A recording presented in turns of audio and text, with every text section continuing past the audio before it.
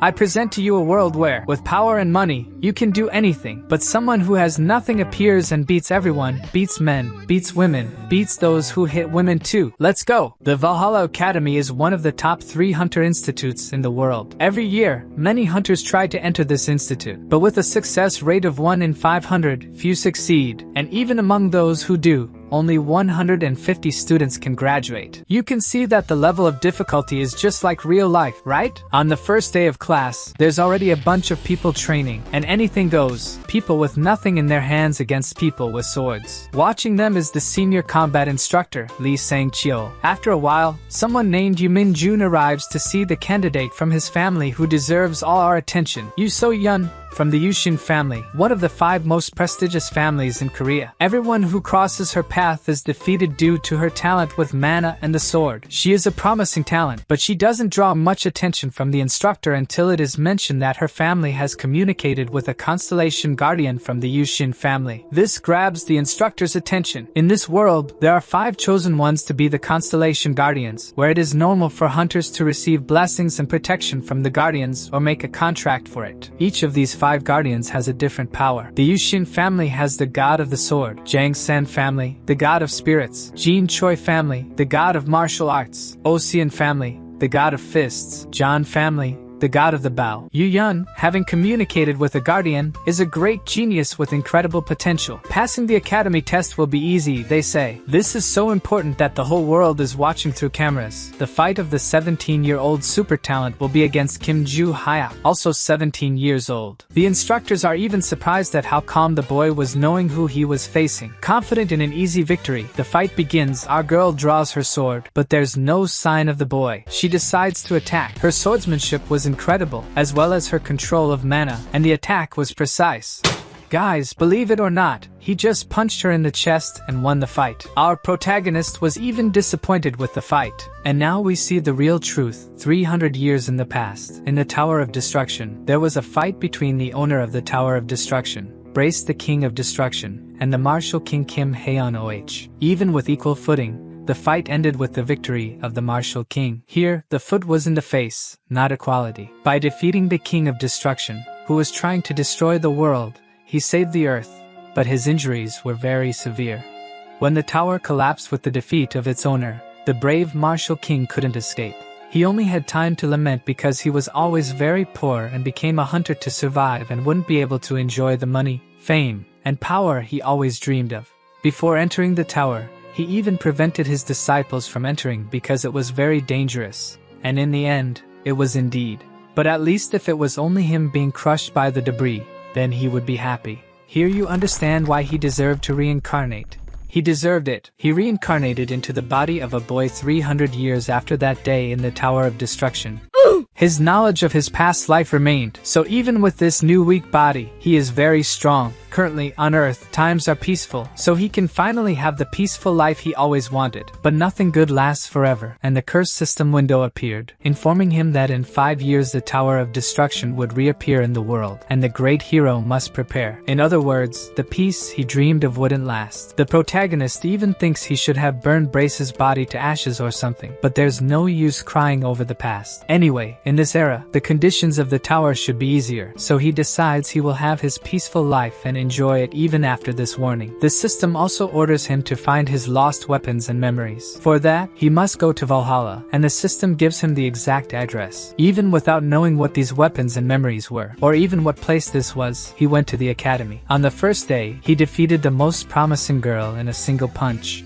If he wanted to be discreet, it didn't work. On the last day, his opponent was a 17-year-old Hulk from the Ocean family, the Kings of the Fist. The instructor kept an eye on the protagonist. This time, his opponent knew what he did on the first day but remained confident. That's because the protagonist didn't look dangerous to him. He even said he would kill him in this fight. But the Hulk spoke in a way the protagonist didn't understand. using some slang. When the Hulk explained that he would send him to hell in this fight, the protagonist just told him to sit down and calm down. The opponent became furious. His talent that brought him here was his physique. His body was perfect. With little training, he achieved the results of geniuses. And there he was, another genius being humiliated by the finger of the poor and failed protagonist. Furious, he charged to attack the protagonist, full of exploding hatred. The protagonist knew his body wasn't as strong as his opponent's, and he recognized that. This punch might indeed send him to hell, so he dodged and then swept the muscular guy off his feet. Look at his style. The protagonist delivers the famous move everyone knows, the powerful chest slap, and once again, with just one strike, the opponent was defeated. He is experienced and counted on his opponent being stupid. There's already a lesson for you all. Take notes. The next lesson is how to hit on girls and make them fall in love with you. The Fist of Love. The protagonist wins again, confident that even though his body is weak, he will become even stronger than in the past. And this was seen by everyone and also broadcasted, with many scouts from the main teams watching the protagonist stand out among the elite families. One of them is the head of the Kings of the Fist family. He saw the fight and, as an excellent martial artist, noticed the protagonist's talent. One detail is that the Hulk is his eldest son. The father said the son was reckless as always and attacked with everything on the first blow. The most amazing thing is that the protagonist was faster and handled it like a master. Knowing everyone must have noticed this, the old man wants to try to bring the protagonist into his family at any cost. The protagonist's next fight has an audience of shady men, which irritates the protagonist because it's a bunch of adults drooling over a little girl. This being the last fight to determine the ranking of those approved for Valhalla, his opponent is now the second daughter of the Choijin family. Her name is Choi-rin, 17 years old. At least she's prettier than the first one. Let's see if she's more talented. Her first move is to analyze the opponent's reaction. She does this, and there's an awkward atmosphere with both standing still. The protagonist notices this.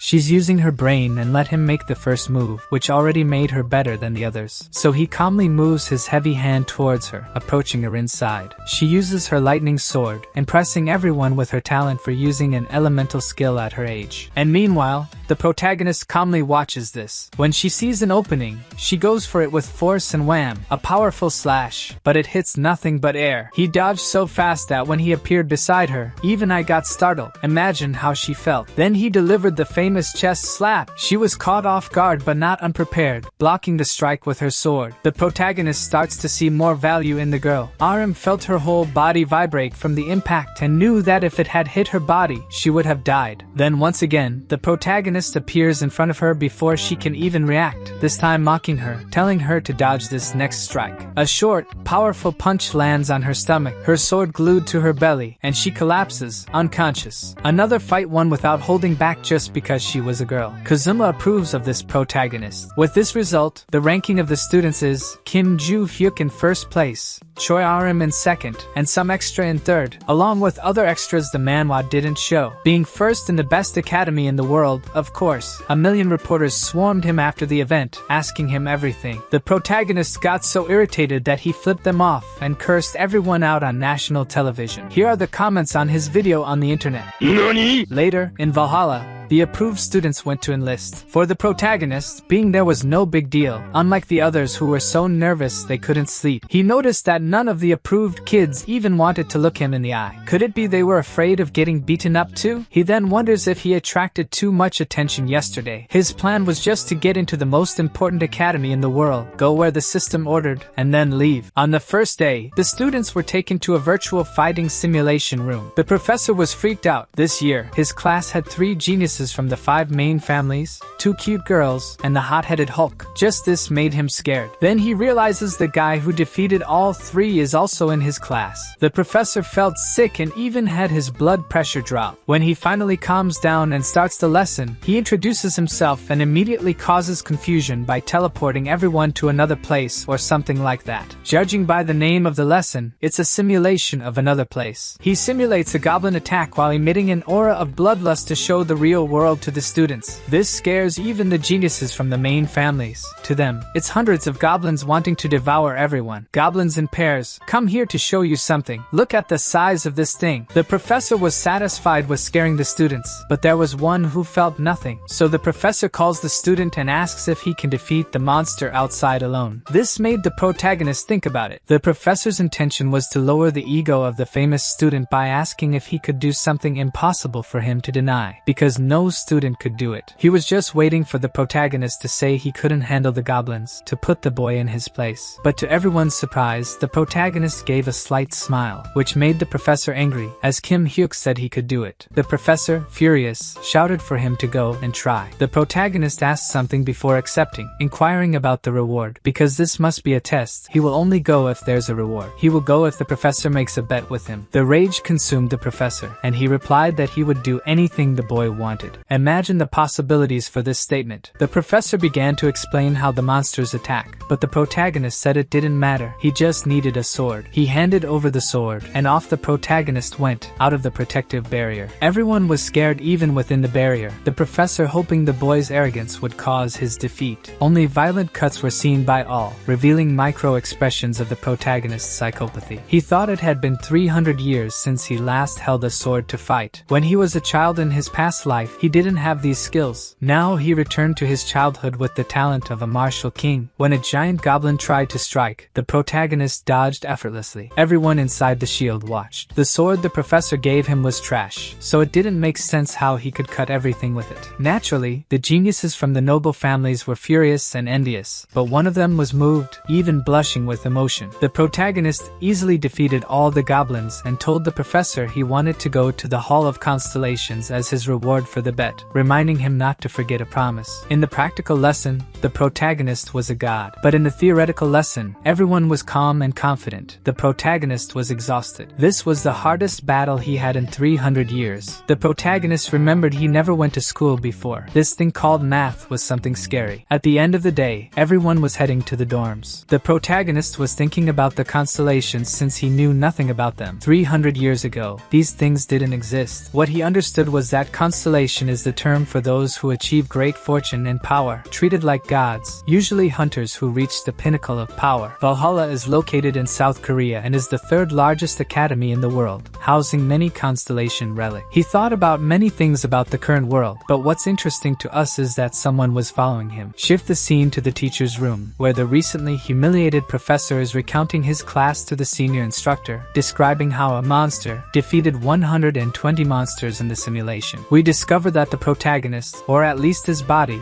is an orphan and not from an important family. If he was hiding his past, it wouldn't make sense for him to have attracted so much attention during the academy's admission test. The professor requests permission to take the protagonist to the place he asked for. He does this while feeling very sad about his problematic class. To console the professor, who is lamenting having 3 students from noble families in his class, the senior instructor says he is lucky not to have the exchange student from England, as foreign nobles are even worse. When he learns that his friend is in an even worse situation, the professor feels better about his own work. Nothing is better than knowing the neighbor's grass is worse than yours. Back to the protagonist, RM followed him. She went up to him and just stared for a while. What could she want? Want to get beaten up again? Yes. No. Just kidding. She went up to him to ask him to teach her fencing. The protagonist, being direct, says no without much thought. She persistently asks why not. Annoyed, he says he just doesn't want to. After this, the protagonist says he's leaving, but the crazy girl responds, "Teach me fencing." But I said no, damn it. He even questions if she's deaf, saying he said no, telling her to get out of his way, and leaves. And guess what? She stays behind thinking,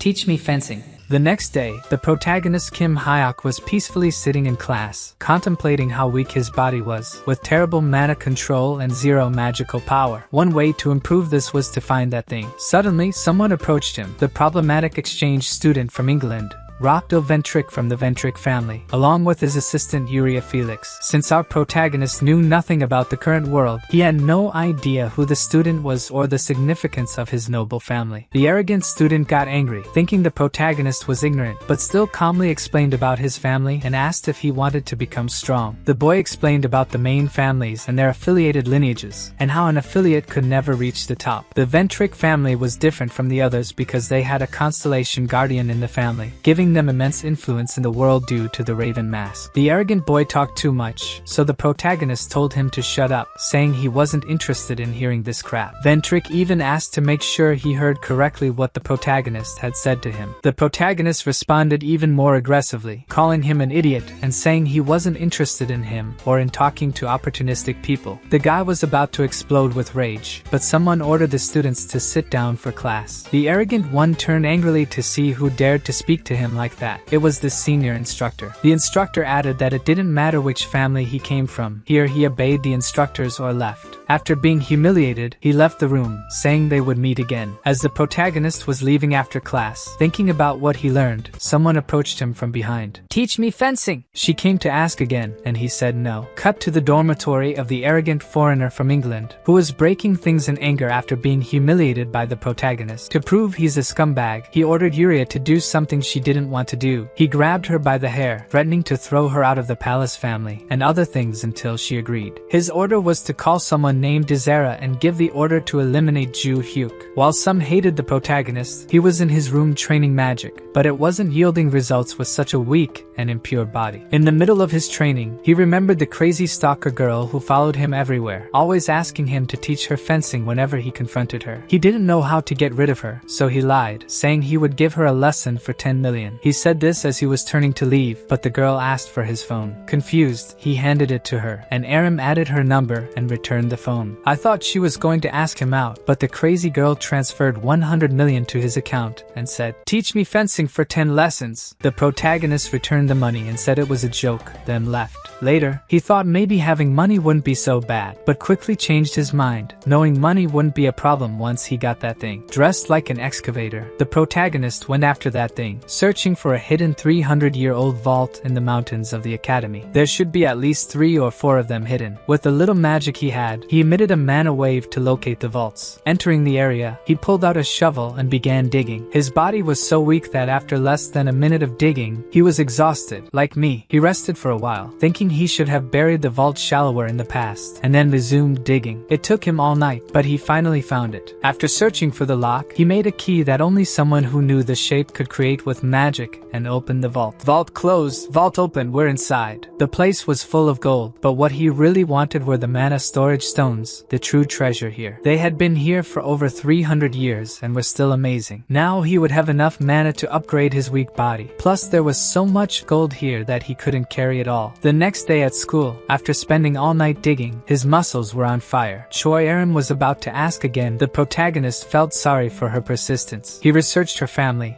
and found out the Choi Jin family was the only one practicing fencing. So he asked why she didn't learn from her own family. She said it had to be him because she had never seen anyone in her family wield a sword better than him. The protagonist was as surprised as you are reading this. Her father, the leader of the fencing family, wasn't better than the protagonist? As she was about to say something, the teacher came to call Juhyeok politely. "Why now? It's about what you asked for before." "Goodbye, girl." Choi Erin was about to ask again but changed her mind. Then, miraculously, Juhyeok said, "Tomorrow at 6 in the morning in the training field." She couldn't believe she was actually going to get a free lesson. After that, he went to the teacher's room. The professor said they had to be quick because there was a class starting soon. The protagonist's request for access to the constellation building had been approved. He just needed to go to the school's basement, but he couldn't go beyond a certain floor. Juhyeok agreed, and that night after class he went. The professor was surprised the protagonist didn't mind only being able to go to the second floor of the building. So we skipped to the professor leading the protagonist to the underground building where Valhalla's treasures, the Constellation Hall, were kept. The place was heavily guarded, with more security here than at the academy's entrance, showing how important this place was. The protagonist observed that the tower walls above were covered with protective magic seals to the limit, as someone might hypothetically do to descend to the second floor unnoticed. Seeing his dangerous ideas, the professor warned that he would be arrested or expelled for trying, and it wouldn't work anyway, hypothetically. Not only that, the professor said that on the second floor, the power of the constellations flowed freely, and anyone entering would have their mind shattered by the power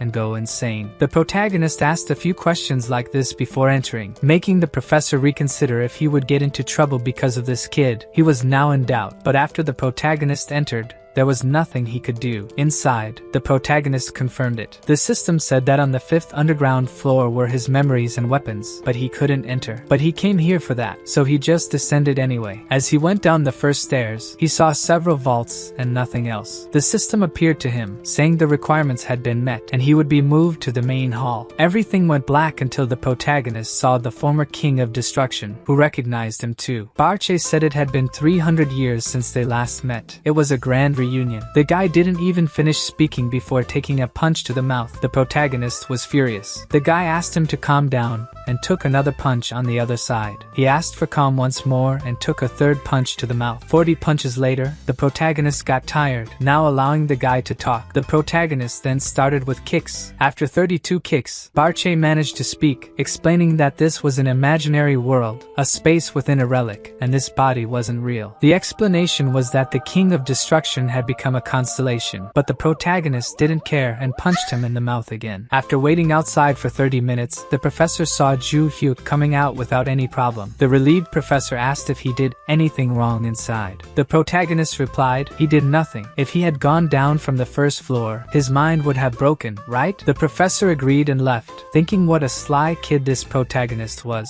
On the way, he thought about the conversation he had. 99% of it was punches, and 1% was him asking if it was the king of destruction who made that system window, informing that in 5 years the tower of destruction would reappear. Barche said it wasn't him. Furthermore, Barche revealed he also received a message with the system window telling him to recover his memories by meeting the reincarnated Kim Juhyeok. He explained that in the past, a mysterious person made him the owner of the Tower of Destruction, but he didn't remember the rest of his past life. Unlike the protagonist, who remembered everything from the past, they shared what their system messages said. And finally, Barche revealed that the protagonist's weapon was one of the 4 sacred relics, and Barche himself became a constellation because he used the sword as a relic. You bastard. Now the protagonist didn't understand anything. His sword became a relic, and inside it was a constellation, his former enemy whom he killed. He left with his sword, the kid having stolen a relic from the country's most important academy. Okay, the maximum security here is a joke. Some second-year academy students, lazing around, saw the protagonist and decided to test if his first place ranking in the entrance exam was a big deal. The protagonist, calmly wanting to know if they really wanted to get beaten, heard them say yes. The first would be the bald one, and he immediately struck his throat and then his chest, sending the guy flying like a bird. The extra averted his gaze for 1 second, and when he looked back, the protagonist had his sword out and told everyone to come at him together. I would have left, but extras are always idiots. 3 hours earlier, the blonde was in the room of the English exchange student, and it was he who hired him to teach Juhyeok a lesson. As a reward, he would help his family. The kid from the Sunrise family accepted dealing with this because, as a second-year student, it was impossible to lose to a first year. Everyone who moved to the second year in Valhalla only passed when they went to the 4th floor and made a contract with one of the constellations. Someone like him, a contractor, was sure he could easily defeat him. That's what he thought until now, as watching the student defeat everyone like they were ants made him change his mind. It didn't even seem like he was fighting. Those who took too long to attack got beaten even harder than the others, leaving the guys wondering if they should flee or get beaten too. Everyone was crushed like ants, not one left conscious. Then the protagonist woke the leader with a slap and asked who he was and who sent him to attack. He gave his name but refused to reveal who ordered it. The protagonist wasn't irritated by this. Loyalty was good even from people who tried to harm him. The extra had the courage to threaten that the protagonist would be expelled when they found out he fought at the academy. Boys, the protagonist says it's fine. Spread the word that a first-year student defeated 10 second-year students. If they believe it, all 10 will be expelled too, ending their chances of joining a guild in the future. The protagonist won the fight and the argument. Later, the trash from England was waiting for a call confirming that the protagonist was crushed. When the phone rang, he heard only one phrase. I'm dropping this job. You better not get in that guy's way. Goodbye. Ventric asked if they would at least report the protagonist to the academy, saying that if they did, the Ventric family would support them if they were expelled.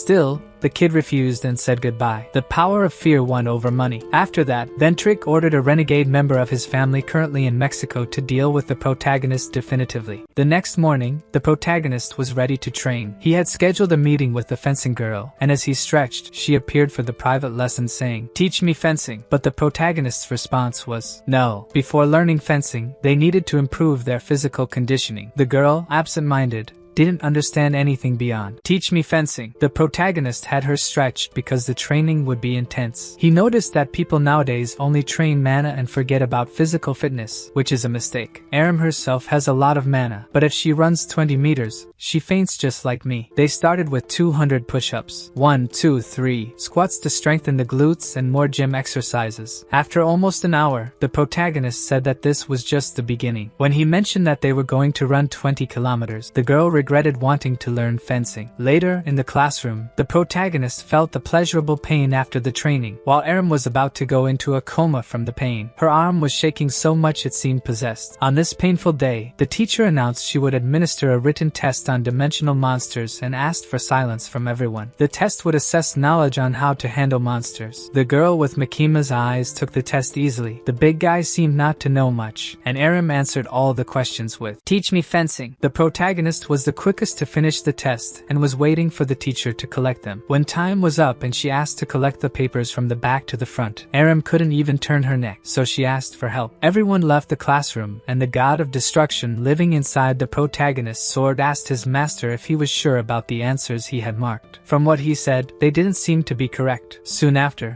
we see the teacher in the staff room, upset about something. Among all the students, one had crossed all limits of common sense. She was furious with the answers of a certain student. While grading the normal students' exams, another teacher passed by wanting to know how his students performed. She said they all did well, as expected of the cream of the crop. This was good news, and then he was leaving happy. But when he heard the protagonist's name, he choked on his coffee. The teacher was furious with this student's answers, and in the next class, she was going to take him down. A week later, in the next class, with everyone standing, she asked Kim Juhyeok to step forward, and he did so calmly. Her goal was to confront his answers in front of the class to teach him to take the test seriously. According to her, there was no place in the world where his answers made sense. She questioned if he had taken the exam seriously. He said yes, so she began. "How do you deal with a goblin?" The student's answer was, "Punch in the stomach." The second question, "When 8 goblins run towards you, how do you defend yourself?" The student's answer, "Send them all to hell."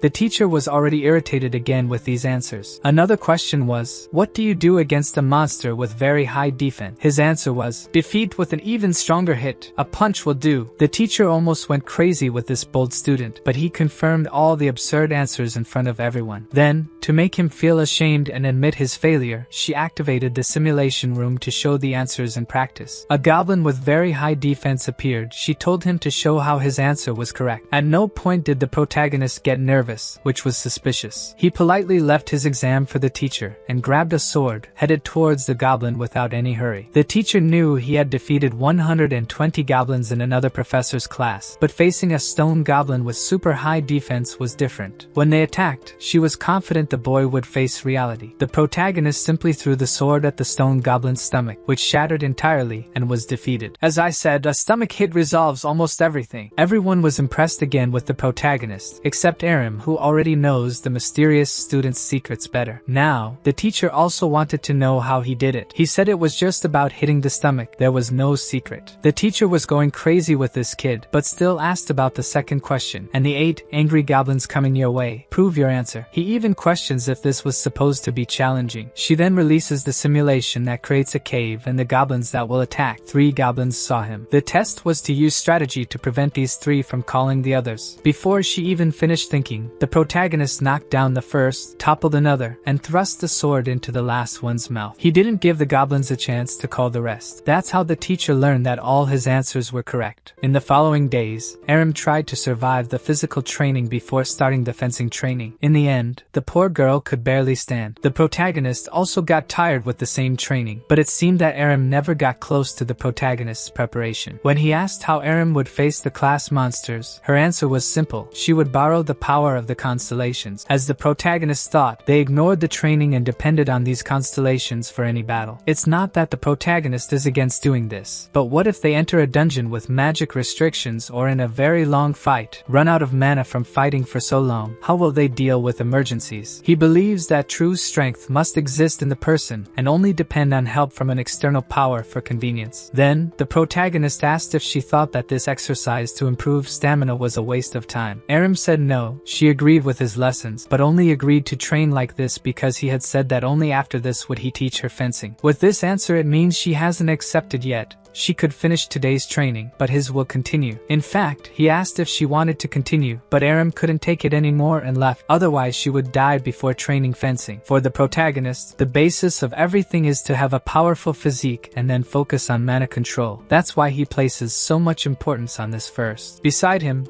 the student he defeated was training and he hadn't even noticed. The big guy never stopped honing his body, even though he is considered the best of all in this regard. He said he trained there every morning. When the big guy left, the protagonist recognized that the boy's strength was his determination in his body. Aram, on the other hand, had her perception and good combat vision. After much training, the protagonist consulted the system about his mission. He went to the basement and picked up his weapon and left a replica in its place. Now, the next step was to go to a house in the Valhalla forest to recover another valuable thing. If it weren't for the system, he wouldn't be in a school but enjoying the luxuries of normal life that he hadn't had before. But at least he can hit the brace whenever he wants because of these system missions. Also, he wanted to discover more about reincarnation. Meanwhile, in England, at the Ventric mansion, the family that loved suspicious masks, Adelia Ventric was receiving reports from the butler about missions and about Rockdale Ventric in Korea, and about the boy's contact with the banished member of the family, Desira Ventric.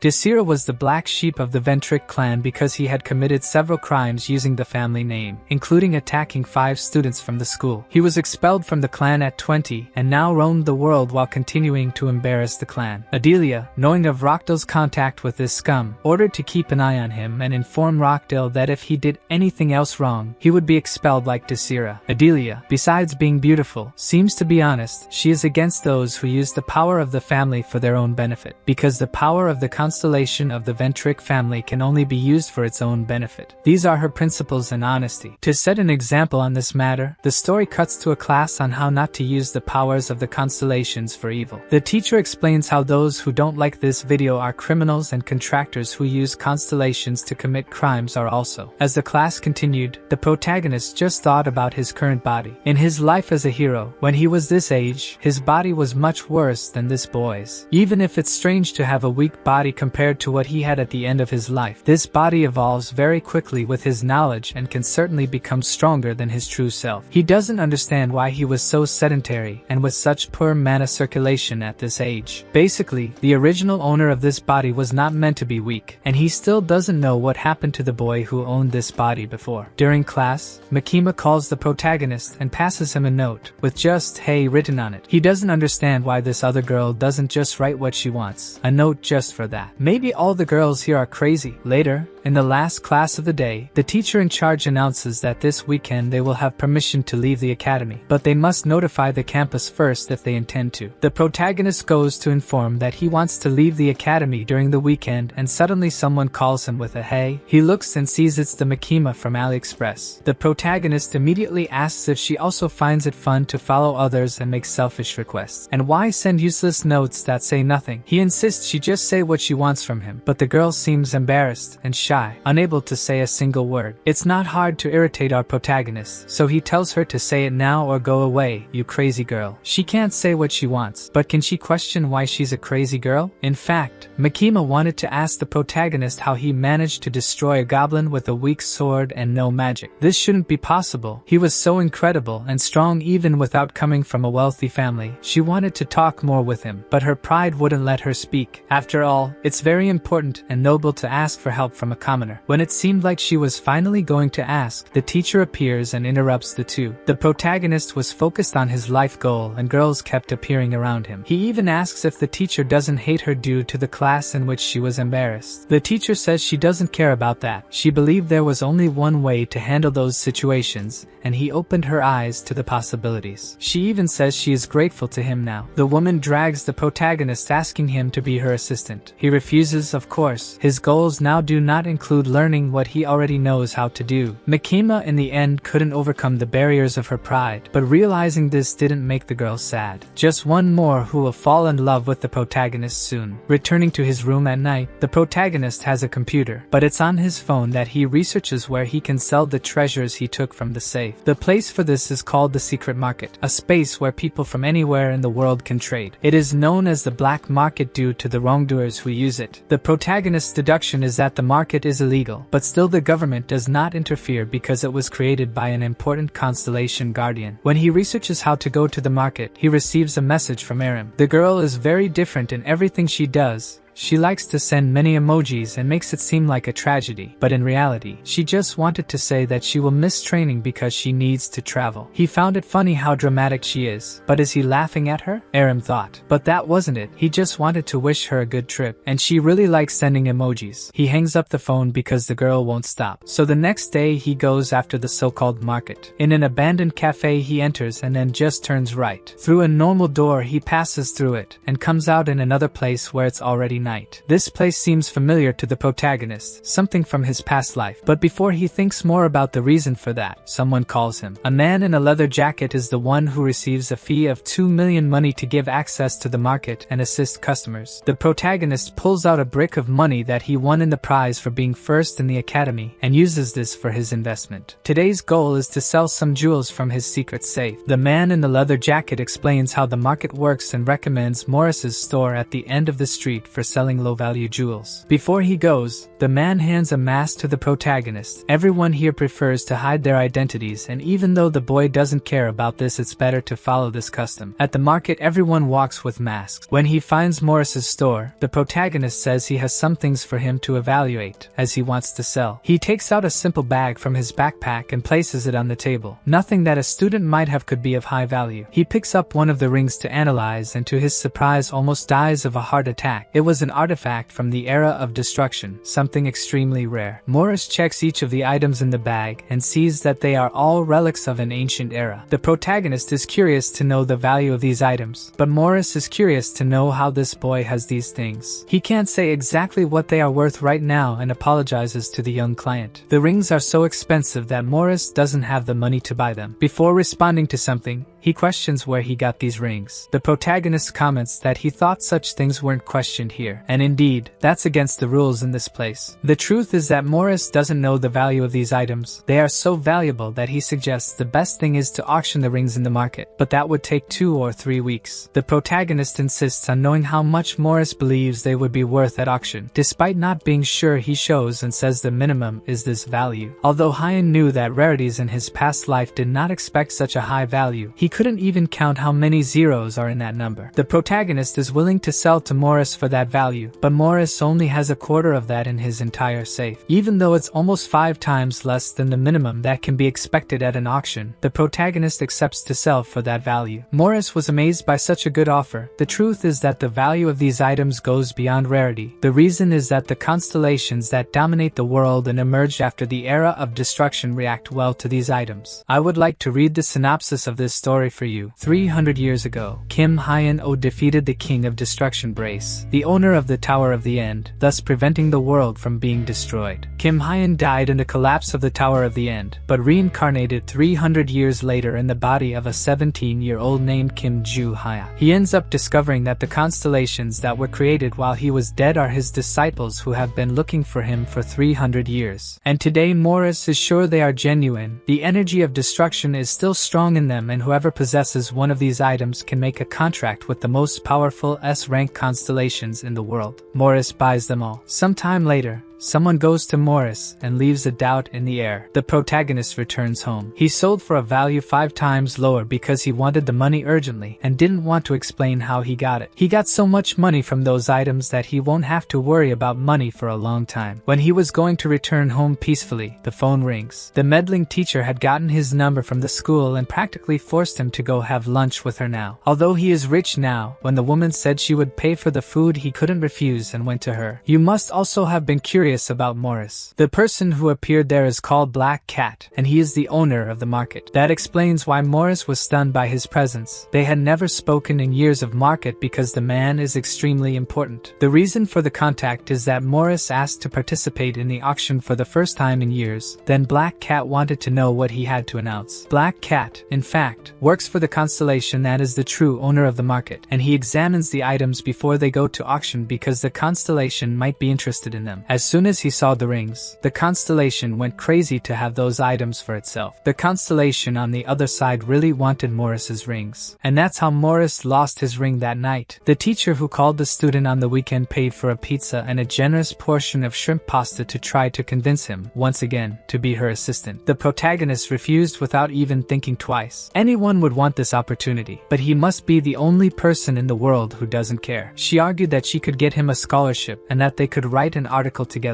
She almost offered everything, even the most tempting things for men, but the protagonist still didn't care. All he wants is to get to the center of the big forest and fulfill the system's orders, and these distractions will only get in the way. As a last attempt, she offered information about Aram to get him to become her assistant. Even so, the protagonist didn't want to, but the teacher insisted and started talking about Choi Aram and how she is about to be disowned from the family. The teacher tried everything to convince the protagonist to be her assistant, but she couldn't. But he was curious about why she is so strict in class and so childish outside of it. The woman explained what she believes to be right. Dealing with monsters is something so dangerous that it cannot be treated as something easy and simple. They cannot forget the risks they run, and that is why they must always be cautious even with the weakest of monsters. This left him satisfied, and as he was satisfied with the food too, he left. Guys, the protagonist is literally the freest guy in the world. If he doesn't want something, he's not afraid to refuse. Now that the teacher mentioned Aram, let's go to her family, the Choi-jin. The leader of the True Story Guild and head of the Choi-jin family, Jeon-seok, was with his two children, the eldest son Jin-yeon and the second daughter, Choi Aram. Jeon-seok says they will have a big test where they will have a chance to inherit the family treasure and become the clan leader. However, whoever fails will be eliminated from the family. Then he asks if they are prepared to participate in the great test of the Choi-jin family. Both say yes, so, in 3 weeks, the test will be held. When the family meeting ends, the older brother asks if Aram didn't get to read between the lines. She can't even talk. Of course, she didn't read anything other than teach me fencing. The brother says that the father didn't want her to take the test and is just going through the formalities. An illegitimate daughter has no right to be the leader of the family. He's only agreeing with everything because they know she has no chance of winning. For the first time, we see the girl show her emotions. He throws in her face that he has a contract with a constellation and she can't even touch him in combat. He walks away while threatening to destroy her for sucking the family's money for so many years. Despite being raised in such a cruel world, Aram's determination does not diminish. Remembering her sick mother reminds her that her only option is to win. Her mother's dream before dying was for Aram to become the leader of the family, to have the right to be free. Then we return to the classroom sometime later. The teacher explains that every quarter tests are held and the last placed are expelled from the academy. It's a filter to select the best and force everyone to strive all the time. They are practical and theoretical tests. The protagonist knows that, in practice,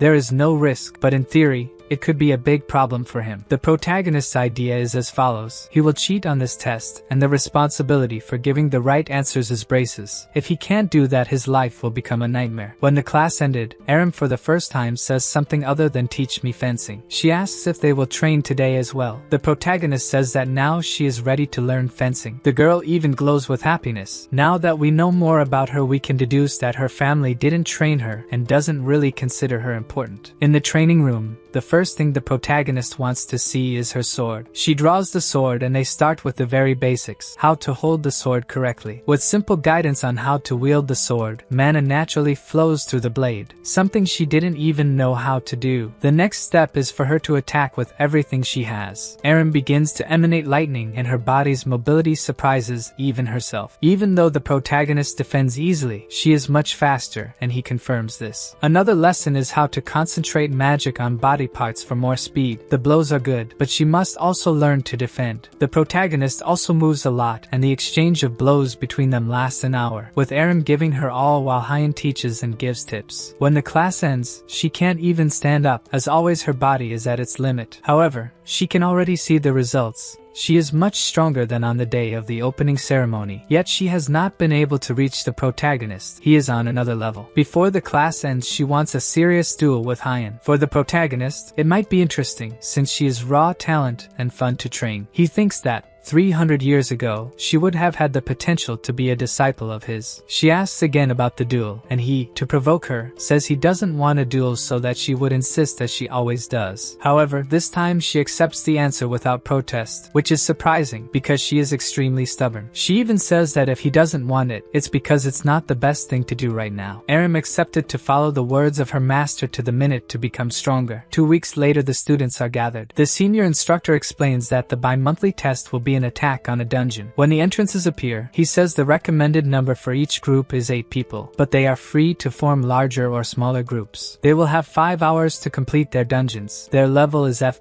Whoever fails in 5 hours will be expelled. Even those from noble families are nervous, because the rules are absolute, and if they fail they will be expelled for sure. The teacher says the time has started to count, and they must choose their teams and organize quickly so as not to waste valuable time. The confidence of the strongest students is evident. Suyeon Makima decides to join a team of 8 people, and another group forms a team of 20 people. Most opt for the advice of 8 people in the group, and the evaluation begins outside with each person's decision on the formation of the groups. Hyeon, who just observed and didn't make friends with anyone, is not called by anyone. Aram, similarly, is alone. Curious about the girl, he asks what she intends to do. Aram states that she will do what the master orders. That doesn't make sense to him. The girl is trying to follow all his words since the last training. Anyway, he just says he will go in alone. Aram then takes this as a goal and decides she will go in alone too. Her master didn't care, because he himself said the dungeon seems very easy, so it's not dangerous. Aram is not good with words and understood this as part of his. Another group saw the beautiful and lonely girl and invited her to join their team, as they are 7 people and she would complete the group. But the stubborn girl refuses the invitation and announces that she will go in alone, and she really goes alone. In everyone's eyes, this is madness, because failing here means certain expulsion, and there she goes into the dungeon alone. In the monitoring room, they can see and control the environment of all the simulated dungeons. Individual and collective performance is worth points, and everyone is evaluated at the same time. The teacher in charge is amazed by the competence of the senior instructor. In the past, he was a legendary contractor with 99% success in his missions.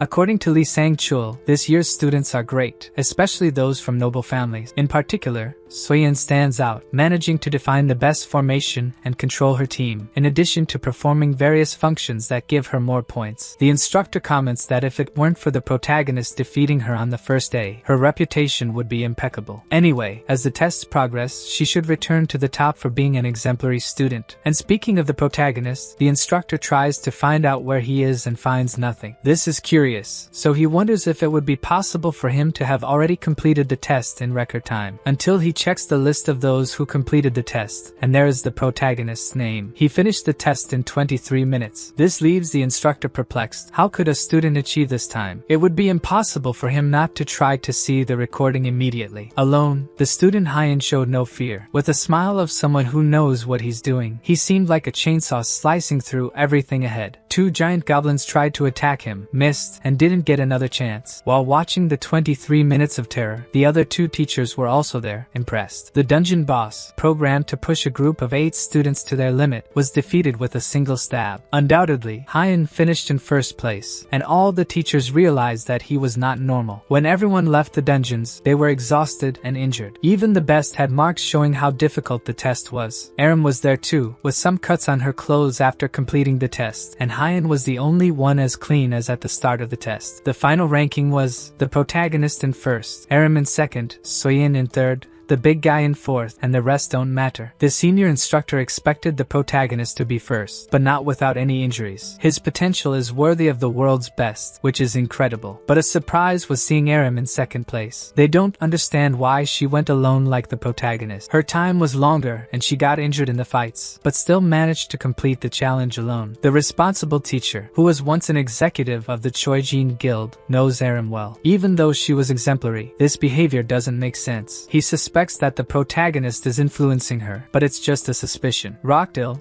from another class, came to check the neighboring class's ranking just to get angry seeing the protagonist at the top. On the same day, he will meet Desira, who arrived in Korea. The Ventric meeting couldn't be in any place other than a fancy one. Desira, who came from Mexico especially to eliminate the protagonist, eats like an animal, and Rokdo seems afraid of him. Desira asks if he's authorized to eliminate the protagonist. Rokdo replies that the choice is his, but it's only necessary to teach a lesson to the arrogant one who belittled his name. After negotiating how to act, Rokdo is to arrange the scenario in Valhalla for Desira to act, and even his assistant was involved against her will. A week later, the protagonist requests another authorization to leave the Valhalla campus. This was only possible because he did very well in the bi-monthly exam. There is a limit on how many times one can leave the academy per semester. This time he is going to Suwon. He was focused on reaching his destination, and didn't expect someone to be willing to get in his way just out of the whim of arrogant rich people. A man with a crazy look stood in front of the protagonist, and greeted him as if he knew him. The protagonist, polite, asked who he was, but the lunatic insinuated that it didn't matter. The protagonist is no fool. He came here because he was invited by a mysterious person. He knew the goal was to get rid of him, and the man praised his intuition for that. But according to the protagonist, it wasn't intuition. He knew it for days. He literally threw in the man's face that it was predictable and nothing special. Annoyed, the first attack of the lunatic was filled with rage. Of course, he missed. Even though the attack was strong, the protagonist was calm. This Desira was confident in his strength, and even though the protagonist showed no fear, he recognized that he was strong. His body was fragile, and any attack of that power could destroy him, so he decided to use strategy. The protagonist ran, and the man followed. Unconcerned, the lunatic prepared an attack, but in seconds he was surprised by a counterattack, with the protagonist asking if he had a brain in his head. A blow to the forehead almost cracked the skull. Hyeon attempted another blow to the head but missed. Actually,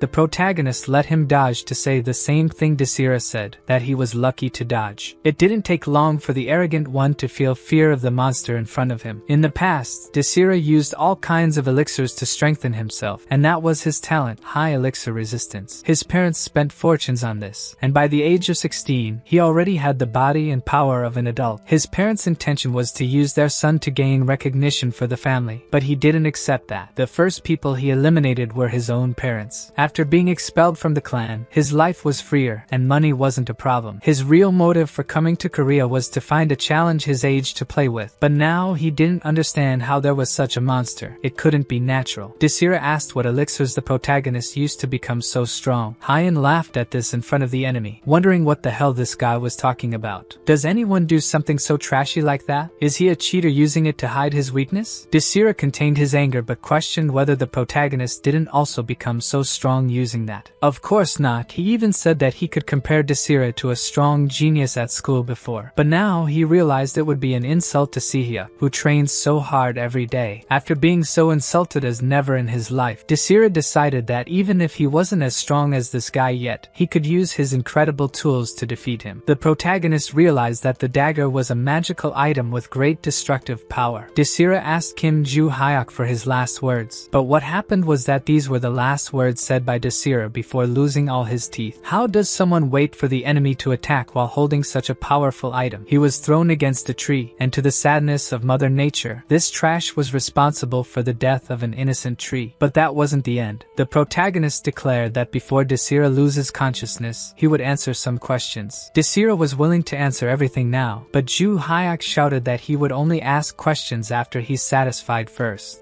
Rokdo was in his room waiting for news of success, and thinking about how he would cover up the accident that caused Hyeon's death. He says they will celebrate a lot today, and when he receives a call from Desira, he hears only a groan. On the other end of the line, the protagonist made the lunatic groan on the phone to show what happened to him.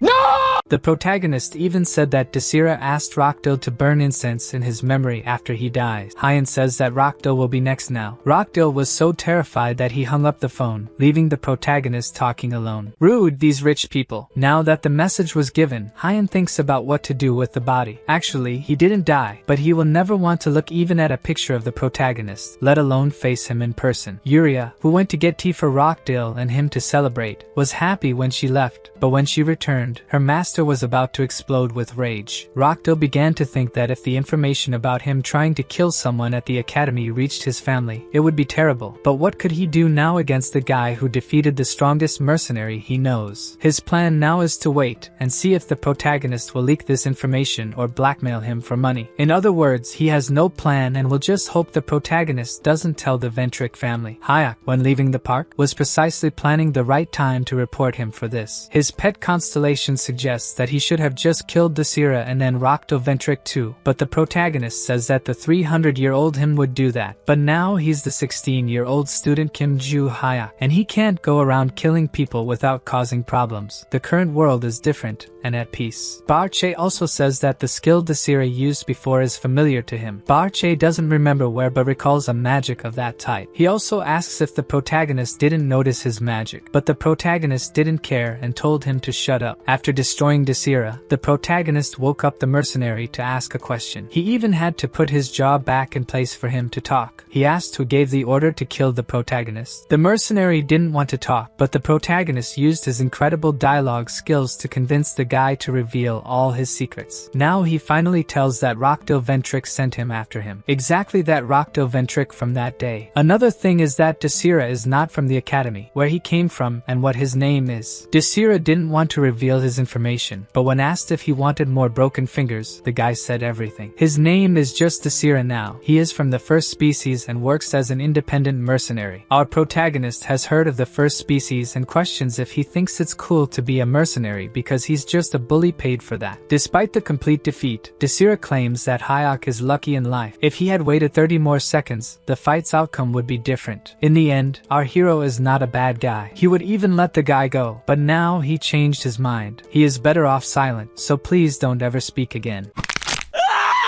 Returning to the academy later, the protagonist starts thinking about how to get back at Rockdale Ventric, who is hindering his goal with the system. The protagonist recorded the entire conversation with Desira, and after thinking about how to release it, he calls a crazy professor for an assistant. She answers, asking if he finally decided to be her assistant. He says no, he wants to know if she knows any journalists. The protagonist arranged for the newspaper to publish news about the Ventrics ordering a crime inside the academy. The news and comments on the internet about it are here. With an iPhone 45, the protagonist tarnished the Ventric's reputation, but what he didn't expect was it would affect the family in England. The protagonist didn't even want to affect the whole family, just the guy for committing a crime. The family's leader had to publicly apologize to the student attacked by the family member and declare that Desira was excommunicated from the family. The same Desira claimed that Rockdale Ventric was the mastermind but later changed his testimony and took all the blame. She also said she would personally apologize to the attacked student and take Rockdale Ventric back home for investigation. After this statement, she didn't speak to the press again. Rockdale Ventric, who saw this on the internet, felt his body freeze with fear. His father called to inform him he must return to England immediately. All that was left for Rockdale was his anger and helplessness. Yuria remained silent about all this. The next day, the protagonist found out that Desira declared the Ventrics had no connection. The mercenary was taken to the Ventric family's headquarters. The protagonist didn't like that, but whatever.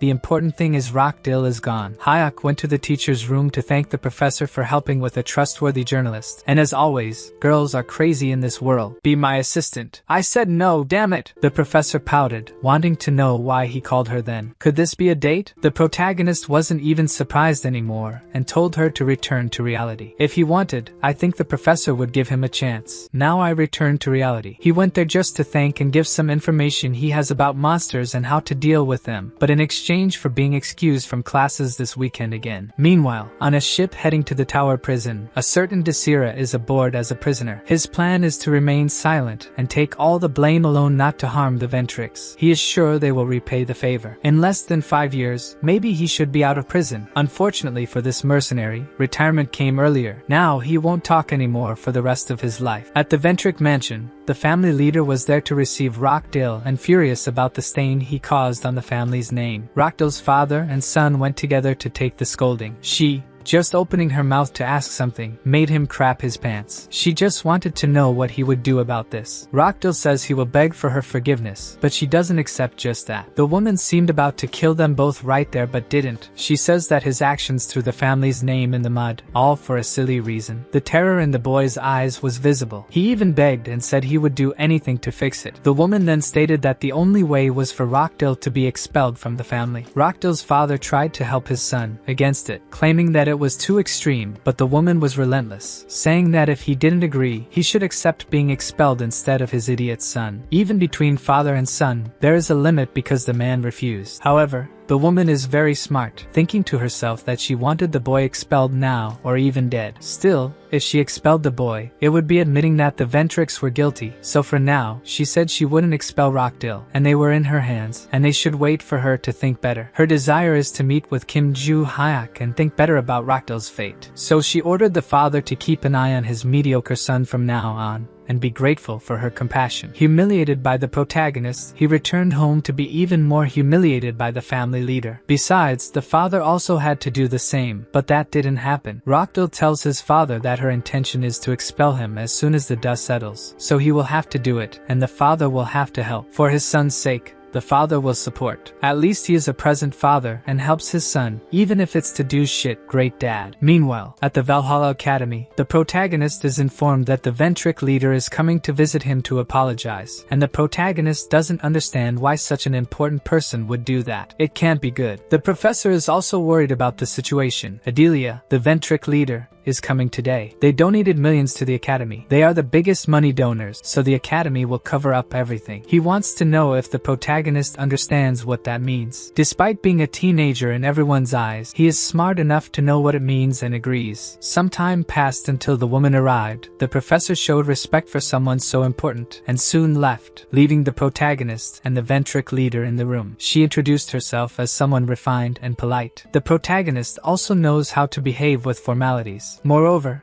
the woman didn't understand how someone without a noble family wouldn't feel intimidated by her. As it's a peace mission, she apologizes for the Desira incident, to which the protagonist says it's okay. And now about Minoxidil. She was going to talk about him, but the protagonist interrupts her to say it doesn't matter anymore. In the media interviews, she said he had nothing to do with it, so there's no reason to feel guilty. Now the true faces start to appear. She throws on the table that the media and public don't believe the Ventrix. What Adelia wants is the protagonist's help to change the public's opinion about her family. She practically offers everything in return: money, political support for him to enter the best guilds in Korea, and he just needs to help this time with this. To be sure, the protagonist asks if all he needs to do is make a statement, and everything ends. This question was asked just to be sure of the woman's intentions. After the confirmation, he throws in her face that they must be desperate to offer so much to shut him up. They even crossed the continent to see him personally. Hyuk immediately tells her the truth. He is irritated that they are trying to act like it was nothing and says he doesn't want to help with that. He states he doesn't need any of what she offered. The best reward is seeing this family live with the dishonor Rockdale brought to them marked in history. The woman went crazy and wanted to kill the protagonist right there. But he doesn't bow to anyone. A boy without a noble family proves and says she doesn't have the courage to do what she wants here. She shows her true face, saying he is trash, making her waste time with arrogant trash without an aim. Adelia threatens that she will kill him now with all her power. The protagonist shows no sign of fear, confidently telling her to try her luck. He is smart and throws in her face that if the Ventrix said Rockdale was not guilty, threw a lot of money and offers to cover this trail. Killing him here is the last thing she would have the courage to do. The woman, exploding with anger, couldn't disagree with this statement. In the end, he was right, and Adelia gives up and threatens, saying he will regret today. The protagonist further insults her dignity by saying that all the Ventrix talk so much shit, it must be a family thing. Even Barche, who lives in his sword, asks if it was necessary to make such an enemy. For the protagonist, these people who think they should be revered are the ones he hates the most. This was the same reason he hated Barche 300 years ago. Because of this threat, the protagonist promises to go after these people who tried to put a collar on him in this era too. After this declaration of war, he goes to the academy's training stadium, and there at the door, look who we find. Choi Aram is facing her older brother, whom the protagonist doesn't know yet. The guy was at the academy, which he isn't even a student of, to oppress her and force her not to challenge him for the family leadership. His argument is that he doesn't want to destroy the girl in front of everyone, and that she has no chance of surviving if she faces him. Aram refuses to give up but doesn't have enough courage to face him. However, someone calls her brother a talentless shit. Someone he doesn't even know insulting him like that. Perhaps it was a powerful noble to have that courage. The big brother who doesn't know the protagonist wants to know why he is suddenly insulting him. The only reason is to see another arrogant noble bragging about his family's position. That's why the protagonist expels the guy from the academy, also saying that anyone invading the academy to demand something from a student is wrong. He asks if Aram agrees, and she says yes, her cuteness blinding all of us. In that case, the brother threatens that they will settle things during the test and leaves. Aram thanks her master for his help, but to him, it was nothing, and now they should go train. But she has a complaint, saying she agreed when he asked, but she was planning to say something else. He got curious about what she wanted to say, but to avoid any issues with this video, I can't mention it in words here. A few days later, the protagonist went out in search of his old notes, which contained teachings on how to overcome the weaknesses of this body, so he can destroy a certain arrogant noble family. Meanwhile, the day for selecting the new leader of the Choi Jin family arrives. Being an important family, there are several reporters there to find out who the new leader will be. Inside, the fencing-obsessed girl and her despicable brother were ready for the test. Their father was about to start the test but first had to perform all the rituals and procedures, asking if everyone knew what was at stake and the importance of their family. The loser would be banished from the family, and the winner would become the future leader. Both said they were aware and prepared for this, so their father revealed the test. It was to find the dual blade hidden in the mountains. Whoever found the sword and brought it to him would be recognized as the winner of the selection test. It didn't matter how they obtained the sword, as long as they didn't kill each other, and so the test began. Aram eagerly ran to find the sword first, while her brother didn't even run, thinking that if he let her find the sword, he could just take it from her and win. Going back a few days to the day the protagonist humiliated her brother, he received a call from someone pressuring him to get the dual blade quickly and deliver it to them. Someone outside the clan had arranged for him to steal the sacred sword of his clan in exchange for a contract with a more powerful constellation. Aram, who was ahead, was using a technique to sense the energy of the environment to pick up the sword's trail. It would take her about 15 minutes to detect the sword's trail, which was too long, giving her brother time to find her before she could. He questioned who taught her to track magical traces in the environment. Aram revealed it was her master. In the fencing lessons, he taught her magical control beyond the basics she already knew, and in these lessons, the protagonist wondered why the family didn't teach her anything, but from her expression, he understood more or less why. Setting that aside, he showed her how to better control the magical energy throughout her body, mastering her total energy so she could sense the magic in the surrounding environment too. On the first try, she managed to sense the mana around her and the object with the most mana nearby. With that, she could even sense the slightest magical energy nearby and avoid wasting her own mana as she improved her control. Magical objects emit energy too. The more control you have, the easier it is to track people and objects around you. With each lesson, she became more impressed and perhaps had feelings beyond gratitude. The brother remembered this so-called master, just a mere academy student who insulted him the other day. He insulted the protagonist, claiming that the boy was just a nameless and weak piece of trash. Insulting the first person who dedicated himself to training her in life couldn't be tolerated. Aram replied that that guy was much stronger than them and shouldn't be disrespected. Besides, if the challenge was to find the sword, why did he come to her? The despicable brother responded with his actions, attacking the girl. Before, she could never block his attacks, but this time he saw that things were different. She blocked and threw her brother back. He never expected such a big change and couldn't stop thinking about how it was possible. While the conflict was happening a few days before, Hyuk had gone out to search for his old notes he hid 300 years ago in his previous life. He was scouring various places around the mountains of the city when he finally found what he was looking for. However, far away, he sensed a great use of mana, which revealed itself to be a frantic exchange of sword blows between two siblings. Aram was fully focused on the fight, using all her acquired knowledge. Her brother's first comment was that she seemed stronger than before due to her increased physical strength. "Were you going to school or the gym, little sister?" her brother attacked, insulting her by calling her a bastard. One of the techniques Aram learned was put into practice. She concentrated her mana on the blade. When the attack came, she spun the sword and made an upward slash. Her brother fell like an NPC, and she followed up with a second blow, hitting his kidneys with all her strength using the sword's hilt. Previously, Aram never stood a chance against her older brother, but now she had surpassed him. I didn't understand, but she said this is the family's dual blade. Aram realized that her brother was getting up, emanating a completely different aura. He insisted that someone like her would never beat someone like him, who had a contract. He still claimed that the blow was a lucky hit. The girl was curious and asked if he had become a villain due to the strange aura. Aram asked if he was a villain now since the aura seemed evil. He responded that he would show through actions. She prepared to counterattack, but he dodged and made a direct hit. She fell, and what should have been red appeared black. He became confident again and asked if she could get up, but she had no strength left. The older brother admitted that he now belonged to the devotees, which according to Aram, were the third most powerful evil group in the world. Her brother was using the power of one of the devotees' constellation. Things became even more complicated, and Aram questioned why he would join a criminal group and how they could offer more advantage than their rich family. Her brother replied that one of the constellation's powers was to no longer feel emotions. He revealed that since he was 12 years old, he worked for the guild to be an example, but in truth, he just wanted to play and be a normal kid. He joined the devotees to satisfy adolescent desires denied by the guild's obligations. When the devotees' leader found him, he didn't hesitate to accept, knowing his true nature, which included a sadistic side of enjoying breaking people. To officially join the devotees, he needed to deliver the dual blade, a family relic. 10 years ago, during a similar test, he killed his older sister in the mountains, something Aram believed was just a disappearance. He revealed that their mother fell ill with sadness seeing her older sister's face in Aram. He then challenged Aram to find her sister in the other world and cut off her scalp. Actually, that didn't happen. Near the test mountain, the protagonist was searching for something and sensed that a fight was happening. Hyeok's sword blocked the blow, saving Aram at the last moment. "Teach me fencing?" The protagonist demanded he explain what he was doing with Aram. The brother replied that it was a family matter and told him to mind his own business. This made the hero furious. To teach a lesson, he landed a direct hit and threw the guy against a tree. When she recovered, Aram asked why he was there. The protagonist didn't reveal what he was actually doing and said he had business in the middle of the forest while checking her injury. He told her to gather mana and concentrate on healing the wound quickly. He would handle the situation now. The arrogant brother got up and went to him, speaking again that it was a family matter, then attacking by concentrating energy on the sword. The protagonist took a single step to the side to dodge the attack. He was sure he wouldn't miss at that distance, but now he was hit again by a powerful attack. To finish the combo, he stepped on the guy and placed the sword sheath over him, delivering another powerful attack that destroyed everything around. Right after, he went to see if Aram was okay and asked if she could at least walk. Before that, the brother emitted an even more intense dark aura and got up again. He muttered something and jumped at the protagonist, whether he was going to kick his head or strike with a sword. The protagonist defended effortlessly, and the guy realized it. What he also saw was a punch coming straight to his stomach, questioning if such strength was possible for someone his age. All the attacks were blocked effortlessly, and if he took one or two more hits, he would lose, so the villain decided to use that. He pulled out a stone,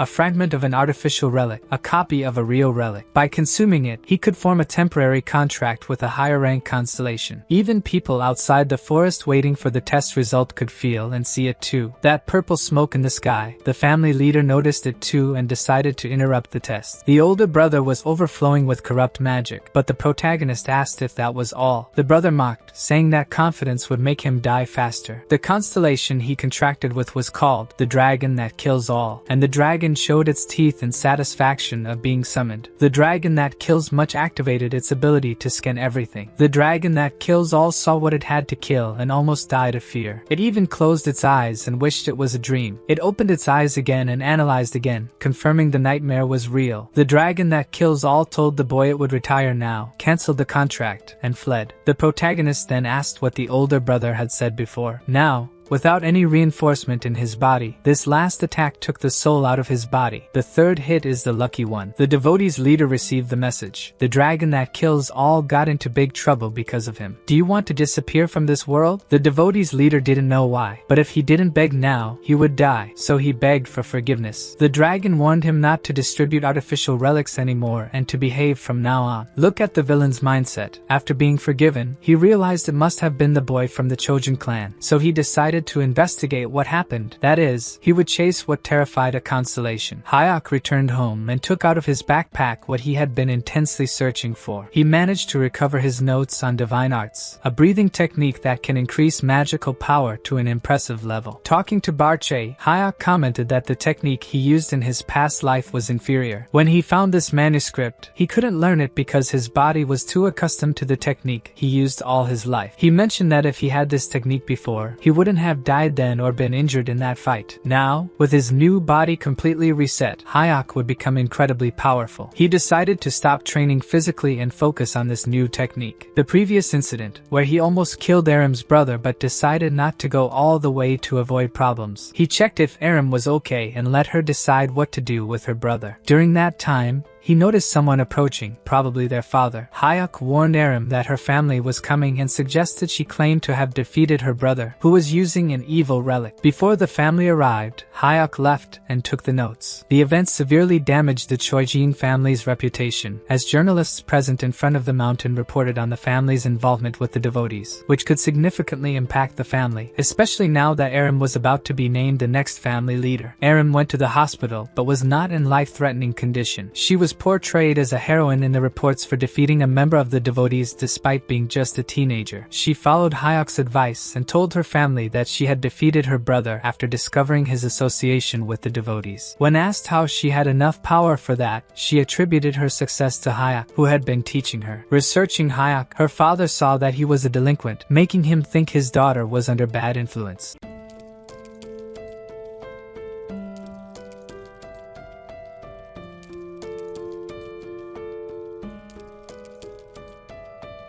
Sometime later, at the Valhalla Academy, the protagonist arrived in the classroom and noticed that Choi Aram had been discharged from the hospital and was back in classes. The girl seemed to sense his gaze or something because she turned to greet her master. She is a beautiful girl, and two guys walking behind the protagonist thought she was waving at them. Does she want my body? During the days following the fight in the forest, the protagonist trained his new technique constantly. Choi Aram informed him over the phone that she couldn't train due to the doctor's orders. A few days ago, our protagonist mentioned that he would take care of some personal matters in the coming days. Since he needed some time alone, Aram was not sad about staying in the hospital, and whenever she texts, her excitement is 10 times greater than in person. I'd bet many of you are like that too. Stop it, girl. The protagonist also remembers that Barche warned that the dark magic they saw earlier was familiar. However, there is something strange about it. He is sure it is familiar, but he can't remember it, as if something is preventing him from having memories about the dark magic. They are not sure, but they feel that the reason for this is the mysterious person who gave Barche possession of the Tower of the End in the past. If the protagonist can fulfill the system's second condition, things may become clearer. The system warned that he must take the sword in which Barche is sealed. In short, he has to go to this place at the academy, and the only way to infiltrate is during the academy's final exams at the end of the year. If he doesn't attend school or causes problems, he will be expelled. So, it's because of this that the protagonist has to work hard in school to pass. Finally, the class begins. The teacher arrives in the classroom and announces that there will be a big announcement now. They must be aware of the interschool competition that will take place next month. Just thinking about having to participate in a competition irritates Juhyeok. Before the teacher said that the school would select the best students to participate, he already knew he would be selected because of his grades. Strangely, the teacher called the student to a private room before making the announcement. The teacher commented that they have been coming here to talk privately a lot lately. This is strange. It's obviously because you keep calling me here. The teacher knows this is true, but he judged it was important to talk to him first. Before he continued speaking, the protagonist said he refused. The teacher hadn't even said what it was about, but Juhyeok already knew it was about this interschool competition. He is as smart as ever, but the teacher insists on explaining something specifically to him. There are 3 major hunter training institutions worldwide: Valhalla in Korea, White Lotus in China, and Heroes in the USA. Each of these 3 selects their first-year students to participate in the competition representing them. The competition involves fights, escaping from labyrinths, and other challenges. Obviously, they planned to send the first-year students with the best grades. All this was nonsense. It was more than obvious to the protagonist, so he was almost asleep. The teacher couldn't understand how a student wouldn't be interested in doing something so important. Regardless of the teacher's arguments, the protagonist said he wasn't interested in any reward. The teacher couldn't understand what was wrong with this kid, but then he argued that it was really important for the protagonist to go to the center of the great forest. He knows this because the protagonist previously asked for permission to go to this place and was denied. However, now he reveals that the inter-school competition location would be held in Valhalla, and the final test is in the Great Forest. So, those who participate will go to the Great Forest and won't have to take the Academy's final exams because the competition grades will replace them. The smart teacher spoke to him privately because he knew he would refuse in the classroom, so he had to convince him first. Now that he has a chance to reach his goals sooner, the protagonist agrees to participate in the competition. It is not important to return to the classroom to announce who else will participate. We already know who they are. Now we are shown the Ventric property. Adelia, the family head, could not make a commoner like the protagonist Bao, returned to England, and is preparing for something secret. It is something important that will take up to a month to complete, so she asks him to report concluding it as soon as possible. Additionally, she is curious about the events in Valhalla. The man reports that something curious is happening in Valhalla. It seems that the market is building a large building made of paper money. If even she didn't understand what that meant, then I don't care. All they know is that the one responsible is the Black Cat. The woman has no idea about the Black Cat's motivations, but the constellation she serves asks to speak with her. The constellation wants more details about this. The constellation's interest surprises Adelia. This is not common. We are also shown the market in the 7th territory. The Black Cat also doesn't know the purpose of his constellation in making these buildings, and for the first time, we see the appearance of a constellation. The woman just says it is a gift for him. Something tells me this girl would like to give more than buildings to this person who has caught her interest. The sneaky constellation's name is the Two-Faced Ruler. The Black Cat is her servant, and doesn't know who would be worthy of a gift from his master. Is the deity he worships indebted to someone? The ruler questions if the cat has located the person who sold the ring. The cat hasn't yet. The only information the seller provided was that his voice was young. The constellation could no longer wait. Explanations were not enough. She needed it to be faster. The cat had never seen his master acting this way. Then we returned to Valhalla. The teacher had a difficult day. It is very complicated dealing with these nobles. The chief instructor asked if he had already chosen the students who would represent the academy in the competition. The teacher made the list. Here they are. To the chief instructor's surprise, the first name was not from an important family. This Kim Juhyeok is surprising. The teacher reveals that initially, the student didn't want to participate. But when he mentioned that the competition would take place in the center of the Great Forest, he changed his mind. The chief instructor says this is even stranger. Most people would hesitate after hearing that, not the opposite. Does this kid not know what the center of the Great Forest is? He sleeps in all the classes, so it would make sense. But that also wouldn't make him interested in this place. In this scenario, the chief instructor suggests that the teacher train them. So, a few days later, the 5 selected first-year students were gathered: Sehyuk, Makema, Teach Me Fencing, Random Extra, and Juhyeok Kim. With everyone gathered, the instructor went to see the students. Even though everyone should already know who he is, he introduces himself again, saying it is a pleasure to meet them all. The reason they are gathered here is due to the competition, and he will explain how the special training they will undergo will be. There will be a total of 3 tests they will have to complete. The first is a fight between students. For the test they took to enter the academy, we will see again what you can do. The second test is a group fight. The 5 students from one academy will face 5 from another academy. The important thing about this test is that it won't be one-on-one. All 5 will fight simultaneously. And finally, the third test involves the center of the Great Forest. Just mentioning this name makes our protagonist pay more attention. Thanks to this competition, as it replaces their final exams at the academy, they will have plenty of time to prepare. So, no need to rush. The instructor explains that the center of the Great Forest is a labyrinth. It is different from a normal forest, so it is isolated by a gate and guards at all times. Due to this, it is secret what exists inside, so they cannot know anything except that the task they will receive will be given only on the day of the test. From now on, they will be trained to handle the first and second tests. While the teacher was talking about various important things, our protagonist was not paying attention to anything. All he could think about was the center of the Great Forest. As he saw before, there is a security barrier that prevents him from entering. Unfortunately, he is not strong enough to invade and will have to follow the rules to gain access to the place.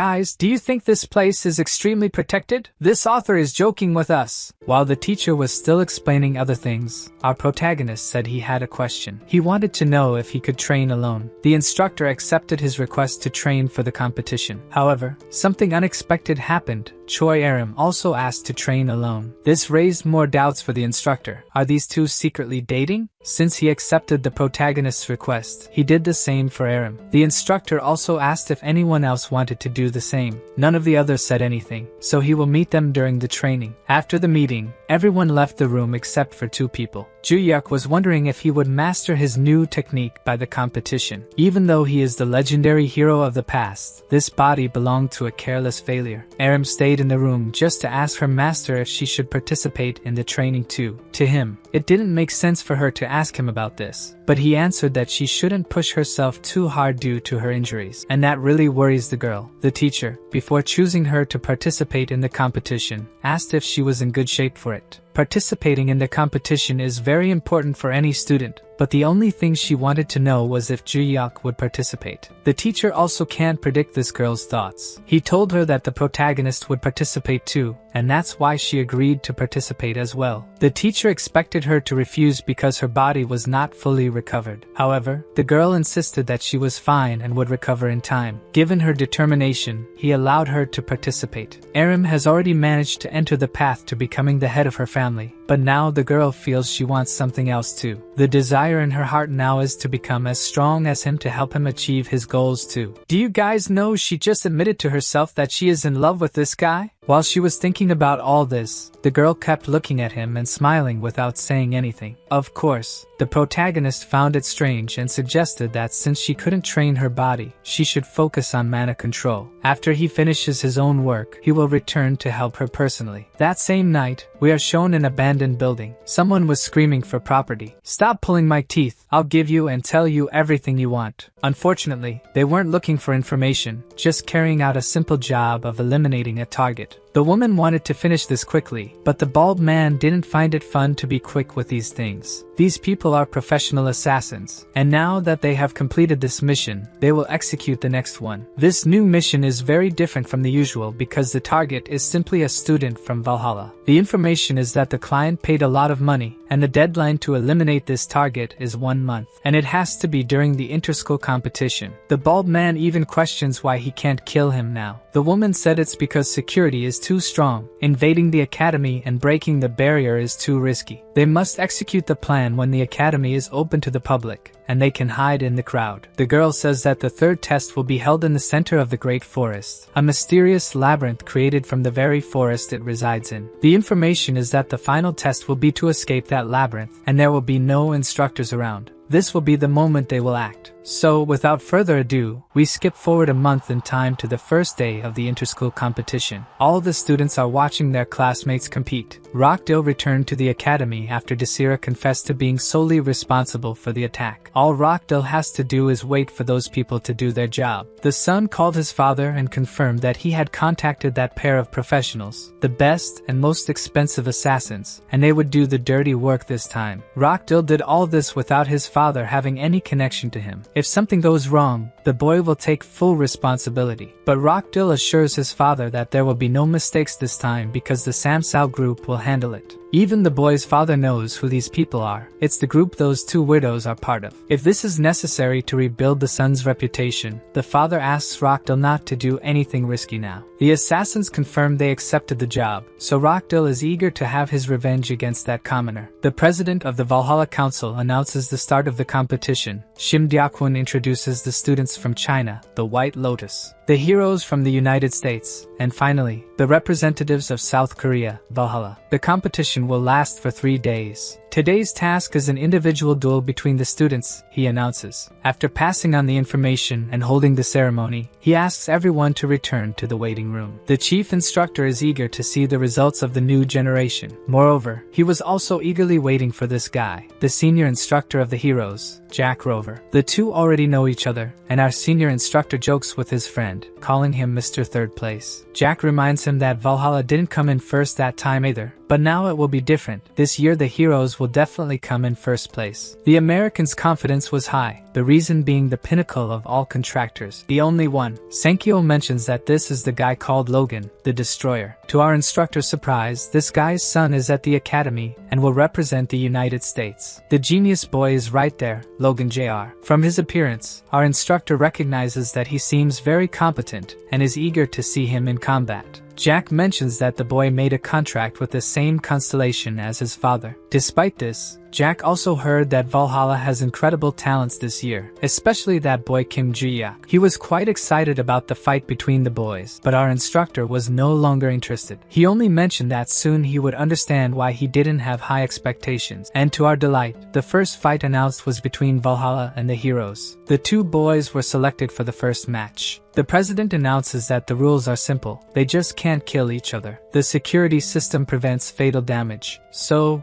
the hits landed in this arena will be transformed into pain by electrical impulses. In other words, feel free to go all out, because here you don't need to hold back. After the countdown, they can begin. Our protagonist was calm. He didn't need to overdo it. 3, 2, and 1, Juhyeok quickly approached and struck. To his surprise, until today, no one had ever blocked any of his blows, but it just happened. Who is this guy? He is strong. Logan asks if the protagonist thinks he is strong with such an attack. Juhyeok said he still has a long way to go. Really? He said that the protagonist is more modest than he thought. For a moment, we believed that the opponent was strong, but it's not quite like that. Juhyeok asks if he can withstand his blows over time and spins the boy in the air. Then he lands a precise blow to the nipples. This time, Logan acknowledged that this blow was heavy, and our protagonist recognized that the opponent is quite tough. The two instructors were watching the fight. Sankyo states that Logan is quite tough for withstanding a blow from the protagonist. Jack saw all the videos of this boy and trained the students. Juhyeok wasn't supposed to be this scary, but it is still too early to give up. Logan hasn't used destruction yet, and now he attacks using magical energy. With this kind of power, our protagonist has to dodge. He feels that this energy is dangerous. Despite having destructive power, he doesn't have the same level of fighting skill. His hair was cut. Juhyeok is sure that this boy Logan would be a great hairdresser. Logan realized that if he can't land his blows, there is no reason to use destruction. In fact, he doesn't have to use it conventionally. He places his hands on the ground and channels his energy through the stadium. Using his power, he can distract the opponent by raising pieces of the arena. If the opponent can't locate him among the debris, he won't be able to dodge the attacks. This is the expectation of an inexperienced boy. However, Juhyeok easily saw his movements and was able to dodge and even throw a piece of rock at his opponent's face. The protagonist uses this moment to tell the boy that if he is hiding, it becomes easy to find him. If he is using magic, he can simply sense the energy. Why not try throwing a punch like this, without magic, and hit the opponent's nose? With just one more precise blow, the victory went to the Korean team. Sankyo was confident in this result, but Jack was stunned. That boy is a monster. The next duels took place, and all the enemies were easily defeated. When there were no more enemy opponents to face, Valhalla had to face their own team in the final round. And to fill the protagonist with pride, Choi Aram was the finalist. The girl also talked about this. Valhalla's victory is guaranteed, so there is no reason for them to fight with full strength. However, it is the winner who will receive a scholarship, and she doesn't need the money, so if Juhyeok wants, she can forfeit. Juhyeok replies that he also doesn't care about the money, but still, Aram can't forfeit. He also wanted her to show how much she had improved, so he asked her to give her best in the fight. Without hesitation, the girl prepared to attack with her thunderous sword. Before, her skill was already something incredible. Now, her control was on another level. The fight between these two monsters shocked the entire arena. Even the senior instructors couldn't believe what they were watching. This was a high-level battle.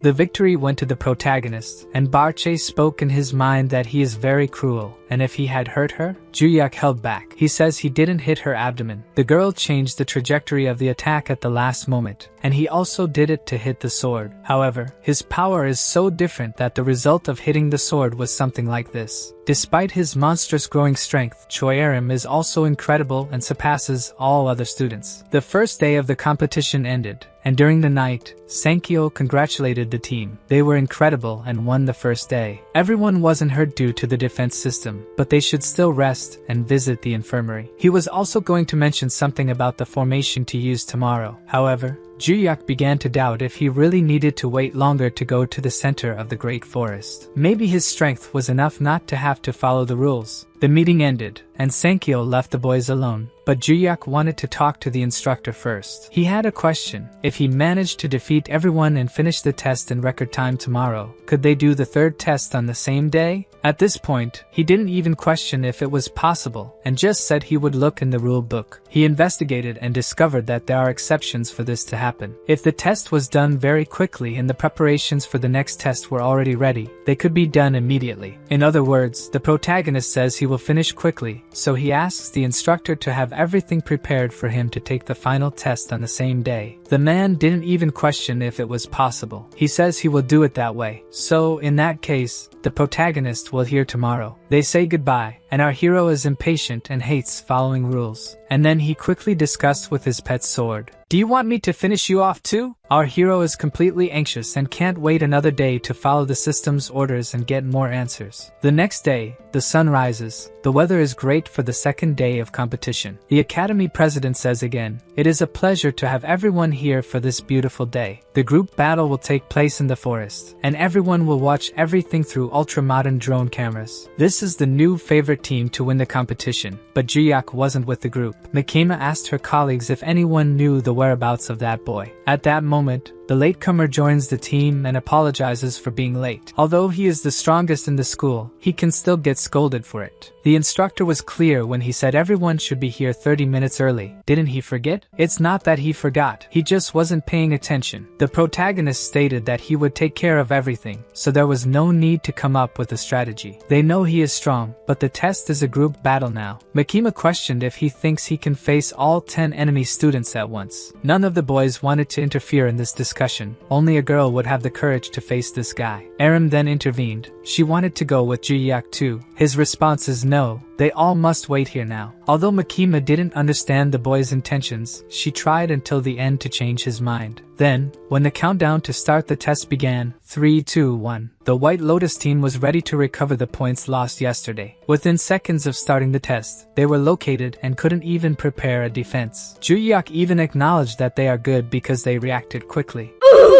White Lotus has been eliminated. Logan is the leader of his team and thought that Valhalla focused on the White Lotus team so they wouldn't have a chance to join forces against them. That guy is very strong and also very smart. The boy on the team detected magic coming towards them at high speed. No, it's a person at high speed. They know it's the bogeyman coming after them, so they prepared a reinforced magic shield. Melissa would prepare the most powerful reinforcement magic she could. Bella is responsible for defense and will support the barrier. With everyone focused on defense, Logan will be ready for the attack. This is a formation entirely focused on defense. So Melissa questioned why all this if it's just one person. Logan stated that this person is Juhyeok. She must have seen in the first test that he is different from everyone else. Bella said that Melissa didn't fight him yesterday, so she has no idea how strong that blow to the chest is. Melissa was sure there was no one stronger than Logan, but Logan himself admits that he doesn't compare to that guy. They waited for some time, and the enemy's mana disappeared. Despite this, they maintained the formation for longer. The boys on the team seemed duplicated. While they waited, the monster appeared on top of the trees. Logan's rear felt chills. Before he could look in the direction of the enemy, his vision was already blocked by a sword. Juhyeok infiltrated their formation from above and defeated the only DPS. Bella didn't have a chance to use her shield, and Melissa didn't fight him before, but now she can defeat him. But first, she needs to land a hit. She experienced what everyone went through yesterday, a blow to the stomach. The two boys from before had the advantage of attacking the opponent from behind but lost with just one blow. With 4 attacks, Juhyeok defeated the 5 opponents from the American Academy. The heroes have been eliminated. The protagonist could no longer wait to go to the forest. But before that, can you tell me where this boy is looking? Yeah, boy. The fastest test in history has just been completed. In the monitoring room, the academy president asked the others if the clock was correct. Juhyeok finished the test alone in 23 minutes. They all agreed, so the president was going to end the second day of tests right then. But the senior instructor Sankyo mentioned that the rules allow the third test to be done today if the second test is completed very quickly. The president understands what he means and authorizes them to discuss if this is possible. That Juhyeok is indeed a demon and did what he said. Jack agreed with Sankyeol to bring the third test forward, but they still needed the approval of the White Lotus instructor. According to Jack, after watching the first and second days, he had no doubt that the result would change. Valhalla has a terrifying monster this year. He also understands why Sankyeol didn't doubt that Juhyeok could lose. In the restroom, the Valhalla team was there, but they weren't tired because they didn't even lift a finger for this victory. Makima couldn't stop thinking that this guy is a monster. He is totally insane. She was going to try to take the lead in this test and couldn't. Yesterday, she was defeated by Choi Aram in combat. There are rumors that she is being trained by Juhyeok. The girl feels that at this rate, she is falling far behind, and it is distressing. So she wonders if she could set aside her pride. Would he teach her too? The seductive atmosphere was broken when they announced over the school's sound system that the test for tomorrow, survival in the labyrinth, had been brought forward. Before everyone went to the forest, the protagonist said he had an announcement to make to everyone. He will go alone to the center of the forest. So, they are all on their own. If they have problems, they can call him, and he will help. Makima was once again irritated. Another solo move. They already won the previous 2 tests, so they will pass anyway in this test. But why does this boy insist on doing everything alone? She wanted to say something to him, but she couldn't. Juhyeok then asked if the little bird wasn't going to say what she wanted. Why do you keep giving me nicknames? You are confirming the nickname. I wanted a nickname too. Teach me fence. After a while, everyone went to the gate to the Great Forest. The president then announced to everyone that the final test of the competition would begin. Once again, everyone would watch through the magical screen in the stadium. In the center of this place, there is a labyrinth unlike any other in the world. A dense forest where the rain never stops falling. Dangers threaten at all times. The content of this test is as follows. All participants will be evaluated at the beginning of the test, after 5 hours, inside this forest. The closer the students are to their current state before entering, the higher the grade they will receive. Group combat is prohibited, so let the test begin. Now that the final test has been announced, those 2 crazies are lurking in the abandoned warehouse at the academy. They were waiting for the third day to do their job and just found out that the test was brought forward. A woman came to inform the 2 so they would also bring forward the job they have to do. They are teleported from where they are, and immediately the camera system in the control room is interrupted. The instructors have no idea what kind of failure could cause all the cameras in the forest to fail simultaneously. Did I forget to pay the internet? You call the provider and the gate security. The instructors agree that the students could get into trouble in there, so the instructors will enter to end the test. When they went to the gate, all they found were the ruins of what used to be a gate. Inside the forest, they were fighting against the rain, waiting for time to pass. Melissa said that Bella wasn't doing very well, but the girl didn't want to hinder the team, saying she got too wet in the rain. Logan, as a good leader,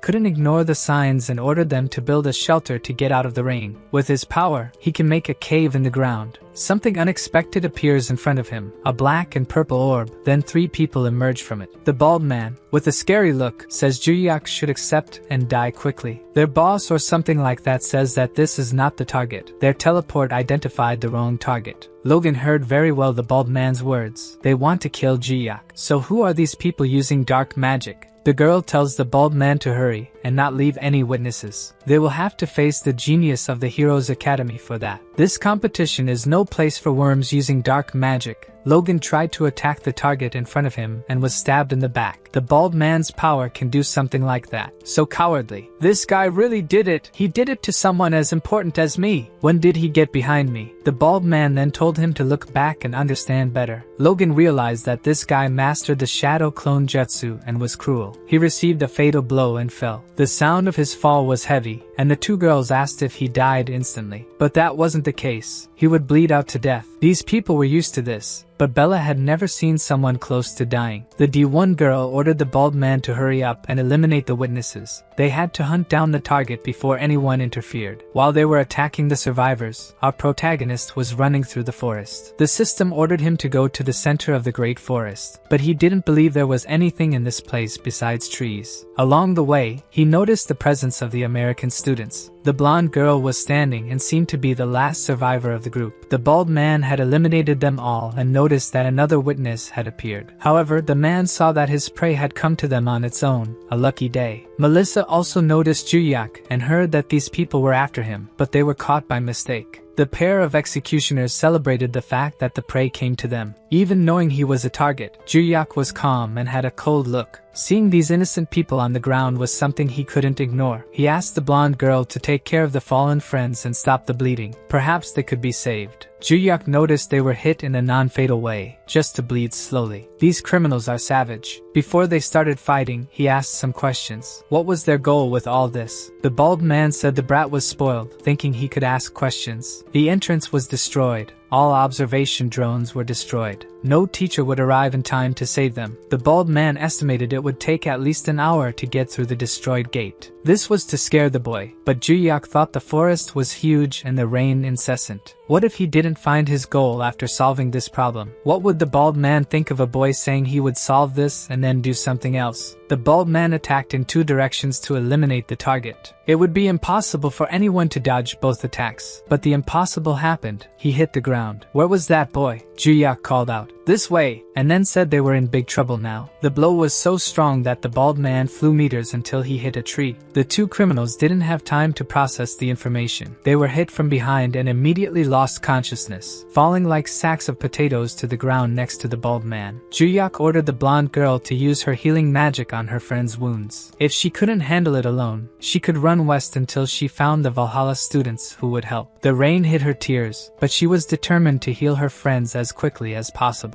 The bald man woke up quickly and saw his partners beside him. When he looked ahead, his target was staring at him. He had another chance to complete the mission and flee with the sacks of potatoes. Juhyeok, on the other hand, said that before killing, he needed the bald man to explain one thing. Who ordered his head? Despite being a criminal, the bald man asked what kind of assassin he would be if he revealed the client's identity. Juhyeok was impatient. Usually, guys spill the beans when they know they have no chance of survival. The bald man blacked out for a few seconds but now regained his senses. He would take it seriously and finish off this boy now. His clone was behind Juhyeok, ready to deliver the fatal blow. Even without vision, Juhyeok perfectly dodged the attack. How did he do that? Juhyeok said the guy was a coward, attacking from behind. He destroyed the clone and asked if he wanted a surprise attack that wasn't cowardly. Take this broken nose. The man was hit, and it was clear that the roles of prey and hunter had reversed. Juhyeok asked again, for the last time, what the client's name was. The man insisted it was impossible to lose to a kid. In that case, Juhyeok started hitting until he gave in. The attack was so powerful that trees were torn apart like paper. After some time, the instructors managed to reach the group of students. They followed the noise and found the American group along with the Korean one. The Americans were in bad shape. Jack was very worried and wanted to know what happened. Logan and the others couldn't stand up, but they were fine. They still hadn't said what happened. Logan said they were attacked by surprise by villains, 2 women and a weird bald guy. Judging by their appearance, Sankyo deduced it was the Samsal group. But where are the attackers now? They have to hunt them down. Logan pointed to the side and said they didn't need to. The bodies there were of the 3 criminals. The scene was frightening. It looked like a meteor had fallen on them. The D1 girl and the bald man were destroyed by Juhyeok.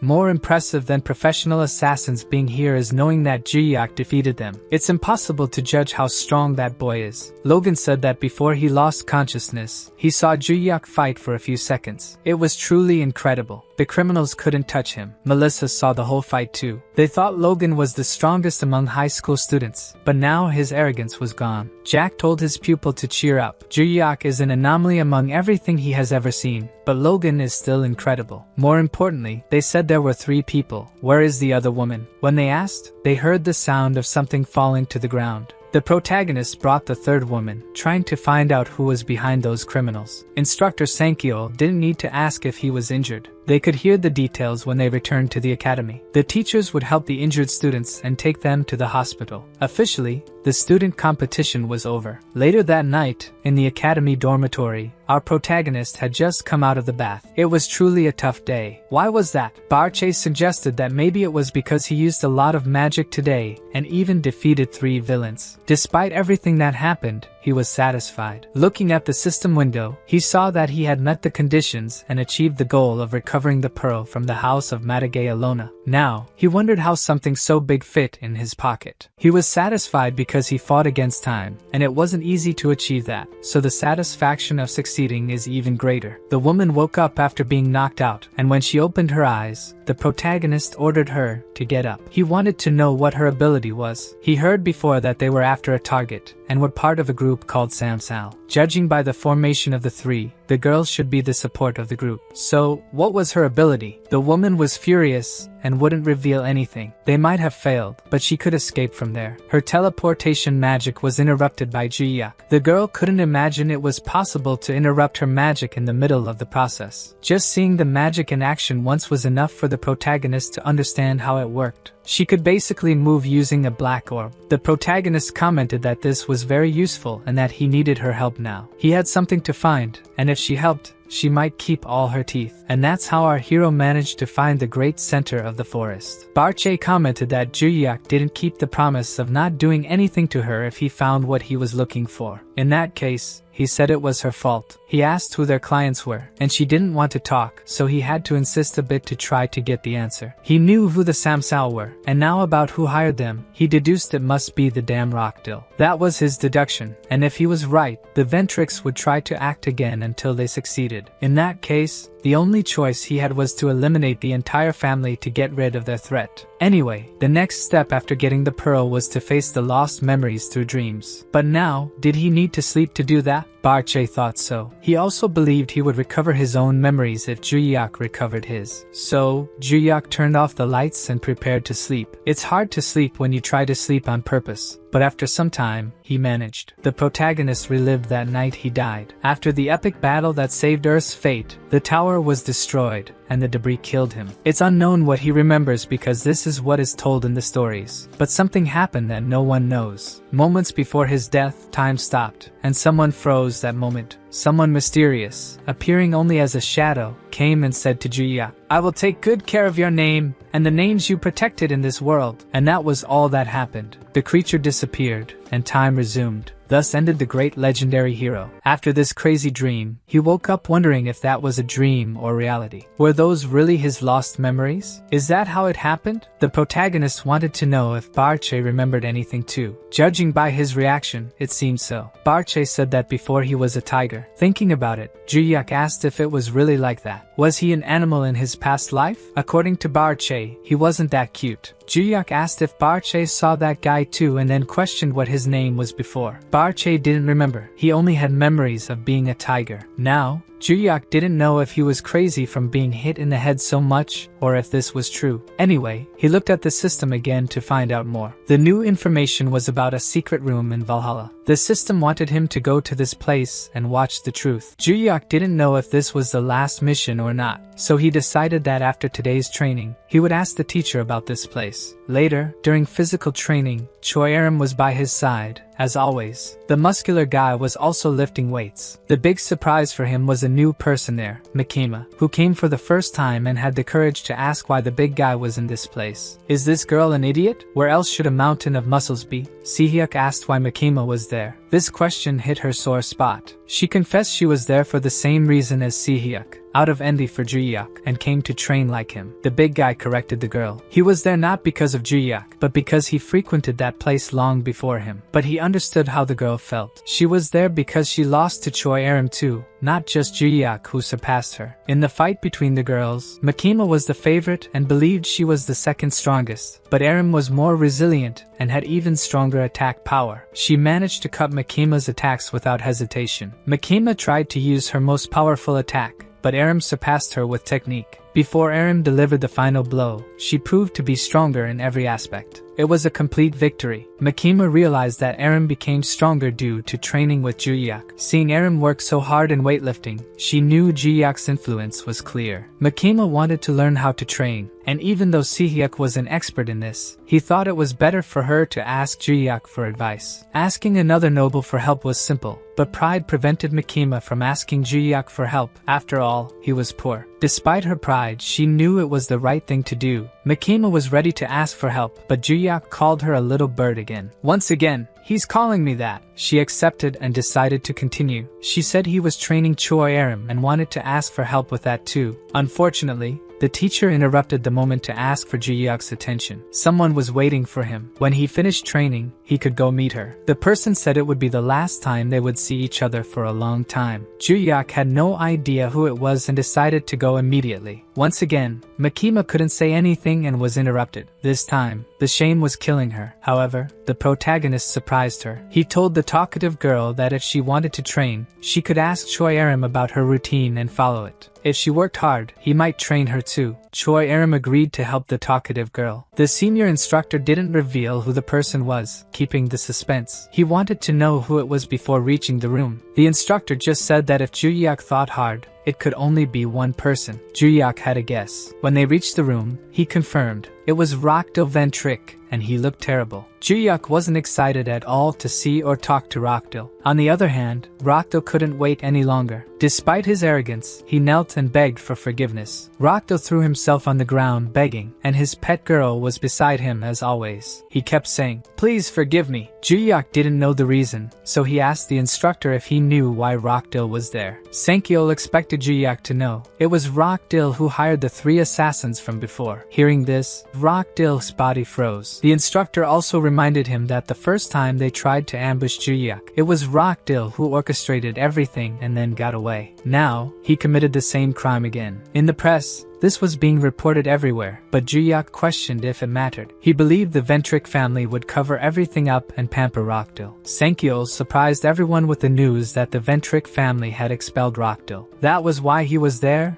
and in such bad shape. Sankyeol explained that not only the Ventricks but also Rockdale's father had disowned him. Unlike before, the Ventricks didn't do anything to cover up the news. Rockdale's reputation was worse than a cockroach that came out of the sewer. Juhyeok then asked the criminal directly. Now that he was without protection and all that was left was jail, how could he save Rockdale? The boy saw a glimmer of hope and shouted that there was a chance. The most important thing was Juhyeok's testimony. The protagonist heard this and showed no reaction. Rockdale begged him to say something, to say that he was innocent and nothing had happened. This request was absurd, but Juhyeok simply replied that he wasn't in the mood. Rockdale begged again and apologized more, even offering his body. But our hero didn't want any of that. When the instructor heard Rockdale offering money to be forgiven, he got angry. But Juhyeok, even being poor, didn't even consider the offer. With no ideas on what could convince Juhyeok, Rockdale had an idea. He grabbed his property by the arm and offered her. If Juhyeok wanted to own the girl, he could give her to him. She was from the royal family of England. Owning her would bring status to Juhyeok and help him rise in power. Of all the offers, this one stirred the protagonist. Would he give the girl as if she were an object? Rockdale showed his usual face and stated that the girl was his property. It was natural for him to sell, use, or trade her. He showed her neck, where there was a mark proving she was his property. So, what did he think of that? If he wanted, he could transfer ownership right now. Sankyeol, seeing this, remembered that this was a taboo. Sealing someone with magic was forbidden. It was a spell that prevented the person from acting against their owners. But a normal person couldn't cast such a spell. Who did this for Rockdale? The protagonist couldn't take it anymore just listening. So, he said darkly that people like Rockdale had existed for a long time. People who used forbidden spells on others for evil. Juhyeok placed his hand on her and used his mana. The girl realized he was doing something but didn't know what it was. When Juhyeok removed the seal from her body using his power, she understood. The magic was broken. Slowly, the seal disappeared. Rockdale had just lost his most valuable possession. Juhyeok asked the teacher if he could authorize a punch on him just this once. Sankyeol doesn't accept anyone breaking the rules. Violence among students isn't tolerated. But the story is different when the other person is a criminal. Besides, the instructor himself doesn't like the Ventrick family, so he authorized it. The negotiation was made while Rockdale watched without being able to react. Now that it was authorized, it was time to relieve the anger. The protagonist was kind, asking the victim to clench his teeth so he wouldn't hurt himself. Despite the warning, the punch was so strong that he flew several meters and lost some teeth. Later, everything was resolved. Barche, who can talk in the protagonist's head, commented that he thought this time Juhyeok would kill Rockdale. If it were 300 years ago, he would have indeed crushed that guy. The truth is that Juhyeok got so angry because in the past one of his disciples did the same kind of spell. And besides, he had been in that situation before. Barche didn't know that the legendary hero had been a slave in the past. But this conversation was interrupted by the girl Yuria. She ran to him to thank him for freeing her. The girl couldn't talk to him at the time, but she had eternal gratitude. From the information she discovered, There's no one who can understand her better in the world. Juhyeok said she didn't need to bother with that, and that she shouldn't look for him to try to repay anything. She should just go back to living her own life as she wished. These words reached the girl's soul. After so much suffering, she thought she would never have so much happiness again. If you who are watching were also moved, please leave your comment and like the video to help me continue this story. The next day, the protagonist met with Professor Lilia to obtain some information. She responded that the Great Palace of Valhalla is located in China, and more specifically, it is a labyrinth owned by the White Lotus Association in China. He even questions if it is the same White Lotus that participated in the competition. When she confirms it is, he becomes thoughtful about it. Invading a labyrinth that doesn't belong to him is a crime, and it would be much more troublesome to do so. And after all, why do labyrinths have to have owners nowadays? He also remembers that, in the past, animals would mysteriously invade dungeons. Perhaps he could do the same, or even destroy everything in his path. Although it might be quicker to do something like that, he prefers not to cause trouble and turmoil for people. He wants to extract some information from the professor. Is there any way to access this dungeon? She explains that the dungeon is open to students of the White Lotus Academy. As soon as she finished her sentence, she covered her mouth, as if she did not want to have said what she just did. Then she charges her student, saying he cannot just stay there, gathering information without giving anything in return. So, for that, she asks, to give more information, she wants 3 things in exchange. After that, she shares more details. Our protagonist then does not hesitate and stands up, telling the professor to enjoy her coffee alone. Of course, she begs, says she will tell him everything he wants to know. Then he just sits back down. I can bet her intention is still to make him her assistant, but I doubt she'll succeed. They sit down, then he says, keep talking, since she wants to earn his respect. She gets startled and says that what she is about to say should be a secret, so she will speak more softly. The issue is that the Great Palace of Valhalla will be one of the stadiums for the World Championship in the 2nd semester. With this, very cautiously, Juhyeok asks if this is really true. Do other professors also know about this? She explains that no, only she knows, and in this case, he questions how she has this information. Perhaps she is boasting about information she should not have, so Lilia says she has an informant. In this case, he asks, so is it a world championship involving competition among all the schools in the world? She answers yes, but unlike the academy, where the competition is among the 3 most important schools in the world, the World Championship is like the Olympics. Although this may seem very impressive to us, the protagonist is just another annoyance. He also isn't sure if he can participate in it, and it will take quite a while. So he questions if there is any other way to get there faster. Realizing that Juhyeok is so determined to reach this place, this leaves Lilia slightly surprised. She replies that she has no information or contacts with the White Lotus itself. The professor is not sure about the method, but said she will try to gain access for Juhyeok. In exchange, he has to do one thing for her. Lilia asks him to accompany her to the International Society of Monster Research. It is a one-day event, so he won't have to worry about losing much time. So, sometime that we do not know how long it is, they are in the north of London, in Tottenham, where the International Society for Monster Research is located. When he arrived at the event door, he was already furious, having spent so many hours traveling just for this. That talk of just one day was also a lie. She ignores his words and responds that they are here on the weekend. She might even extend his day off at the academy to Monday. Most importantly of all, Juhyeok asks why they are really here. Then, to answer that question, she puts him in a test room to attack a monster. It seems that people evaluate the boy's performance.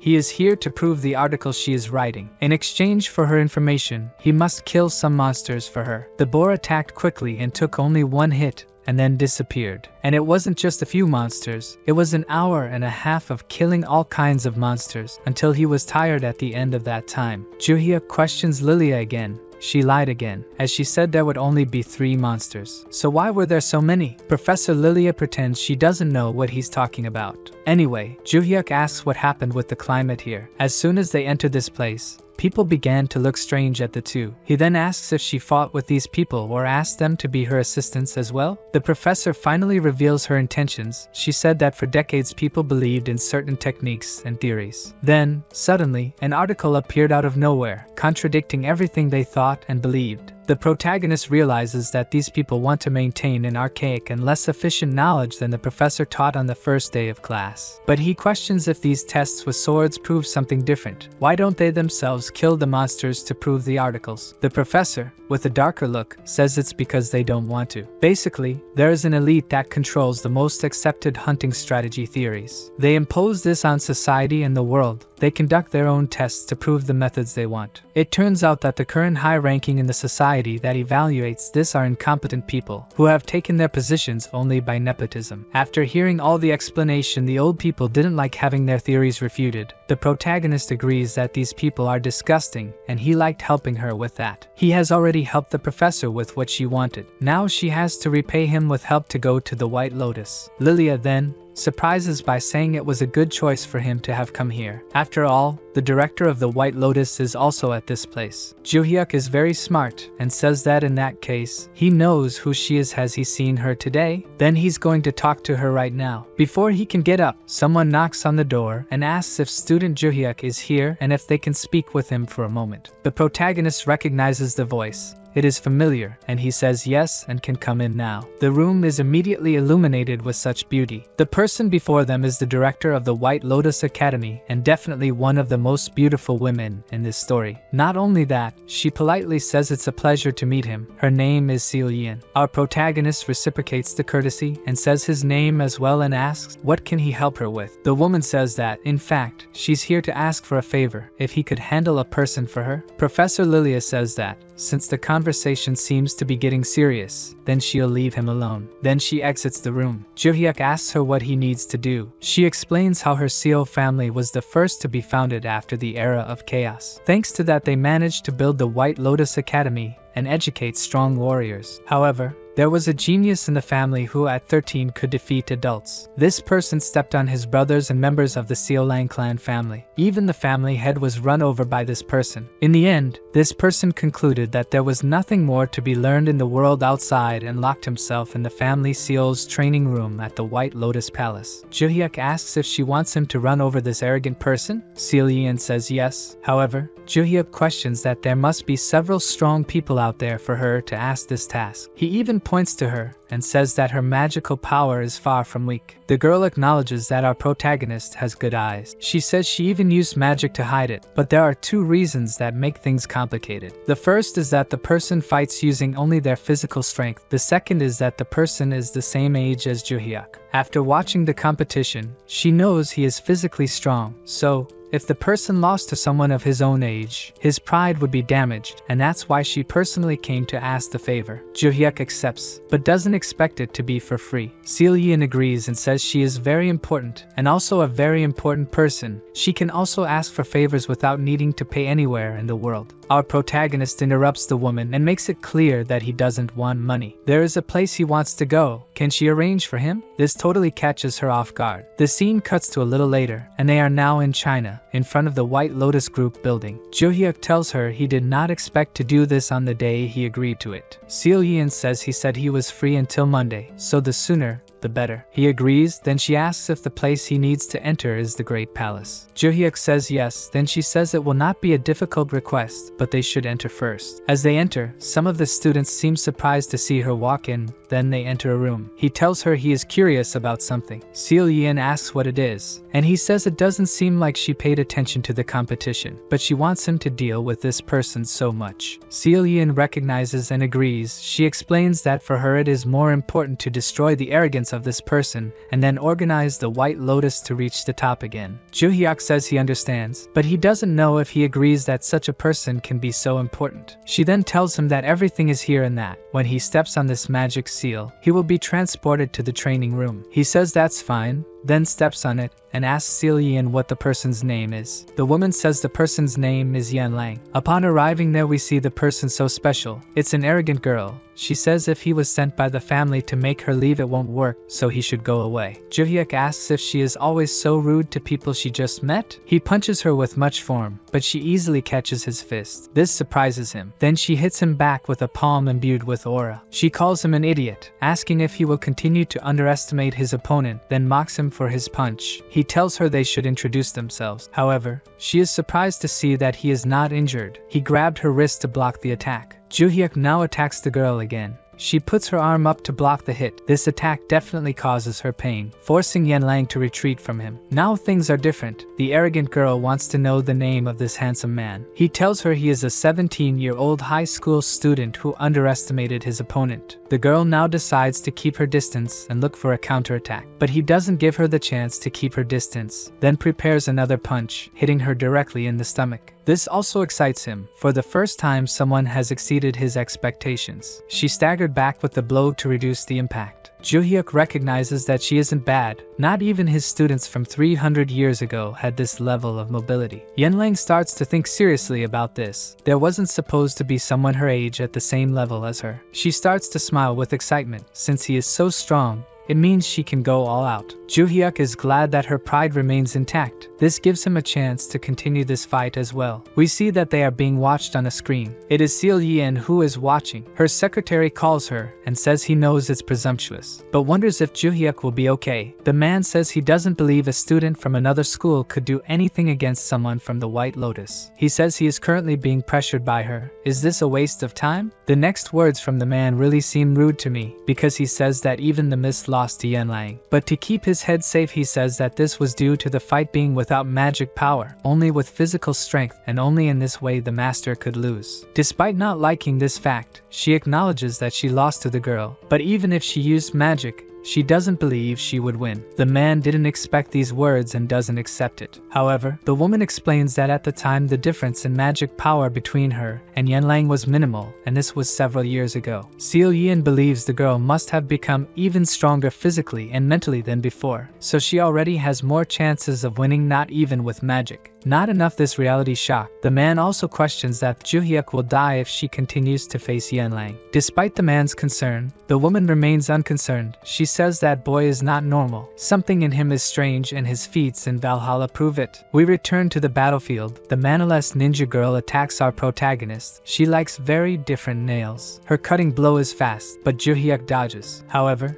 Yanlang quickly follows with a knee attack. She feels she hit and thinks she got him now, but soon the pain grows and she screams while clutching her knee. Yanlang questions if he has a steel head, and he doesn't deny anything. The girl is sure she hit. He decided to test if his forehead or her knee was harder. Is this guy crazy? The girl starts to get annoyed with her opponent. Even her strongest attacks are not having an effect. She internally says that this hurts her pride, but the physical strength of this guy is greater than hers. Then she questions why he is fighting without using magic. The protagonist simply says that's because Yanlang prefers it that way. Upon hearing this, she gets furious. She tells him to use everything he has, because she will do the same. Now it will be a dispute with the maximum power from both sides. Juhyeok realizes that the girl started to accumulate magic, so she also knows how to fight this way. He questions if she is angry, and his slight smile makes the girl even more furious. In this case, our legendary hero says he will destroy her pride now. Yanlang, feeling his mana, loses her posture and starts to question if he is really from high school. She is sure that this boy is the craziest guy she has ever met, so in this case she won't need to hold back anymore. Yanlang advances at high speed. Her fist is radiating magical energy and was going directly to his forehead. Juhyeok didn't move until she started to feel his skin. The girl convinced she hit him now, but he dodged matrix mode and left the girl surprised. Juhyeok says he had a lot of fun until now, but it's time to fulfill his part of the deal, and hits the girl hard enough to lift her off the ground. The rest of the breath left in her lungs was to say, "You monster." Then another girl was defeated with these fists of equality. The protagonist was satisfied with the sensation in his fist, but in the room where they are watching the fight, the two people are stunned. They just saw the impossible. Juhyeok, after defeating the girl, brought her gently and entered to Seal Yin. He brought the girl after defeating her as agreed. Seal Yin didn't know what to say even after a few minutes after watching the fight. Then she asks if Juhyeok is injured, maybe a broken skull or fractured fist, but he didn't even get a scratch. The woman insists, and wants to know how difficult the fight was. He says that this fight was well balanced. One time he hit, another time Yenlang got hit. Then in the end he admits he was a bit disappointed. The way he let her fall shows how disappointed he is. The girl wakes up with the fall and wonders where she is. Was she hit by a meteor? Yenlang is startled to realize that after years the girl was taken out of the training room where she had been in seclusion for years. I am surprised that the girl is angry when she sees Seol-yin. The older woman, on the other hand, says it's been a long time and that they haven't seen each other. But something more important than that, she says she has to honor her agreements, so it's time for payment. She repeats again what the protagonist wants as a reward: access to the Great Palace. He confirms once more, then she says she can let him enter now. Juhyeok doesn't hesitate in anything he does. The protagonist agrees, and they immediately proceed. Yenlang has just been run over and was left aside in the room. The assistant does not know how to handle this situation and asks if he wants to take care of the injuries. The girl says she wants to know the name of the guy who defeated her. He hasn't said it until now. He replies that his name is Juhyeok. After hearing his name,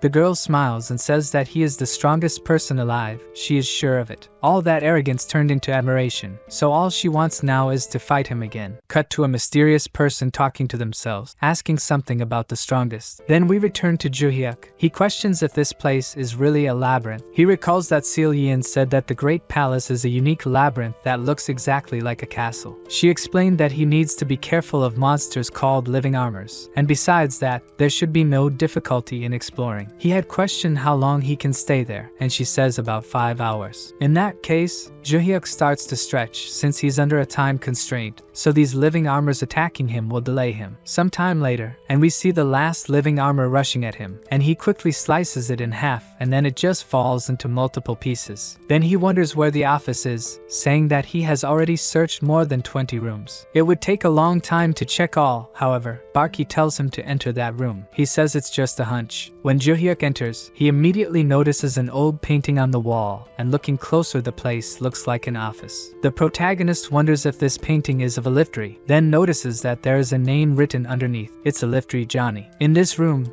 there are various items, but his goal here is to find some secret passage. Juhyeok decides that searching isn't working and won't use more refined methods. He begins to punch everything in front of him and break the furniture. After destroying some things, he finds a trapdoor on the floor. Without thinking much about it, he decides to open it and enter. When he goes down the stairs, the system announces that the conditions have been met. Alafori Johnny's secret room has been found. And something surprises the protagonist, as he finds a woman sitting at an old table. This chair suggests that she has been waiting for a visit. Juhyeok questions who she is and what place this is. The mysterious person greets him and says he should sit down first. She introduces herself as a guide. Juhyeok is surprised. He has never seen anyone with that name. The girl says that's just her function, not her name. She also mentions that her name was taken. This reminds our protagonist of his dream, that mysterious being that said something about taking his name. Because of this, Juhyeok questions if she also had her name stolen by someone, and when the girl confirms, he asks for an explanation. After all, this makes no sense. The girl then says names hold power. All creatures build their lives around their name. All actions and achievements influence their name in the world. The name represents the power and influence of people, and then that thing steals those names and absorbs the power they have. If that makes any sense, Juhyeok questions what happens to those who have their names stolen. Her answer surprises him. She says he already knows people like that. Those who have their names stolen become a constellation. The protagonist questions if all who have their names stolen really become a constellation. The girl confirms that yes and adds that everyone except for one reincarnation, which is his case. Juhyeok is cautious about this person. After all, how she knows about this. Realizing his distrust, the girl questions if he still doubts her. She explains that the reincarnated receive a system window. This leaves Juhyeok with other doubts. So does this girl also have a system window? The protagonist decides to ask directly what she knows about who promised to take the name from the Tower of Doom. She tells him the name is the Lord of the Labyrinth, he who sent the Tower of Destruction to Earth before to make a name gain power. This explanation does not make sense to Juhyeok and much less to us. However, when Juhyeok questions that a Lord of the Labyrinth would only have the power to send a tower to a labyrinth that he controls. Before she answers, his eyes are filled with astonishment. The mysterious girl says he must have realized the world they live in and is called planet Earth is a labyrinth. Of course, Juhyeok doesn't accept this and the girl responds that it's his choice to believe or not, but he can't ignore the facts. Accepting this assumption, Juhyeok Juhyeok questions the purpose of this person sending a tower of destruction was to make a name for himself. The girl confirms. At that time the towers brought great chaos to the earth. Only the most powerful warriors managed to survive and made fame and power to become constellations. Juhyeok died after defeating the Barche and making the tower be destroyed, but he is sure that his disciples became constellations, as they all also made their name. Juhyeok was here in search of answers, but now everything has become annoying. In the end, it's all a game for an omnipotent labyrinth lord. The girl then says it's not quite like that. The fact of him reincarnating is a variable for the lord of the labyrinth. Contrary to what Juhyeok believed, who reincarnated him and gave them the system window is not the lord of the labyrinth. Another omnipotent being makes Juhyeok more annoyed. So who is this person? She says she also doesn't know, but she believes that this person must have a purpose related to Juhyeok. She decides not to waste more time, and with a spell, she makes a shimmering ring appear and immediately hands it to the protagonist. Despite wanting to talk more after finally finding someone, she says she doesn't have much time. What he needs to know is that this will be the chance for the counterattack. Juhyeok asks the same question you must be thinking of making too. Why doesn't she have time if they are here and now? The girl responds that the lord of the labyrinth is hunting her. It is dangerous to stay longer, or he will find them. She then says that in the future they will meet again, snaps her fingers, and in the blink of an eye, Juhyeok appears back at the entrance of the labyrinth of the great palace. After so much annoying information, the mood of our reincarnated hero is not good. That damn tower was sent by someone who steals the names of heroes. So the culprit who prevented him from living a good life is alive to this day somewhere. This damn lord of the labyrinth has to pay. He examines the ring and is sure that it is not revealing his location. After thinking about everything he regained from his past life, those storage stones contain a lot of magical energy from that time. He has not yet absorbed them all, so this will be his next goal. Despite people in this era being much weaker than 300 years ago, he needs to become even more powerful than he was before. Meanwhile, we are shown an island in the North Pacific. That same man watches the news about the famous group of assassins being arrested after being run over by a Valhalla student. Furious with the failure of the people he hired, he breaks the iPad screen just by squeezing it, and then throws it on the ground in frustration. This person is the leader of the believers of the Dragon King Hannibal. He has been keeping an eye on Kim Juhyeok after hearing the words of the constellation. It was great when the Ventric family asked to eliminate him, but even these people failed. The man made all this scene in front of another person. This is George, some important person of the underworld. He says he understands the anger of his friend, as he also lost one of his important men to this guy. George was responsible for Desira, the first who tried to destroy Juhyeok and ended up dead. George says that Desira was amateur and revealed information to the target. For fear of him revealing more things, George himself made sure that Desira did not speak anymore. His suggestion is that his friend should do the same. Those three are going to prison and are a risk to him. So if he wants, George can silence them too. This solves the risks of information being leaked. But Juhyeok, what can they do to eliminate him? George says that about this boy, his friend should just forget about him for now. The reason is that Ilgio is watching him now, so it's better not to interfere. This information leaves the man stunned. Even the bad guys fear the guys worse than them. George agrees that people like the two of them are bad, but there are those who are really crazy even for them. In the end, the two agree that if they touch a target of that person it will be bad. So for now all they can do is watch Juhyeok. Then we are shown that these people are already moving to meet their death earlier. I mean, to meet their target Juhyeok. The protagonist was surrounded by them, so he asks who they are and what they want. He is already in Valhalla, and then Juhyeok questions whether it's a good idea for them to get involved with a student inside the academy. Despite the situation, it's the criminals who start feeling cornered. Then another scene is shown. Adelia Ventric's men report that they are all ready. The woman comments that it took quite a while for them to finish the preparations. Despite this, she was calm. The man explains the preparations that needed to be made. All she wants to know is if they are ready for him. Despite some hesitation, the man affirms that they are,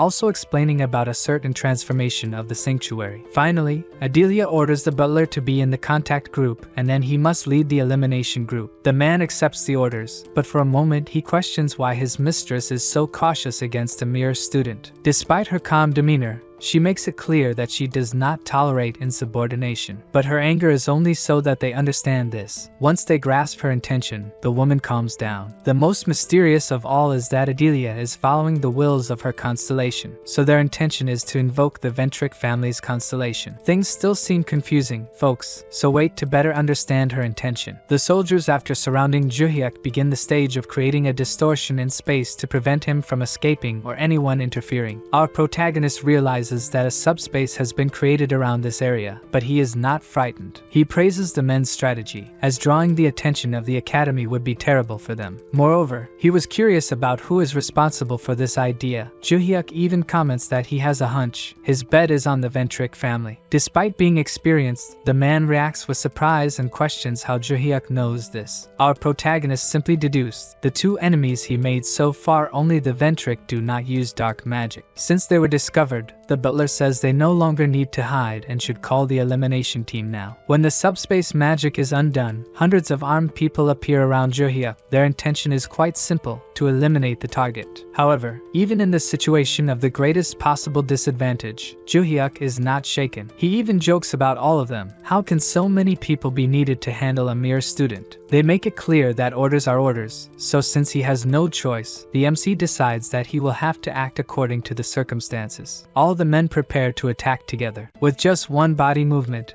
Juhyeok pushes all the people on his right backward. Only one person was able to make dozens fall backward. The butler, using his fencing, tries to hit Juhyeok and fails. The protagonist decides to draw his sword too and comments that it's disappointing that these people only know how to swing a sword. The other men try to hit him by attacking from behind, and even with a surprise attack, Juhyeok dodges. He easily manages to dodge and defeat everyone effortlessly. The butler's expression darkens when he decides to attack again. It was his turn to try to hit the enemy from behind, but he also failed. He leads the group and is not able to hit the target. For sure, this is not the strength of a high school student. Despite the intention of these people to take his life, the protagonist does not use lethal weapons. He uses the hilt of his sword and shows how painful it can be to be struck in this way. When his blow hits, it seems like the man's soul leaves his body. Before he faints or maybe even dies, he can only think that he shouldn't have ignored his leader's concern and should have prepared more. After the defeat of the leader of the soldiers,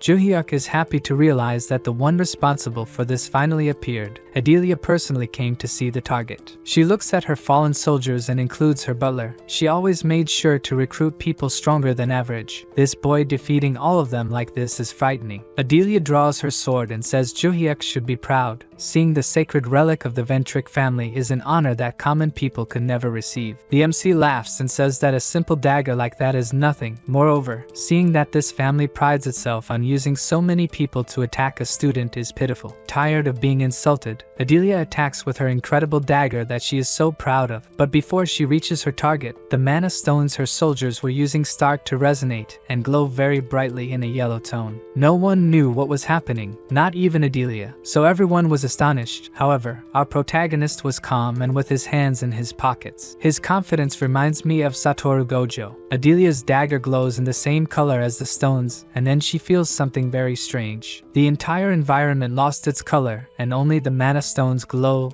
Adelia also noticed the same effect. Everyone was paralyzed. In fact, only one person was not affected and was watching everything calmly. Everyone then froze, but conscious. Adelia wonders if her body cannot move due to some forced sanctuary effect. She observes her soldiers and believes that they have their bodies and minds frozen. She manages to maintain her consciousness. However, how can this guy still move freely? When he touches Adelia's sword, a system window appears and asks a question. Master? Initially, our protagonist doesn't understand, but a person manifests with the energy of all the mana stones the soldiers had taken. This person is the very constellation that the important Ventric family venerates. However, something they've never seen before is the face beneath the mask. When the girl reveals her young face, the only ones who can see it are Juhyeok and perhaps Adelia Ventric, who still retains some consciousness. Initially, they don't say anything to each other, and the nervous girl waits for his response. Then, we are shown the girl's dark past. When she was a child, Juhyeok found her in a similar situation. Back then, Hyeon-oh Kim wasn't the legendary hero, just an adventurer who encountered a slave trader, and the girl was one of the slaves. He recognized that her eyes reflected hatred for the world, and he understood. The little girl said he didn't understand anything and knew nothing about her. However, Juhyeok admitted that he didn't know about her, but he revealed that he, too, had once been a slave. Juhyeok shared that when he was young, he was kidnapped, and for a long time, he carried the shackles of prohibition like her. This revelation left her silent, and then he asked if she didn't want to be free. His gaze was serious as he asked, but the girl angrily shouted that he must understand it's impossible for her to be free, so he should just leave. That wasn't a direct answer, so our hero told her a story about the two ways to remove the shackles. One is when the owner willingly releases you, and the other is when the owner dies, usually breaking the seal of prohibition. However, her owner had already died, so there seemed to be no way out. But there is one method that people don't consider, which is to use your mana to nullify the prohibition magic. He worked hard on this to gain his own freedom. Juhyeok broke the shackles of prohibition and freed the girl, something she never imagined was possible. Her hero then told her to be as free as she wanted and to return to her family. However, the girl had lost not only her freedom, but also had no family or friends left to return to. In that case, Juhyeok said he would soon embark on a journey to crush all the slave traders he encountered, asking the young lady if she'd like to join him. And that's how they met, and she became his disciple. After more than 300 years, they remember everything, but neither of them can recall her name. Finding his beloved student is gratifying and helped him understand what it means to have your name stolen. Since Juhyeok can't remember her name, he'll call her what he used to in the old days. Idiot, it's been a while. This scene was witnessed by Adelia, who could only imagine the shock of seeing the constellation she venerates appear and be called an idiot by the person they wanted to kill. The girl then approaches Adelia, calls Juhyeok Master, and asks what she should do with these people. The girl with the crow mask takes back her relic, releases her spell, and returns everyone to normal. But now no one is conscious, not even Adelia. If Juhyeok wishes, she can kill them all right now as punishment. Our hero says no because he has a better idea. I wanted to see more of the woman's reaction when she realizes that the constellation she follows calls the man she wanted to kill. We don't know how long they stayed there, but the next day, the professor in charge at the academy saw that the Ventric family made a donation of 5 billion won to Valhalla to sponsor the student Kim Juhyeok. It's worth noting that this sea of zeros converts to $3.7 million,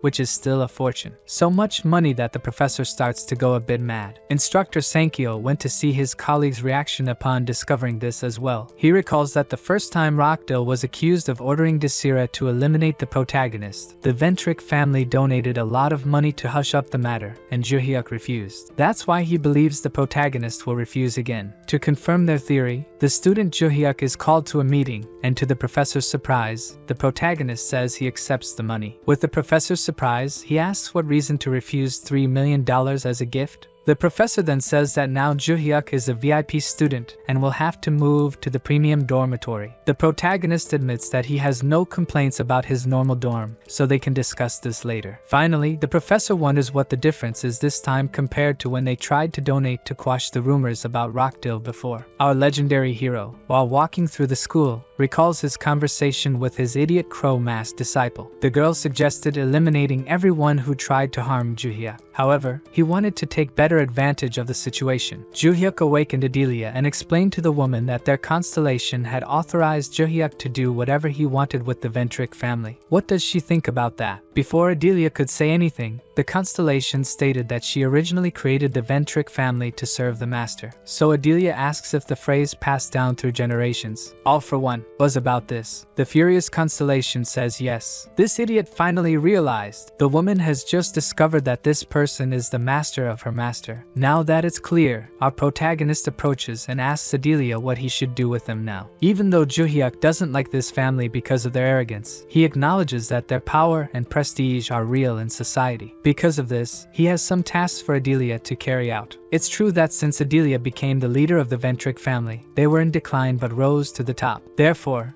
Juhyeok orders her to continue guiding the Ventric family and starts supporting his objectives from now on. She must do this without questioning his reasons. To remind her of what's at stake, Juhyeok points to the Lady Constellation and says that if she steps out of line, everyone will be paying a visit to the other world. The protagonist's disciple says she'd rather kill them all right now, and if he changes his mind, she can do it right now. In that case, she says she'd like to stay longer, but her time is running out. Manifesting her body in this world consumes a lot of energy, and the dozens of mana stones they brought are already running out. Juhyeok asks if all constellations have these restrictions. The girl doesn't care and can't stay any longer. She removes her mask and says that being able to see her master's reincarnation in person is priceless. Juhyeok understands what she meant and orders his beloved disciple to go rest. She puts her mask back on and says that before she leaves, he needs to know something. Besides her, it seems that another constellation has also become a constellation. He will see her soon. After this last message, the idiot girl with the crow mask returns to another dimension. That was all he discovered that day, but it doesn't make things much easier. Juhyeok still doesn't know who the constellation he'll meet soon is. He also wonders if all his students have also become constellations. The protagonist then returned to the classroom for the first time since coming back from China. When he sat down, Makima kept staring at him intensely. Meanwhile, Juhyeok continued his internal dialogue with Bar Che. The constellation Bar Che said he remembered that the Lord of the Labyrinth gave him the name Bar Che and the power to control the Tower of the End. He explains that the name and power he received influenced his actions, and the current Bar Che acknowledges that he wasn't acting of his own free will at that time. After a long conversation throughout the day, still while walking to his dormitory, Juhyeok's mind wouldn't stop thinking and trying to understand the mysteries of the Lord of the Labyrinth. It's very frustrating to be a pawn in the hands of a mysterious creature. Knowing that they can oppose the Lord of the Labyrinth when he talked to the guide made him less irritated. The next day, Juhyeok met the guide again. He didn't expect their reunion to happen so quickly because of the urgency the woman had to leave earlier. Moreover, he was sure he was in the academy's cafeteria. How does this woman do that? The woman asked what the shiny thing he was holding was. Juhyeok was furious and wanted to throw it at her head. Because of her, his food disappeared. She apologized for interrupting the man during the most important time of the day. More importantly, she wanted to know if the ring was still safe with him. Juhyeok showed that it was, and the woman said that was good because they were going to start using it right away. Even though she said that, to the protagonist, it didn't seem like it would be of any use in combat. The woman said he should just use it and try to cross some labyrinth. Juhyeok then said that natural labyrinths no longer appear in this era and that the existing ones have owners. The woman clarified that these weren't the labyrinths. The Lord of the Labyrinth would create new ones here on Earth, and these new ones were their target. It would be something like the calamity that happened before. Hearing that brought back bad memories for Juhyeok. In the past, he became the legendary hero while fighting against the calamity. At that time, several of them broke and caused the greatest chaos in Earth's history. The protagonist then asked when and where these dungeon breaks would occur. The woman said they would start in about 3 months, and it seems there is a specific location, a country called Korea. She informed him as if she didn't know where this place was, but the protagonist said that was great because he lived there. She agreed that it was indeed convenient, but he should remember that this world, above all, is the Labyrinth Lord's domain. So why is he creating new labyrinths here? The protagonist said that the reason is that the Labyrinth Lord must be preparing other names to choose from. She said, exactly. Just like back then, he will create towers for new heroes to emerge so he can steal their names. People interpret this. The woman said that the labyrinth is created with the name, and the power of the name is concentrated in the labyrinth's boss. The protagonist's mission is to absorb the name given by the Labyrinth Lord in all the dungeons that appear. This will be the starting point for their counterattack. However, Juhyeok questioned something. Stealing 1 or 2 names wouldn't make a difference against the Labyrinth Lord. The woman admitted that was true. Their plan was that when the Labyrinth Lord realized his strategy wasn't working because the labyrinths were disappearing before they could be used to create a more famous name. She affirmed that the Labyrinth Lord would send countless names into the world at once, and that would be their opportunity. Juhyeok must absorb several names and increase his strength. If the plan is to absorb names and turn that into power, Juhyeok had another question. What's the difference between them and the Labyrinth Lord? The girl said that was unexpected. She hadn't imagined he would care about such a detail. The protagonist then said that if that's the case, she doesn't know him well. The red-haired woman explained that, first of all, they haven't harmed anyone to obtain the names. Moreover, if the Labyrinth Lord steals a person's name, they will either become a constellation or reincarnate. It doesn't matter which happens, the person's body will be trapped in non-existence. Now, if the protagonist uses the ring and steals the names, he will only absorb the power, and the people will remain alive. Additionally, over time, this contract will weaken, and the people will be freed from it. She then said it was up to him to decide, and either way, he would get to know each person and could choose whether to do it or not. Juhyeok then said that when the calamity arrives, she will find out his decision. The red-haired girl told him he should also create a team to prevent the calamity. He questioned, so when they destroy the labyrinth, everything will be resolved. She explained that yes, but the monsters that escaped from the labyrinth during this process won't disappear when the labyrinth is destroyed. Therefore, he must train people to stop the monsters that escaped from the labyrinths. When her effect passed, he was back in the cafeteria line, leaving everyone confused. Where did this guy come from? Later, while heading back to his dorm, he thought that woman was a nuisance. At least she could have teleported him to a better place. And now he's pondering that request to form a team. Not that he's against it, because before he reincarnated,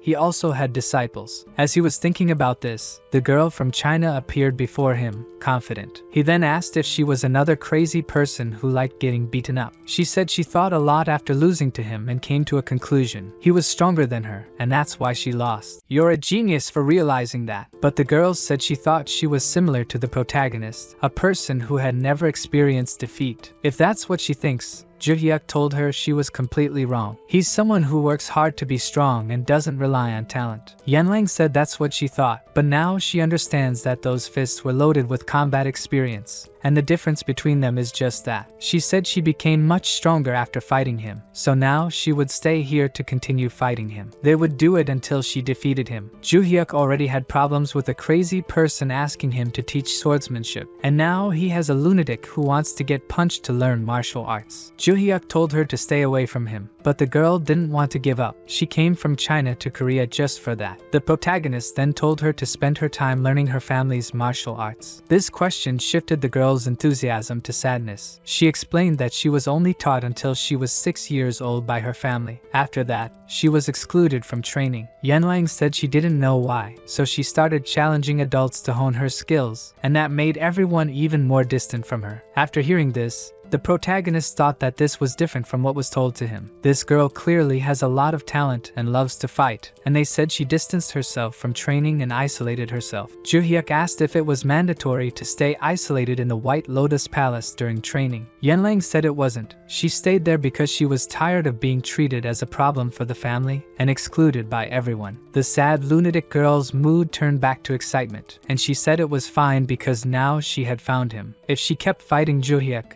she could get stronger without needing her family's lessons. Of course, he refused to waste his time doing that, so Yanlang begged. Teach me martial arts. The protagonist continued finding it strange. If she was excluded from the family and confined to the White Lotus, why did Celine try to bring her back? If it's as the girl says, it would have been better for the family to continue keeping her locked up in the palace. The protagonist said that was fine, but then pulled her hands away. They would fight, yes, but they needed to go to the academy because fighting in the middle of the street is crazy. So in the academy gym, the two beautiful girls were training, and the muscular guy was lifting weights. They noticed Juhyeok's arrival and the girl they had never seen before. Then Choi Aram teleported to the protagonist's side and called his name. Not even a great master could predict her movements. Teach me fencing asked who this woman is. Juhyeok said that they met at the White Lotus and she came here to fight him. Choi Aram, upon hearing this, thought about this girl. Could it be what she's thinking? It could only mean one thing. Teach me fencing asking why she came from so far away. The crazy ones seemed to attract each other. Yanlang went to Choi Aram and asked if she wanted to fight too. Makima was also jealous in her own way. After everyone got to know each other and exchanged threats, the fight was about to begin, and the protagonist said that he remembered agreeing to a fight between him and Yanlang. So why were there so many spectators here? Teach me fencing. Teach her so she can teach me. Yanlang didn't mind having people watch her fight. She only cared about showing her opponent her progress. In that case, Juhyeok said he was eager to see how much she had improved in such a short time. At that moment, the protagonist remembered the words of that annoying woman. He needed to form a team. He told Yanlang that if she wanted to be strong, she had to accept his challenge. If he won here, she would have to become his disciple. Although she wanted to fight him, she found this request strange and refused. So, our protagonist said they would talk with their fists from here on. The lunatic who has muscles for brains said she agreed with that. She charged and made an attack using her elbow. The protagonist acknowledged that she was stronger than before. Having her strength recognized made the girl even more excited, and she said that this time he wouldn't block her attack. Her mana aura was so strong that the other girls watching could barely stay close to the arena. The muscular guy said that her mana concentration was higher than Juhyeok's during the competition. Yanlang then attacked. Using her her mana to make her most powerful strike. She told herself that he had proven to be the strongest, so it shouldn't be a problem for her to use all her strength in this attack. To the girl's surprise, Juhyeok was in the same combat pose as her. He suggested facing her with the same attack technique. The two, with joy on their faces, collided their fists, and the energy from the attack sparked, creating an incredible gust of wind. Yanlang, using all her strength, recognized that she was being pushed back by him. But that shouldn't be possible, considering she had more mana than him at that moment. He's even stronger than before. The protagonist said that now it was his turn to attack, and he would use this move against her only once. If she blocked it, the victory would be hers. He prepared a kick and aimed directly at the girl's defense. Although she defended against the kick, it wasn't possible to lessen the impact. Yanlang was defeated with just one blow. With that, the protagonist said he had gained another disciple. After sleeping for a while, she woke up and asked what happened. She then felt pain in her stomach and said she must have lost. The protagonist said he thought she would sleep until tomorrow, so she woke up rather quickly. The girl asked if that was a compliment or an insult. He then told her to stop questioning her master. The girl said she thought of suggesting a fight without using mana, but it seemed the result wouldn't be different. She acknowledged the protagonist's strength and said she was proud to be his disciple. Yanlang then asked if she was officially his first disciple now, but our legendary hero replied that wasn't the case. Besides, why is a high school student already taking on disciples? Choi Erim then told the girl with the cat tooth that he was telling the truth. She was the master's first student. Meow. How the protagonist was going to explain that she also wasn't the first. Better to let that go. Yanlang was furious about the meow Choi Erim was saying. Was she trying to provoke her? Teach me fencing. Said yes. Was she angry? Yanlang said her name was not that and to stop giving her nicknames. Choi Erim insisted that meow was cute. Juhyeok watched the girl's argument, deep in thought. He found this nostalgic, as many years ago, this often happened with his former students. This scene is quite pleasant, so he kept watching the two bond for a while. Even after 300 years, it continues to be enjoyable. After much conversation, he called for Meow, and even though she was criticizing Aram for giving her nicknames, how could the girl resist when it was her master? Juhyeok told Meow to respect Choi Aram because she was her senpai. Besides, Aram should help the younger ones like a good senpai. Aram was very happy to be recognized by her master. Yanlang couldn't hide her jealousy, or maybe it was because she wasn't the first in something else. The protagonist ordered the end of the jokes since they had done enough for today, and everyone should rest. In that case, Yanlang asked where she would sleep. The protagonist questioned if she hadn't already resolved that when she came. The truth is, she didn't think much about these things. Yanlang told Celine that she would come to Korea to fight and got on a plane without thinking about anything else. Juhyeok began to wonder if he had gained a disciple or a daughter to raise now. In that case, he said that the academy had decided to give him a new room, and Yanlang would get that room. This made Aram jealous again, so she made a few more jokes with her new friend. After some more time watching the girls become better friends, he left. Despite not training much today, he felt more tired than usual. Thinking about his students, he was sure that Choi Aram and Meow would be his students. Soyeon Makema was training her physique and was far from receiving sword lessons. Sehyuk had no interest and was just training on his own. His doubt was whether these two would be enough to help with the disaster in 3 months. While he was pondering, the phone rang with a call from Adelia. He answered, asking what matters she had to discuss with him. The woman was now completely different from before. Even over the phone, she felt fear of her new master. Adelia's call was to confirm that she had done everything he asked and to take the opportunity to inform him. Our protagonist then advised her to recruit contractors to fight because in 3 months, a disaster would occur. Although this was very important information,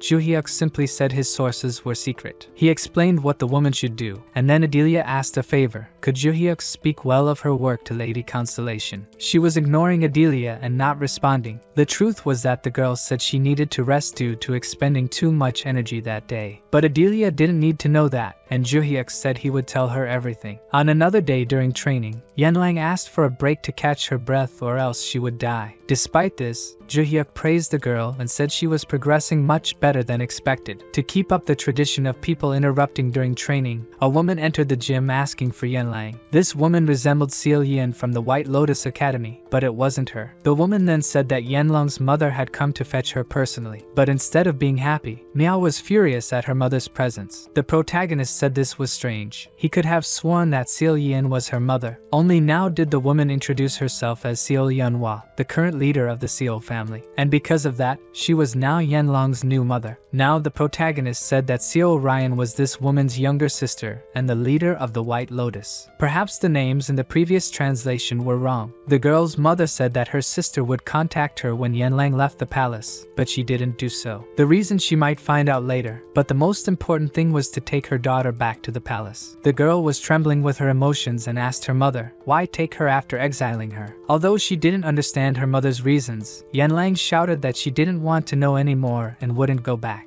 The woman then said that rejecting Yenlang in the past was an order from the constellation, and the daughter should know that. Despite this explanation, the girl responded that she had never heard that from her mother. It was a rumor that the maids spread. The girls argued, with the mother insisting that the constellation ruled everything and that the new order was to bring Yenlang back. And at this time, the constellation was willing to recognize the girl. This didn't make sense to Meow. She only came here because of an order. The mother confirmed this with great coldness. The girl was trembling, trying to control her emotions, and then she responded with a firm no. Although the woman didn't seem to accept a negative answer, the daughter insisted that this place was Valhalla Academy, and outsiders couldn't enter and disrupt the training. Seo Yun had already expected this and was aware that she would need to use force. The woman concentrated energy in her mana and struck her daughter. Despite the strength of the attack, the girl defended against it completely. Not even the girl expected this reaction from her arrogant mother. If she was willing to break the rules, Yenlang said she wouldn't hold back and would forcibly expel her mother from the place. Even using her powerful attacks feared by the strongest adults, the woman defended herself with ease. She praised her daughter for getting stronger and threw her into the air, almost knocking the girl down. Mother and daughter engaged in intense combat while arguing about their relationship. This intense fight was watched by Choi Aram and the protagonist. Aram questioned whether it would be appropriate to call the head instructor, but the protagonist said that would cause a big commotion. Even though he didn't like that woman, it was better to let them fight. In that case, Choi Aram said that the kitten must be very frustrated with her family. Even though Aram didn't say it, we know that she also went through that with her family. Yenlang was fighting with all her strength to defeat her mother, and when she managed to land a powerful blow,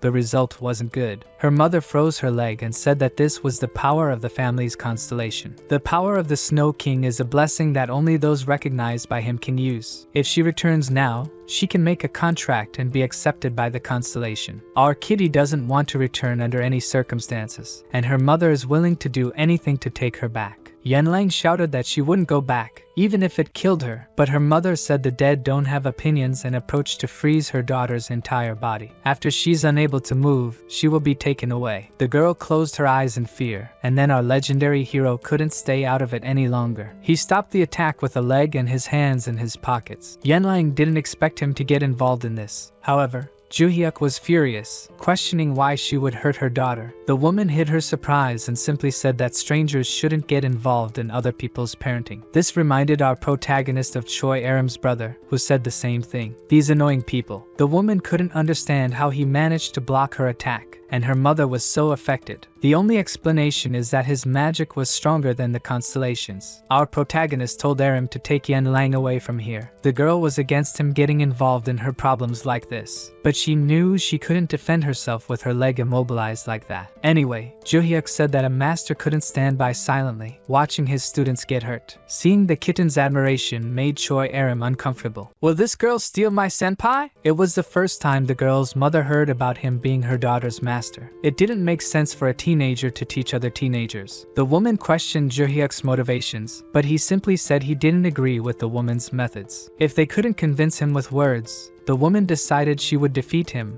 and then take her daughter. The protagonist thought that despite her appearance, this woman was as aggressive as her daughter. Moreover, their attacks were too strong to block without spending a lot of energy, so the best option was to dodge them. However, doing so caused the surrounding equipment to freeze and be damaged by the cold. Juhyeok first analyzed the effects of the attacks, and then said that she would have to pay for all of it before going back to China. She agreed to pay if he won the fight, and the protagonist decided that blocking was bad and dodging was useless. use, so the option was to do this. He kicked her arm with concentrated magic, dispersing the attack. Although it affected the woman, this was just to create an opening for the next strike. The next step was to create an opening in her abdomen with this, and the attack was so strong that something came out of the woman's mouth, and then she fell to the ground. Unlike her daughter, the woman didn't pass out from the attack, but it was enough to make our legendary hero the victor. Despite knowing her master's strength, Yanlang couldn't help but be impressed. The mother felt the same way, but the woman admitted her defeat, saying it wasn't over. She needed to take Yanlang because that was the constellation's wish, and even if she couldn't do it, others would come in her place. The daughter was frustrated by this. Her opinion didn't matter at all in the end. The mother hurt her feelings even more, saying yes, the constellations was the only thing that mattered. Our kitty was trembling again as she asked if she would have to fight every time because of this. She couldn't bear it anymore. This reaction from his student was the last straw for Juhyeok, so he coldly asked Seolyeon how he could meet the family's constellation. If it was an order from him, all he had to do was convince the constellation to give up on that order. For the first time,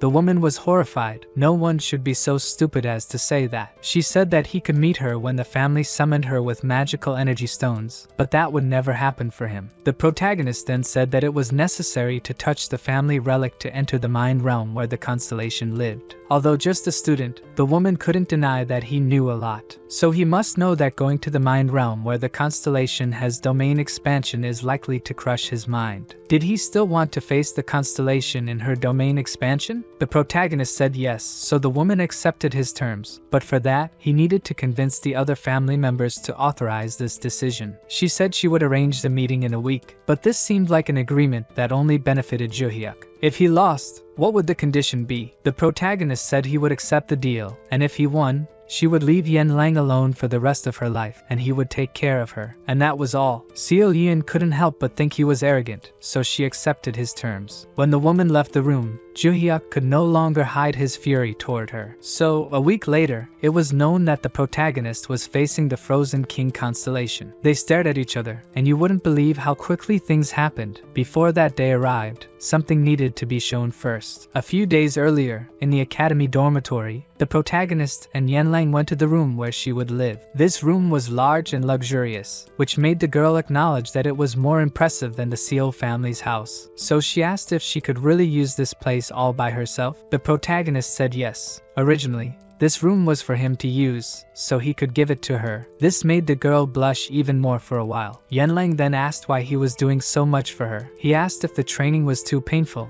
Would she give up? This was just to change the subject, so he soon asked about the family's constellation. The kitty told him everything she knew about the Frozen King, which wasn't much because she had spent many years isolated from the family. All she knew was that the constellation didn't interfere in the family's affairs. She heard that some members didn't even know the constellation existed. That's why it was strange for him to order her to be taken. Yanlang asked again if he was doing all this for her just because she was now his disciple. Juhyeok said it wasn't just that. He really felt disgusted by the arrogance of people who used their status to pressure others. So that's why he got involved. Did it make her uncomfortable? Of course, she vehemently denied that she didn't mind. In fact, she had never received so much attention in her life. That's why she wanted to thank him. The protagonist questioned if there was any reason for the constellation to want Yanlang, but even she didn't know the reason. In that case, all he could do was accept things and confront the Frozen King. His student should rest now and leave everything to him. He would need her as a guide when they went to China. When he left the girl alone,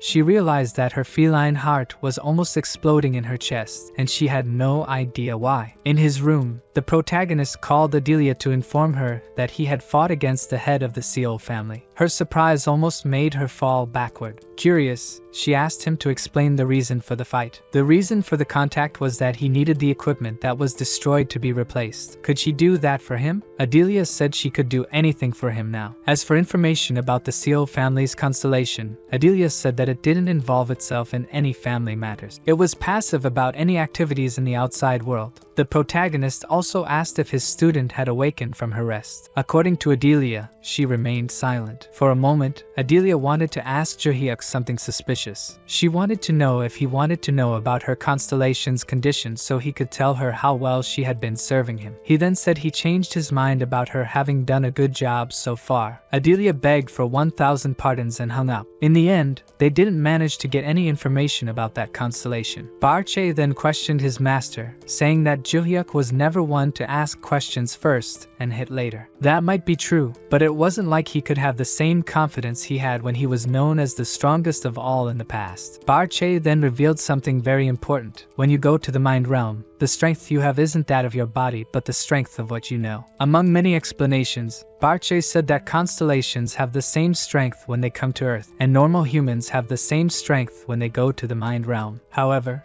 Juhyeok is different because his strength is a sum of 2 lives. So, a few days later, he went to the Seal family's mansion. Their leader didn't expect him to really come. She thought it was a bluff to make him run away. On the other hand, Juhyeok wasn't nervous at all and wanted to go straight to the sacred relic. Seo Yeon then asked him to follow her to the location, and Juhyeok asked his dear kitty to wait here until he finished. All she could do was wait for the result of this encounter. The room where the Frozen King's relic was kept couldn't be any different. The place was like a freezer that didn't consume electricity. Perhaps the family's fortune was related to a butcher shop. The woman picked up the box where the relic was kept and said she had been thinking a lot about what to ask for in return when Juhyeok lost. She suggested that he should become a slave to the family. Strangely, Juhyeok accepted and simply asked for the gloves. Upon touching the relic, he was transported to the altar of the Frozen King. Despite preparing for the meeting, the constellation had no idea he would have visitors. Juhyeok says that this man is not his disciple but seems familiar to him, and he wonders who he is. The constellation says, so it's him, a figure who is a threat to the Soul Clan. Juhyeok then wants to know who he is as well. The king readies his fist, saying that if he survives, they can talk. Juhyeok smiles, and suddenly, gigantic ice stalactites fly straight at him. They fall to the ground, and the king sees that Juhyeok is completely indifferent to the attack. He comments that this is impressive, and that Juhyeok used magic to jump further. The king introduces himself as the King of the North, as his real name has been lost over time. The king explains that he has been known by various names over the years and is now called the Chaotic Ice Demon. He says this while creating ice pillars around Juhyeok to block any possible escape. The king prepares for another attack and punches Juhyeok as the ice flies towards him. Juhyeok says this will be troublesome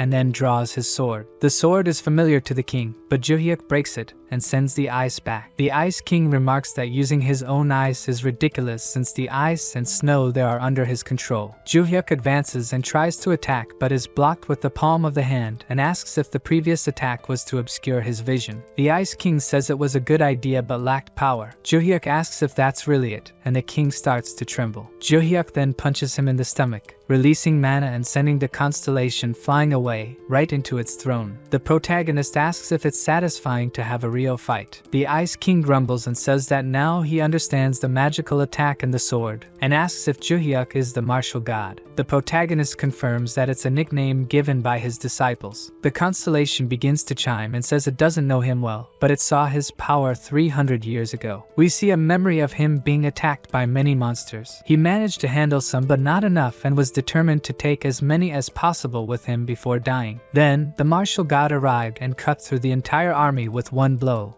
leaving him in awe. The magical power felt is the same, even though the appearance has changed. He is clearly the same. Juhyeok asks if the constellation is not going to attack him, and he steps forward. The Ice King says he wanted to fight him at least once to see how far he would go. In the waiting area, Yenlang is a bit worried and sees her family members, all looking at her with disdain. She looks away, saying that this is why she didn't want to return to the family but came due to Juhyeok's request to be his guide. She starts to think, and some of her relatives come in, being introduced to her sisters Iron and Fanseol. Yenlang asks if they came to fight, but they say they came to see her, and Iron says that if it were to fight, they couldn't win against her. Yenlang says that if it's just to see her, they can stay with the rest of the family. But Iron says there were some misunderstandings and wants to apologize personally. This makes me out curious. She asks what she means by that, and Iron explains that after the fight with Yenlang, she never had a chance to talk to her and wanted to do so now. Even if it's late, The sister was apologizing, so Yanlang shouted furiously, saying she was only doing it because she was afraid of her coming back. But the brother asked her to wait. He said it wasn't true. What happened was a big misunderstanding. The guy explained that every time they tried to contact Yanlang, their mother prevented them. And it wasn't just that. He said that keeping Yanlang out of training was also their mother's order. In other words, she just discovered that her estrangement from her siblings wasn't due to their jealousy or hatred. They were simply victims of their mother. But it wasn't that simple. She admitted she had been envious of her, which was true. But her pride was even greater, as having someone so strong in the family was amazing. They explained that they thought that way, and it was when their mother called them in the past that she forced them to stay away from Yanlang and keep her out of training. They explained that their mother was afraid that other clan members would support Yanlang as the new successor to lead the family. So, their mother planted the idea in everyone's head that Yanlang would be a threat and forced them to distance themselves from her. The siblings also mentioned that there was another issue. They never had any interest in becoming clan leaders. At this point, the mother meets the siblings and enters the room. I wanted to see more of Yanlong's reaction to this revelation, but instead, we see the protagonist's battle with the constellation. The guy was shooting ice arrows trying to hit his opponent. Obviously, he wasn't succeeding. Juhyeok managed to get close to the constellation, but before he could attack, the guy shot more ice arrows, forcing him back. However,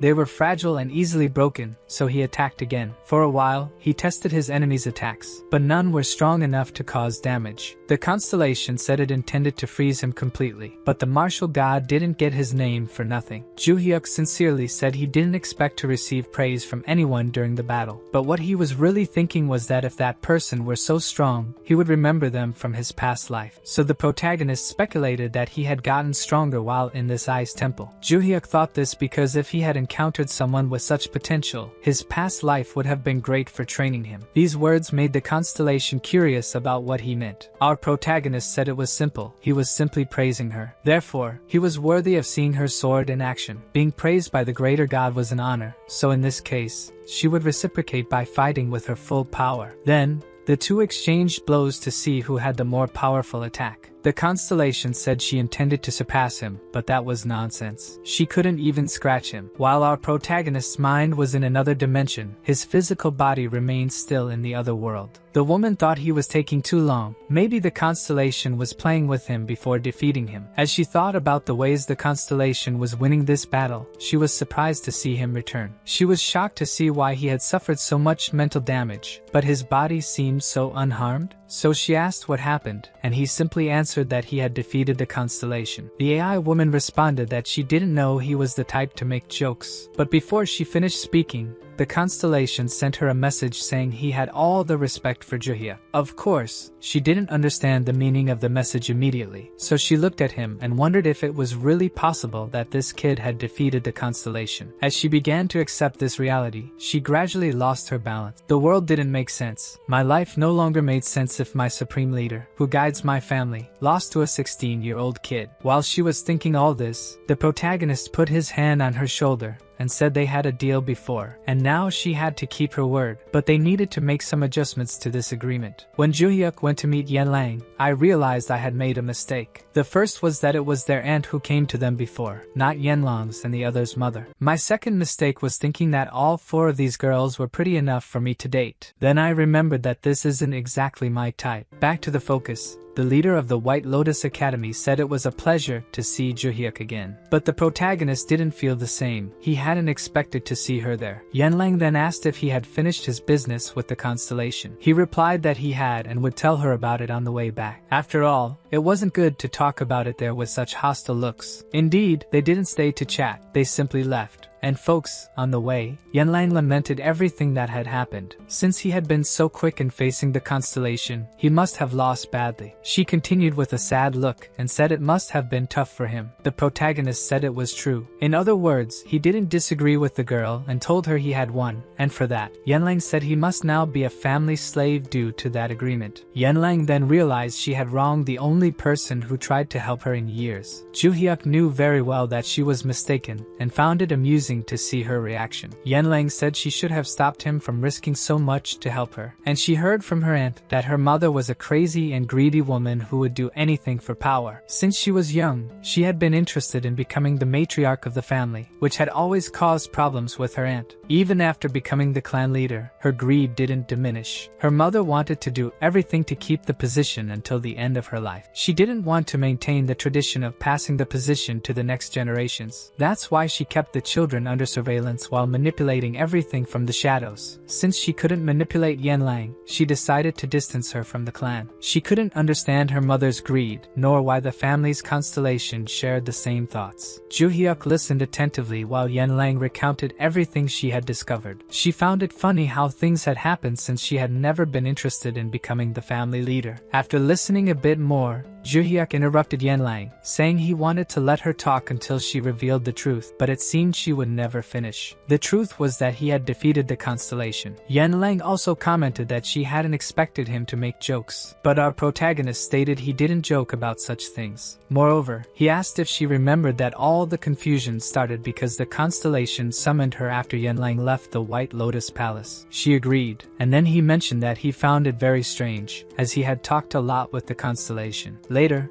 when he was unconscious, he had to be woken up very carefully. Then he asked why the constellation wanted Yenlang so much and discovered it was because the matriarch had requested protection for her youngest daughter. The truth was he didn't even know Yenlang's name. He was just following the matriarch's requests. In other words, the man had been manipulated by the matriarch all along. Imagine Yenlang's surprise upon hearing this. Her mother was so greedy that she managed to deceive the constellation, which was extremely important to the family, just to satisfy her own ambition. If Yenlang didn't like her mother before, she now had even more reasons to hate her. She ruined Yenlang's life and kept her away from her siblings because of it. Seeing the sadness, the girl was emotional, and the protagonist revealed that he had asked the constellation to cancel the contract with her mother. She was surprised to hear this and didn't understand the reason. The legendary hero explained it simply. If the woman went so far to gain power, the punishment she deserved for harming his disciple was losing that power. In other words, she no longer had the right to remain as the family leader. Now Yenlang didn't need to worry anymore. The girl blushed and thanked him so cutely that I felt emotional. She needed to thank him more, so she repeated her gratitude once more,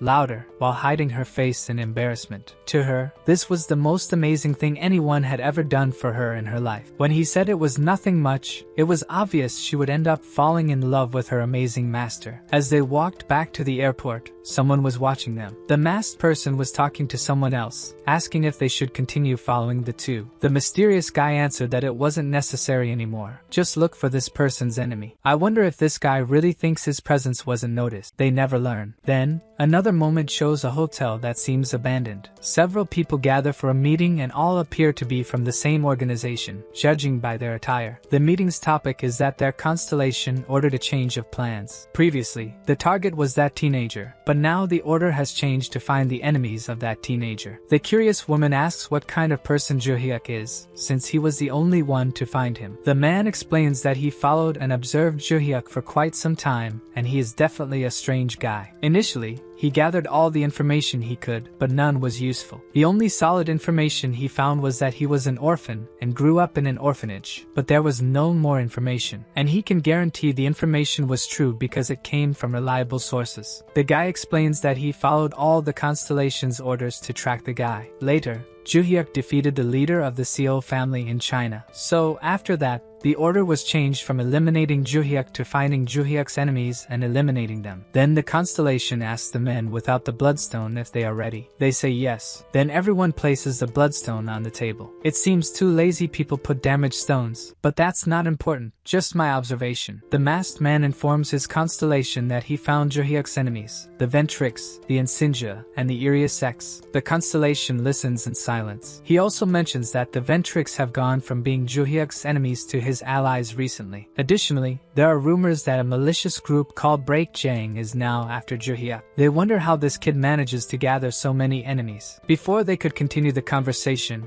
the constellation gives new orders. Eliminate all these enemies. I believe you've figured out that this constellation must be a disciple of our great legendary hero. When Juhyeok returned to Korea, his phone was full of messages from Choi Aram asking to speak with him. She wanted to inform him that she would miss fencing classes because she needed to go to her hometown to fetch something. That's why she wouldn't be able to attend the fencing classes. Juhyeok pondered what could be so important for her to fetch. Maybe it was the Choi family relic, which would be great, as the family's constellation might be one of his disciples. The protagonist was doing his daily training with the girls while thinking about various things. I don't know how he manages to concentrate with so many beauties around him. This master has an incredible focus. Juhyeok was wondering if the White Lotus Academy also had a constellation. Now that he was in contact with the director, he could check if there were any other disciples of his. While he was thinking about all this, the protagonist was surprised by an unexpected visitor. He had never seen this person before, so he asked who he was and what he wanted. The guy said that, first, there were many eyes watching, so they should talk in a more private place. In that case, the protagonist knew where they could have a secret conversation. As he went to the location, he instructed the two students to fight each other as part of their training. He left them there arguing about who was stronger, and found it very entertaining. In the hallway, he told the guy to reveal himself. Start talking! The man with the cat mask got straight to the point, and said he was there to deliver a message. This is interesting. What does he have to say? The guy then said to check the message itself. It was a letter sent by the real owner of the market. Juhyeok asked if it was the constellation known as the ruler of the shadows. The answer was yes, and this letter was delivered to several people. The constellation was looking for a specific person. If he understood the meaning of the letter and responded correctly, the constellation would be waiting for him. Juhyeok opened the letter to see what it said. Barche, who lives in his sword, commented that he didn't recognize those letters. Juhyeok explained that they were letters he had created. Even his disciples knew these letters. Now I ask you, did anyone else think this looked like cat ears? I did. That same night, the protagonist was heading to the market. He had made an agreement with the white-haired teacher so that he could leave during the academy week. As he walked, his constellation asked why he created special characters and what the point of that was. He simply said it was part of his training or something like that. Then, he calmly went to the secret door and entered. There was the door leading to the market. Upon opening the door again for the second time, he thought the place was quite familiar. Maybe it was because of the purple sun shining in the sky. Actually, I think it's a moon. Our protagonist just said it reminded him of the sky 300 years ago. He was surprised by the masked man asking if he was there because of the letter. Juhyeok said yes and asked where he should go now. The guy asked him to follow him to the meeting place. The place was the market headquarters. The view from the top of the building is excellent. Those large windows are great. As he observes, he notices that the cat is not there and, moreover, there are very strange buildings ahead that all seem to be made of paper. He doesn't remember seeing that last time he was here. Finally, the cat approaches him and asks what the answer to the letter is. Juhyeok says it's not a question that makes sense, but what she must want is the answer. He then asks for a piece of paper and a pen. Up to this point, the cat mask thinks this is a joke. This candidate was called only on a whim. It makes no sense for a 16-year-old to be the person his master is looking for. When the protagonist delivers the answer, the man looks at it and cannot understand. It looks like the same writing, but he does not know the meaning of these words. Juhyeok then says that it means no. The constellation asks what his response was to saying no. Has he gone mad? The cat mask can barely understand his words. The guy says that the protagonist has been verified as the person the master knows, and for her sanity, he must meet her as soon as possible. In that case, they touch his staff. This is the constellation's relic. They know how it works. Just touch the object, and he will be teleported to the constellation's mental realm. I doubt you were expecting it to be a girl. Now, what you might not have known is that it would be a different girl. She says that even though his appearance has changed, his magical power is still the same. How long has it been?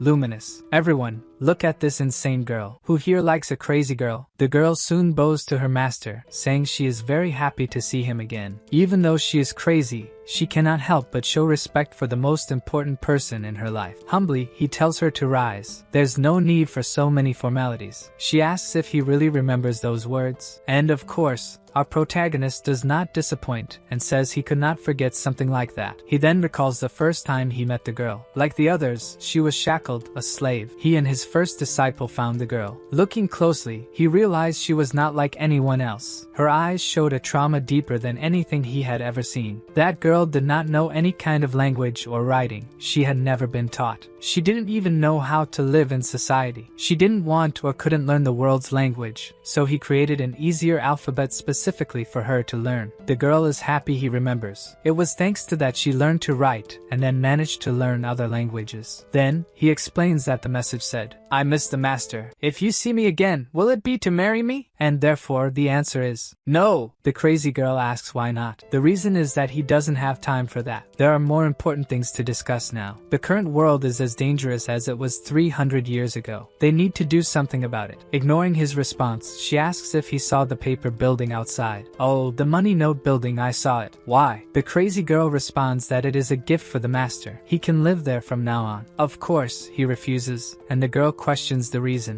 No, she persistently asks why. Now he remembers that she couldn't be left unsupervised for too long or she would go crazy. So, how must it have been to be alone for 300 years? He hopes she hasn't lost her mind. For moments like this, he created a special technique. Juhyeok extends his legendary finger and gives a legendary flick to Luminous' forehead, telling her to control herself. The protagonist asks her to keep calm and not get too excited. The girl asks if it's because he didn't like the gift. It was what he wanted before. He remembers he wanted a building full of money, not a building made of money. But really, in the past, while training the girls, he used to say he always dreamed of living in a building made entirely of money. His student, with a screw loose in her head, heard that back then and seems not to have forgotten. He even said it wasn't quite his dream. It was just because they were poor, so having money would be great. He told her that later, when there was peace in the world, living buried in a pile of money would be great for them. So they should train hard and strengthen themselves to bring peace to the world. At that time, the girl said she would fulfill his dreams, but he saw it as childish. So, back in the present, Luminous said she couldn't fulfill his dream while he was alive, but she was fighting to fulfill it even after his death. The girl asks why he doesn't want to accept the gift she made for him. He ignores this and just asks if she knew he would reincarnate, and therefore, made a building. The girl responds that she received a notification informing that the master would be reincarnated at some point. The protagonist begins to fear the girl's reaction, as she starts to go crazy again, saying she couldn't wait any longer for this moment. He really feared her madness. She was crazy. He says again that it's not the time for this and asks her to calm down. After some time, they talk more and she returns to normal. He tells her about the threat of the destruction pie that might appear again. The girl gets nervous, saying it's frustrating. He explains that he is now a teenager and lives at Valhalla Academy, and therefore refuses to live in a building made of money. The girl is sad, as her master is rejecting her gift, but asks him to extend his hand for a moment. Even though he refuses her most important gift, at least with this he should keep. This ring will grant access to the entire market, as if he were the owner of the place. After all, everything she did was for the master. He remembers that he has been receiving many rings lately. He bids farewell to the girl and leaves. Did Mr. Cat Mask expect this? While the meeting was happening, after some time, he received a question on his system window. Has that person left? He answers yes. He has returned to Valhalla Academy. The constellation was silent for a moment, and then replied, "You must buy Valhalla Academy for me." Obviously, the staff wondered if the master was crazy. She gave the great ring of the constellation's owner to that kid and now wants to buy the school where he studies. What could be the reason? He took courage and asked the constellation what her relationship with Juhyeok was. The girl promptly answered that he is her sky, which means he is everything to her. He shows another location, a mysterious island, where a man was beating up several people. The people losing their teeth were employees of a criminal organization, and the man doing this was named Logan. He was furious, destroying everything in his path and asking who was responsible for attacking his son. He asked questions and killed several men, eliminating them forever. Interestingly, the masked men were there observing, as they were ordered to hunt down the protagonist's enemies, but ended up seeing someone else doing it for them. This is the great American hero, furious because his son was attacked during a test at Valhalla Academy. He was there to catch the leader of this organization, but it was too late, as the man had already been abducted by a mysterious constellation. The guy was defending himself from the invader in his territory and ended up there without knowing how. He didn't even find out how he died. His heart was simply disintegrated. Maybe now he fits better with someone who harms others, someone without a heart. The lion constellation is concerned about this mental space, ensuring that if the constellation wants, he will not die, for he said that dying would be too easy. The guy recognizes the appearance of this constellation and asks if it is the constellation of the Juhyeok clan. The man with the goat mask confirms his identity. His name is Juhyeok, the guardian of the Juhyeok clan. In that case, the villain questions why he is being attacked by someone like him. The constellation explains that the attack he is suffering is based on someone else, as they attacked his son. He recognizes that the man is Logan. The constellation and the guy discuss the change of targets. Initially, the goat mask wanted to kill Juhyeok. In summary, this constellation wanted to kill all the people said to be the strongest, because, to him, there is only one person who could be called the strongest, and he lived 300 years ago. The target he had this time is literally the strongest, so he decided to defeat all those who tried to harm the target. The villain realized that arguing against this constellation is pointless. He will certainly die there, so he needs to fight back. Perhaps he can survive this dimension. He tried to attack with all he had, but it was impossible to fight back against the constellation in its soul dimension. His attack destroyed the throne, but he couldn't even perceive the constellation's presence. In the soul realm, the owner's control is absolute. He wouldn't lose fighting there. Once again, his heart was racing, and I don't know if this was literal or not, as the sensation of death repeated itself, as if being annihilated was too quick. Now, we return to the next morning, at Valhalla Academy. The protagonist has just gotten out of the shower, and while checking his phone, sees in the news that a criminal organization has been completely destroyed. Barche asks if these people were related to the assassins who invaded the Academy's competition test. He agrees it was that organization. It seems he won't need to look for these people anymore. He admits that he is only there because of the system, and when everything is resolved, he won't need to stay. Meanwhile, we see the headmaster of Valhalla Academy receiving an unexpected visit. The Cat Mask, a man from the black market, came to make a deal. He is straightforward and offers to buy the school. The headmaster, who is also the owner of the academy, asks who he is, if he is really the owner of the black market. The cat mask confirms his identity, and says he must be aware that the offer is real. The headmaster explains that he cannot sell the academy because the place was created for the benefit of the students, not to profit from money. The cat mask snaps his fingers, and a sum of money appears on the table. The man reiterates that principles are not above money. In the past, he was a fighter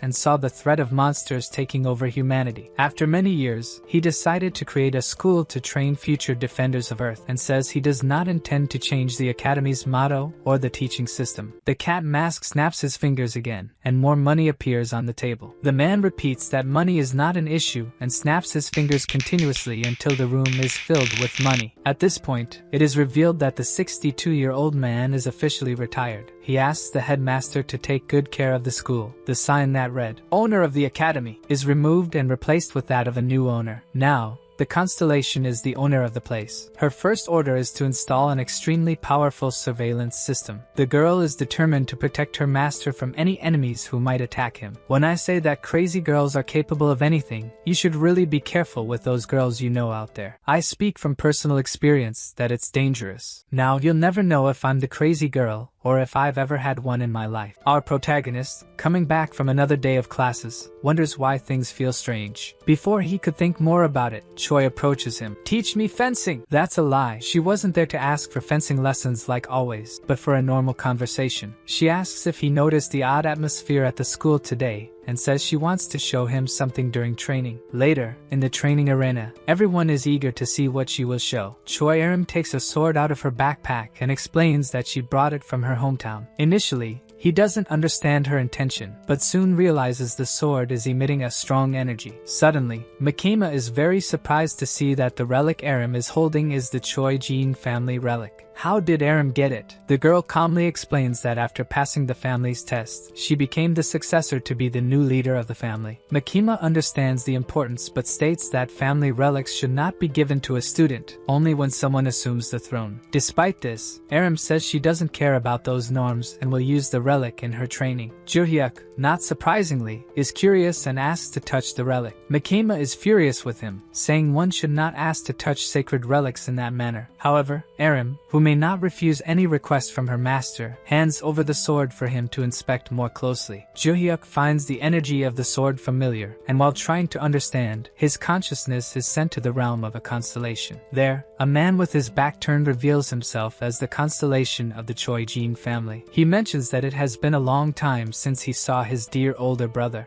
I think the protagonist is similar to my father. He goes out on the street and knows everyone. I don't even know my neighbor's name. It seems that our protagonist has found another of his disciples. It is no wonder that the fencing that Choi Aram learned in his family is so familiar to him. They were the techniques of one of his disciples. The constellation admits that he did his best to teach his technique to his employer. If he noticed the similarity, it is because he did a good job. But in any case, the protagonist says that it is very different from the fencing he knew. This is no wonder. His student says that nowadays people prioritize magical power much more than training their bodies. So, anyone who taught him the complete technique would be putting his body at risk by overloading it. He says that he did not know that the master had reincarnated in the body of a high school teenager. This is different from the other girls, so the protagonist asks if he did not receive any notification window or something like that. His former student confirms that he did not know anything and did not receive anything. This leaves our protagonist confused. So why did that lunatic receive a notification? Besides, Barche also knew that he would be reincarnated. Anyway, it's great to see his boy so grown up. His former student must have been happy, but he doesn't admit it. He started to think now that he doesn't remember his own name anymore.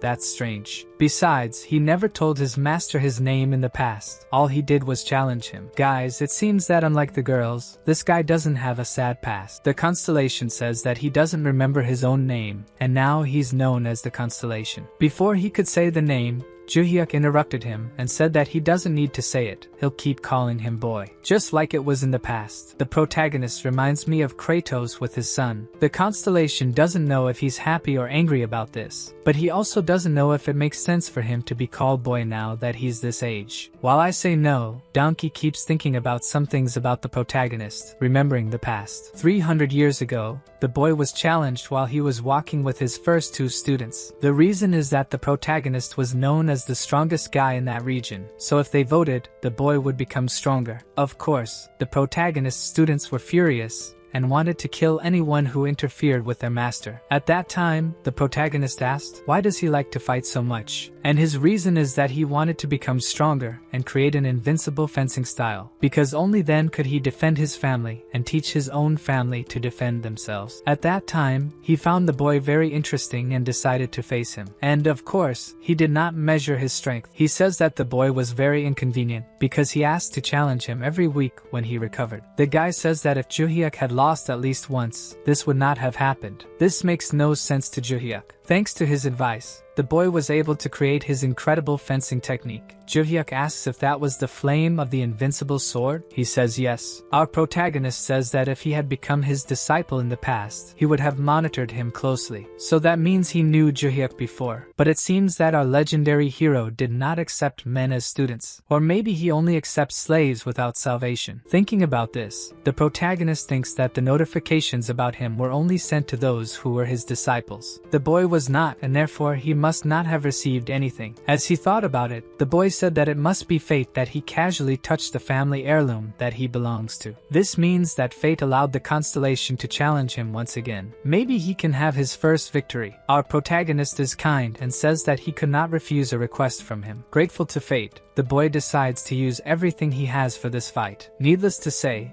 Juhyeok always uses everything he has in a fight. He is the type who, to kill a cockroach, sets the entire house on fire to ensure his victory. So the constellation went all out and seemed very strong. But then we see Juhyeok returning to his body smiling. I can't believe he lost. The protagonist hands the sword back to Choi Aram and tells her very intensely to take good care of it. He tells her that her constellation is a good boy. She should practice her fencing and communicate more with him. Then we see the result of the fight. The boy was on the ground while saying that this guy never made sense. Meanwhile, at Valhalla Academy, it is shown that the the Shui family is in China. The elders gather with the representative of the White Lotus Academy. The woman did not know why the 3 elders had summoned her, so she asks what they want. They called her here because they need to choose someone to replace her as quickly as possible. However, they say it is tradition that the leader of the White Lotus Academy cannot become the matriarch. In other words, does she have someone to suggest as the new leader? They ask this but make it clear that the recommended person must be more powerful than the deposed former matriarch. The elders themselves criticize her for using her position to maintain her own influence rather than for the good of the family. The woman thinks deeply about it and then says she has an idea. She recommends someone, but the name is not revealed. The scene cuts to Yenlang training. The girl is about to face a fencing practice. Choi Aram is extremely fast and almost hits the girl, but Yenlang manages to defend herself. Once again, she prepares to attack but retreats from Yenlang. The girl realizes that crazy person's attacks were incredible. Frustrated by her power, she decides it is her turn to attack. But Aram continues to block her strikes with ease. She mentions that she has recently become much stronger than before. Maybe it's thanks to this sword or her master's training? The protagonist had instructed to avoid using magical power, relying only on physical skills in combat. Moreover, Aram cannot draw her sword from its sheath during the training. Teach me Fet. Yenlang says she doesn't mind if her opponent draws her sword, but the protagonist does not believe this and makes it clear that he doesn't want to see his student with cuts. Juhyeok also questions why Makema is just watching, since last time she had disagreements with Yenlang. Actually, Makema is here out of curiosity. In the last fight with Yenlang, Makema was defeated and didn't pose a real threat to her. Now, seeing Yenlang being pressured by Choi Aram is frustrating. How did this girl become so strong so quickly? Makema wants to confirm if she can truly defeat Yenlang. Aram warns Juhyeok and Yenlang that if she draws her sword, Yenlang will surely lose one of her 7 lives. Being underestimated in this way makes Yenlang furious. She rushes to attack Aram, angry at being called kitten. Stop calling me kitten! Aram maintains her stance the entire time, so their attacks clash against each other. The impact of the attacks creates waves of energy throughout the room. Juhyeok does not feel pressured, but Makema struggles to maintain the same calm. The 2 girls in combat have surpassed her in many aspects. Even using her sword with force, Yenlang could not overcome Aram. Using her agile legs, she almost hit Choi Aram's face but couldn't land a direct blow. Yenlang couldn't hit Aram directly using only physical strength. All her attacks were blocked or dodged by Aram. Many thoughts crossed Yenlang's mind. She had seen Aram fight several times with Juhyeok, and her moves weren't as fast and strong. Before she could think more about it, Aram attacked again with a precise fencing technique. Yenlang managed to dodge, but it wasn't enough. Even being close to the attack caused pain in her abdomen. Teach Me Fencing even praises Yenlang, saying she is good at dodging. Despite her confidence in her absolute strength, Yenlang admits to herself that she can't continue like this or she will be defeated. She decides to prepare to receive the next strike and put everything into a counterattack. Aram then attacks directly at Yenlang's shoulder. Yenlang blocks the attack with her hands and finally manages to get close to Aram. NANI? If the sword had been unsheathed, you wouldn't have done that, kitten! Yenlang probably broke a few of Aram's teeth with her attack. It was a direct hit that even left a mark on her chin. Choi Aram was definitively defeated in the training. It was the end of the duel, and Yenlang was panting after giving it her all. Even so, Aram was not completely defeated by the blow. She stood up, determined not to give up. Juhyeok then ends the duel, making it clear that the training is over. He made it clear that both were injured and should not exceed their limits during training. Juhyeok seems proud to see how Aram has progressed. She made a contract with the constellation Juhyeok knew in his past life and has been communicating a lot with Kiddo. Because of this, she has improved greatly. Now your other student, Yenlang, appears more injured, and he is equally concerned about her. The girl plays tough in front of her master at all times, but the truth is, the situation was dangerous. She explains that if she had received the blow a bit further back, she wouldn't have been able to block it and would have been injured. I bet you, watching, understand the concept of torque applied here. Yenlang admits to herself that the girl has become much stronger than before and is sure it is related to the relic. This makes her think about her own family's relic, which is quite convenient, since we recently saw that her family is unsure about who will be the next leader to take the relic. The day comes to an end and night approaches. At some point, the protagonist is taken to the mysterious zone and meets the red-haired woman. She called him to reveal the exact location of the next appearance. She reveals that the appearance will be in Sejong City and will occur in exactly 3 weeks. The protagonist notes that last time she mentioned 3 months, so she was correct about the time frame. This indicates that 2 months have passed since he began training with the girls. He asks what he should do with the monsters that escaped from the labyrinth while he is there. The woman, concerned, asks if he hasn't gathered the team as she instructed. Juhyeok reflects on this carefully. He has some people in mind but isn't sure if they are suitable for the job. After reflecting, he says he has a team to help, but he doesn't seem very confident. They discuss strategies and the best way to destroy the labyrinth as quickly as possible. Juhyeok asks if they should send more people in advance. The woman clarifies that he should focus only on destroying the labyrinth's boss and nothing else. He disagrees with this and decides to use the ring to focus on destroying the labyrinth as quickly as possible. After discussing further, she takes a purple stone and gives it to the protagonist, explaining that it is a disposable teleportation crystal. If he imbues the crystal with mana, he will be teleported here. This leaves Juhyeok in doubt. Why to this location? Can't she just call him here whenever she wants? The red-haired woman confirms but explains that there are limitations to knowing what happens outside this location. She plans to keep all her focus on the labyrinth's movements, so it would be good if he had a way to escape. It's not clear why she is giving him this, but having an extra escape route is not bad. She snaps her fingers and says they will meet again in 3 weeks. The next day, we see the protagonist walking down the street, pondering what to do. He wonders if he should contact Adelia Ventrick and ask her to send contractors to the location in advance. Additionally, he needs to get a day off for the disaster. He calls Professor Lilia to request the day off, but when she answers, he nearly goes deaf from the shouting. The woman says she is in trouble. After calming down, she explains that she was fired from the academy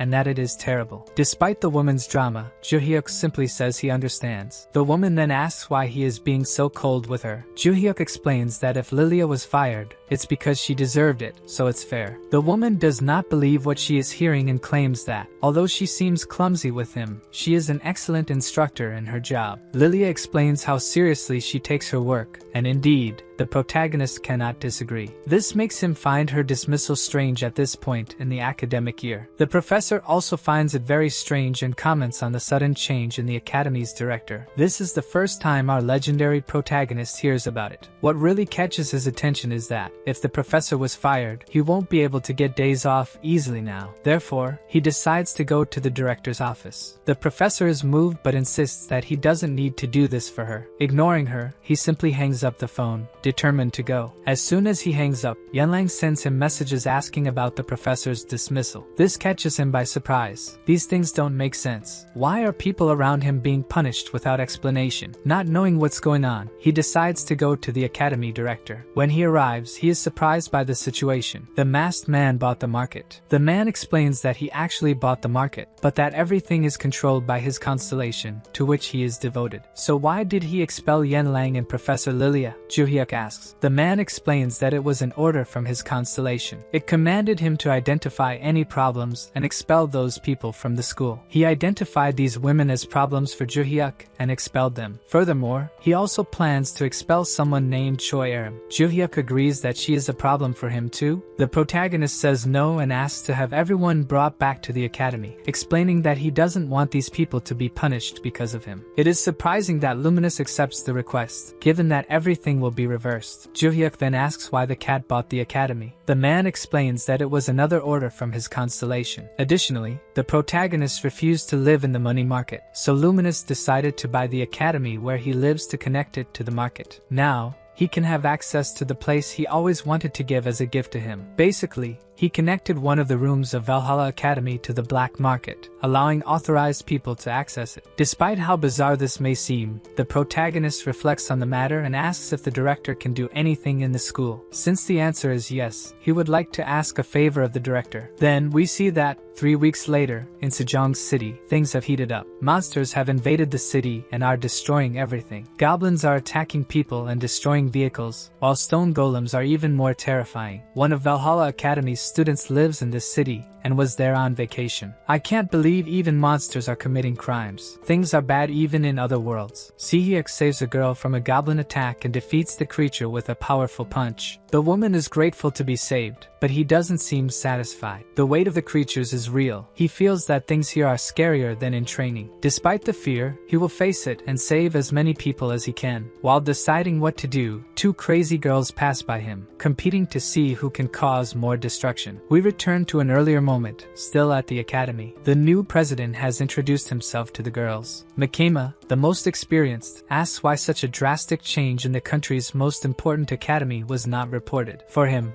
the answer is simple. He simply did not want it to happen. The reason for revealing himself now is that the Black Cat expects to work with Makema in the future. The protagonist explains that he is there to suggest the creation of a new department. It is a special class where students will have the autonomy to engage in external activities, without the need to follow the traditional classroom instruction. The question is, do they want to be the first people in this special class? Yenleng says it doesn't change anything for her, as she doesn't attend normal classes. Juhyeok acknowledges this and still wanted to invite her. As a request from her beloved master, the girl cannot refuse. Choi Aram didn't think much about it and immediately accepted. Makema is the only one with a bit more critical sense. She wanted to understand things better before accepting. First, is the director the Black Cat the same owner of the black market? The answer is simple, yes. So why is he interested in buying the academy? It doesn't make sense for the owner of a clandestine market to be the president of such an important institution. How did he get the approvals? How did he manage to do all this? She has many doubts about this man. Additionally, she wonders how this man has so many important connections without a powerful family.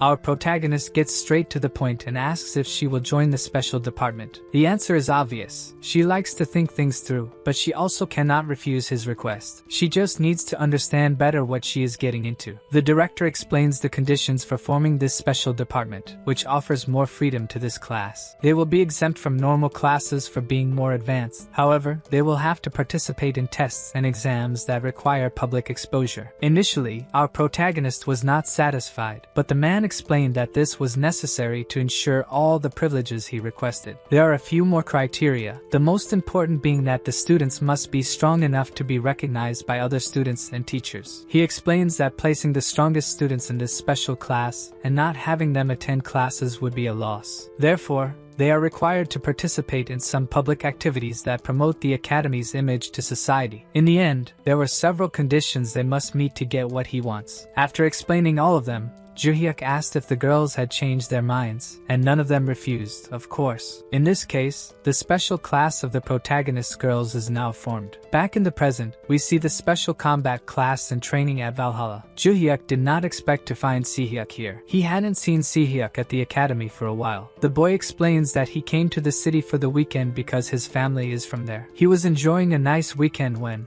suddenly, chaos erupted. Sehyuk also has questions. Why are the academy students in this city at this moment? The protagonist does not answer directly. He orders Choi Aram and Yenlang to get ready, and they understand that it is to demonstrate practically why they are there. The two girls and he move towards the creatures while the other two observe. The monsters, patiently, wait for people to prepare for the fight. The only problem for the monsters is that this cannot be considered a real fight. When Juhyeok swings his sword, even the stone monsters seem to be made of butter. He easily eliminated all the monsters that were nearby. His students saw everything up close and even the girls couldn't help but be scared by so much power. Sehyuk already knew that this guy was strong, but it seems that every day it's getting more absurd. One of the Ventric family members was with him and came to the protagonist with information. He discovered an area 5 kilometers from here where the monsters are coming from. The protagonist questions the position of the Ventric family agents. They are evacuating the civilians from the area. Something that intrigues Juhyeok is that the Ventric constellation hasn't awakened since the last time. Juhyeok asks the man named Mojiri, and he says that the constellation lady remains silent. His concern is that it's been 3 months since then, and he doesn't know if something happened to her. At least he has this sword with him. He wanted to have a contract with his other disciple too. Juhyeok orders the Ventrics to stop playing dress up with capes and show themselves while helping with the evacuation. This will help improve their reputation. The guy can't disagree disagree with the wise advice of this guy who has authority over the head of the Ventric family. They decide on a plan and then go to the center of the calamity. The two strongest girls must defeat the monsters and save the citizens. Makima must help with the escort with Juhyeok. She didn't like being paired with this muscle-bound brain. These are the orders. They must go now. After some time they arrived at the place where the entrance to the labyrinth should be. The guy confirms that this is the place, and that they must make a plan to eliminate the monsters from the entrance. If they work together they can clear the way. Our protagonist admits that this would be the most sensible thing to do. However, it will take too long,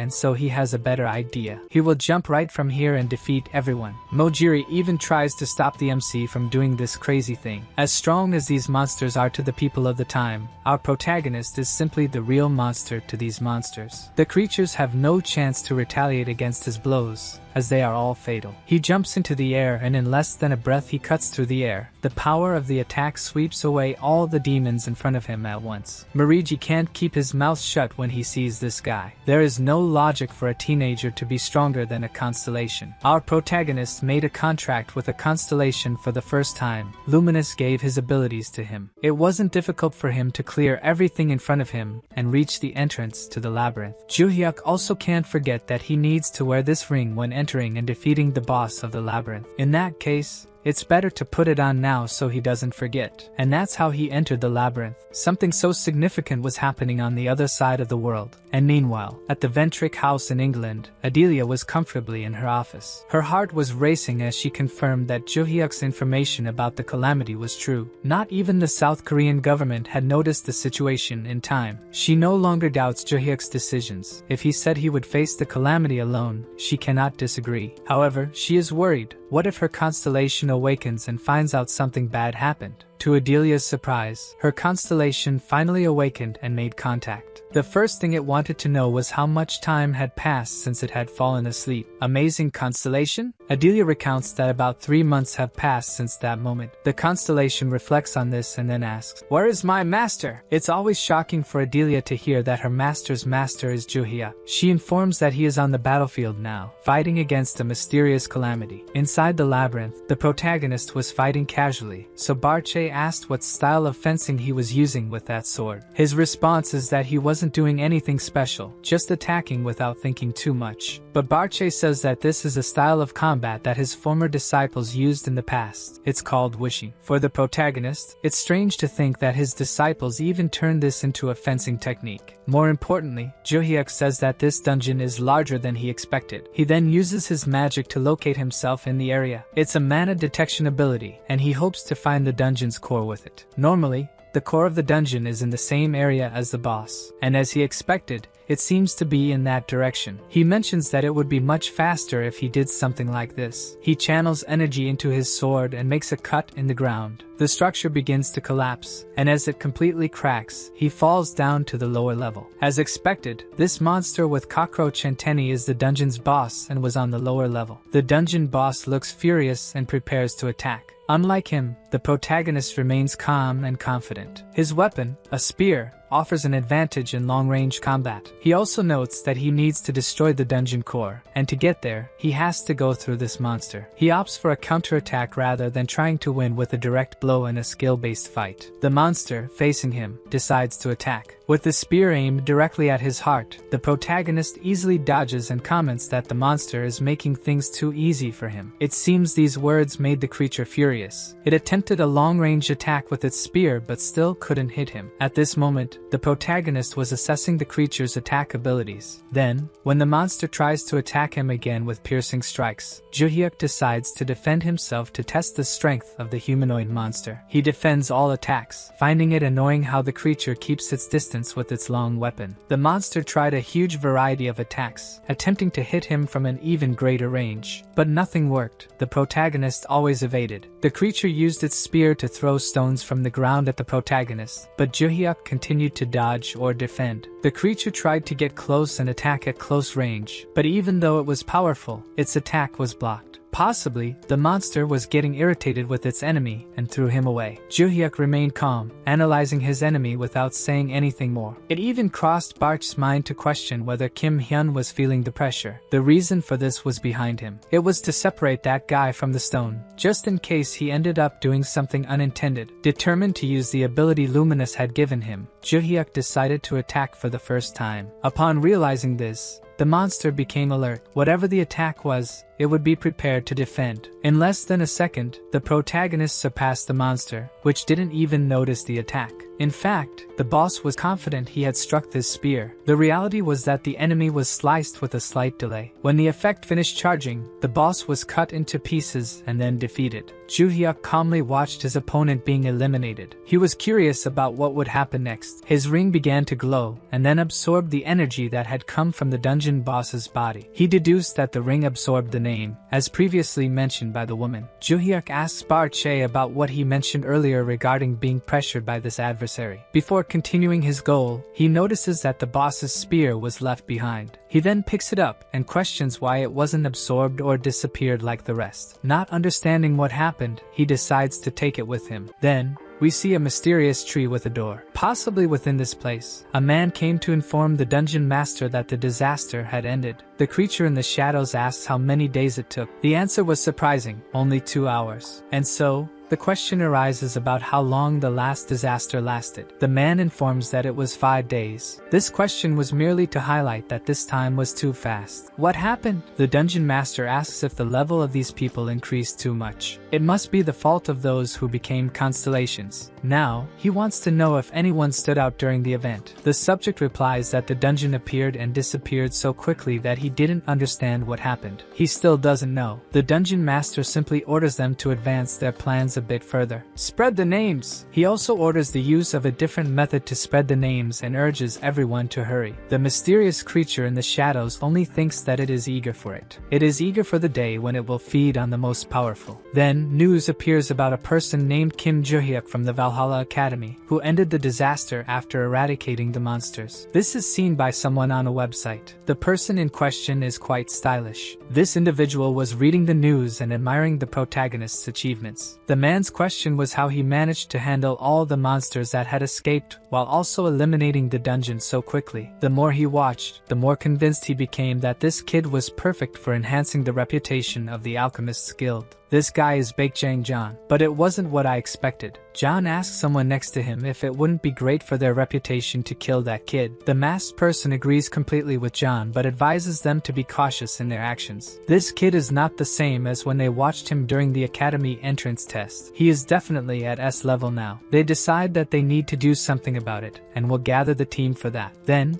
we finally return to the Valhalla dormitory. Our protagonist seems to attract enemies like a magnet. I know he stands out a lot, but it's not normal for so many people to want to go after him. He came home exhausted after solving a major problem and facing another 200 enemies. Juhyeok reflects on how he absorbed all the mana stones and grew stronger. And yet, he hasn't reached his limit. He's always winning his battles, and his power is ahead of the enemies so far. However, he feels his magical capacity is relatively small. Dealing with that dungeon boss was more complicated than he expected. His body is exhausted. He even comments that it's much easier when he has a contract with a constellation. Using another person's magical power is very useful. His mind was boiling with thoughts about future problems, and because of this, he decided to use his disposable teleportation stone. The mysterious red-haired girl surprises him now in her dimension. She seems bored when alone and gets quite excited when her visitor finally appears. Juhyeok explains that he managed to handle the situation and defeat the boss. This magic stone was meant for emergencies, but it's fine since he succeeded in his mission. But she became curious about the spear he brought. He explains that it was from the dungeon boss and wasn't absorbed with him or disappeared, so he decided to bring it. This is nothing but curious. The girl asks to see the ring. It's safe and there's no problem returning it to her. The girl takes the item, and a pink smoke comes out of the ring. Then she returns it to the protagonist. She confirms that the name was absorbed correctly and says that the real game will begin now. Surely, the dungeon master will take the next step. She believes that powerful names will appear now, so she will take a peek to check. But even before doing that, the girl mentions that it is likely to be the people from the Destruction Tower whom he defeated 300 years ago. Our legendary hero soon remembers certain people. Feeling a a bitter taste just thinking about meeting those bastards again. He actually says he got angry just thinking about it. The girl told him to cheer up, saying that before those names appear, they will meet again. So, he should be glad. I think for him,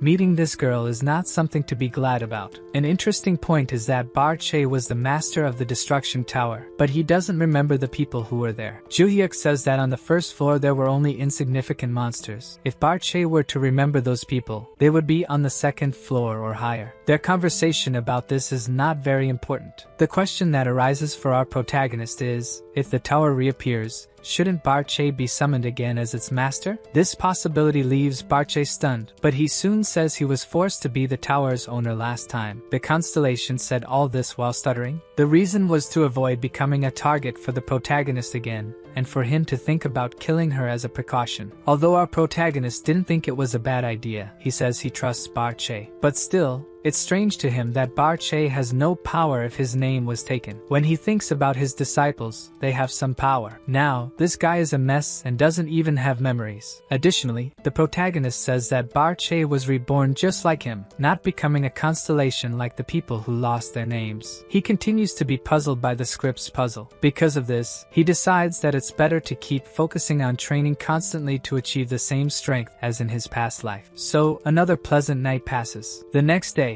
after school, Seehuk was going to work out while thinking about the fight he saw that day. No matter how he thinks about it, that guy is amazing. He knows Juhyeok was much stronger than everyone else, but deep down, he didn't want to admit it to himself. Now, he can't even deceive himself. And not only that, all those girls who were taught by him became much stronger and surpassed him. Alright, he is determined. If he was trained by Juhyeok, he can also become stronger. When he opened the door, he found something he could not have seen. A girl fervently smelling someone's clothes. Yes, Yenlang was sniffing a towel. Her face leaves no doubt that she was doing something that should be a girl's secret. 30 minutes ago, she was running intensely on the treadmill. After finishing her routine and being praised by her master, the protagonist gave her a towel he had used. He used the towel in the same way. The girl tries to beat Sundara but can't manage it. Aram also recognizes the progress of the kitten and points out that there's another girl here who is more sedentary. Help, this is madness. Makema says that this training is too heavy for a human, but our MC claims it's actually quite light. Nothing like a good tease to make the girl push herself harder. She also says that Juhyeok's training is better than that of a certain someone. They started arguing about something trivial, and our protagonist enjoys seeing these moments with his students. He ordered everyone to rest now, and Aaron became curious about what Juhyeok was going to do next. He was going back to the dormitory to train magical abilities. In this case, Aaron decided to do the same. They left, and Makima was going to follow the same path. But before leaving, she wanted to know if Yenlang wouldn't be going too. The girl said she wasn't tired yet, and would do some more exercises. Notice, Makima left and advised her rival not to overexert herself. So, Yenlang was left alone in the school gym. At this moment of solitude, the girl began to reflect on certain things about that hand. Don't rush, it's nothing wrong. She was thinking about how she feels she's getting stronger with Juhyeok's training, but that guy continues to be an exception to any rule. There shouldn't be anyone capable of defeating monsters like that. She's also very happy to see that he's getting stronger while training with them. He's incredible. Yenlang tries to remember why she became his disciple. Her goal was to surpass him, but now she's sure that he's so insane that it's impossible to achieve that. In fact, she admits she's already overwhelmed by the training. So, she doesn't believe she can surpass him. So why does she continue being his disciple? Her heart races, and she remembers when he defended her and then solved all her problems. It's not so simple. It seems that everything in her life now revolves around him. Realizing this, her heart starts to thump. Could it be pheromones? As her heart races, she misses him and has an urge to do strange training sessions with Juhyeok. There's no avoiding it. She's thinking perverted things about him. There's no stopping those thoughts now. Maybe that helps. She looks at the towel he used. Is this something strange? It doesn't matter anymore. She picks up the towel to wash and return it to him. That idiot forgot it, so I can't avoid it. What's this smell? My heart is trembling, and my body feels strange. Maybe no one will see this, right? So, just a little. Please help me reach 3,000 likes to bring the complete work with all the chapters to you. Spicy things are coming. What the fuck? Yenlang was caught with his nose in the wrong place. Sehyuk just wanted to find the protagonist and asked to be trained too. But now that she saw Yenlang's weaknesses, she decided to eliminate the witnesses. With that punch he must die or lose his memories. It was really a big gratuitous scam. The girl didn't expect to be caught in such an embarrassing moment. She actually cried with shame. Meanwhile, our protagonist was in his room training his mana control. He was very concentrated and was interrupted by the cell phone ringing. It was late, so he answered, curious if it was an emergency. Adelia found herself calling so late. But it's important, Mrs. Constellation is awake. That's great. He thanked Adelia for the good news and asked her to reserve her time. He was eager to see his students face to face. More important than that, we see the black cat terrified when he sees his master furious about something that happened. His constellation was about to lose its mind. Poor man. The reason for this started 10 minutes ago. He was working and monitoring things at the gym. His master asked him to check the cameras regularly for her. He saw no reason to do so, but he did not refuse. He accidentally saw the footage from the classroom and saw a body thrown out. He was terrified because there was a body at his school, but when he zoomed in he saw that he was just unconscious. His master asked him to go back to the recording to find out what happened, and that was how they discovered that it was Yen Lang who attacked the student. She just destroyed him when he entered the room. The constellation saw on the cameras that the girl took advantage of Juhyeok's used towel and smelled it. Now she can't contain her jealousy. Guys, help me get 3,000 likes on this video so I can bring more fencing lesson videos. I know you can do it if you are motivated.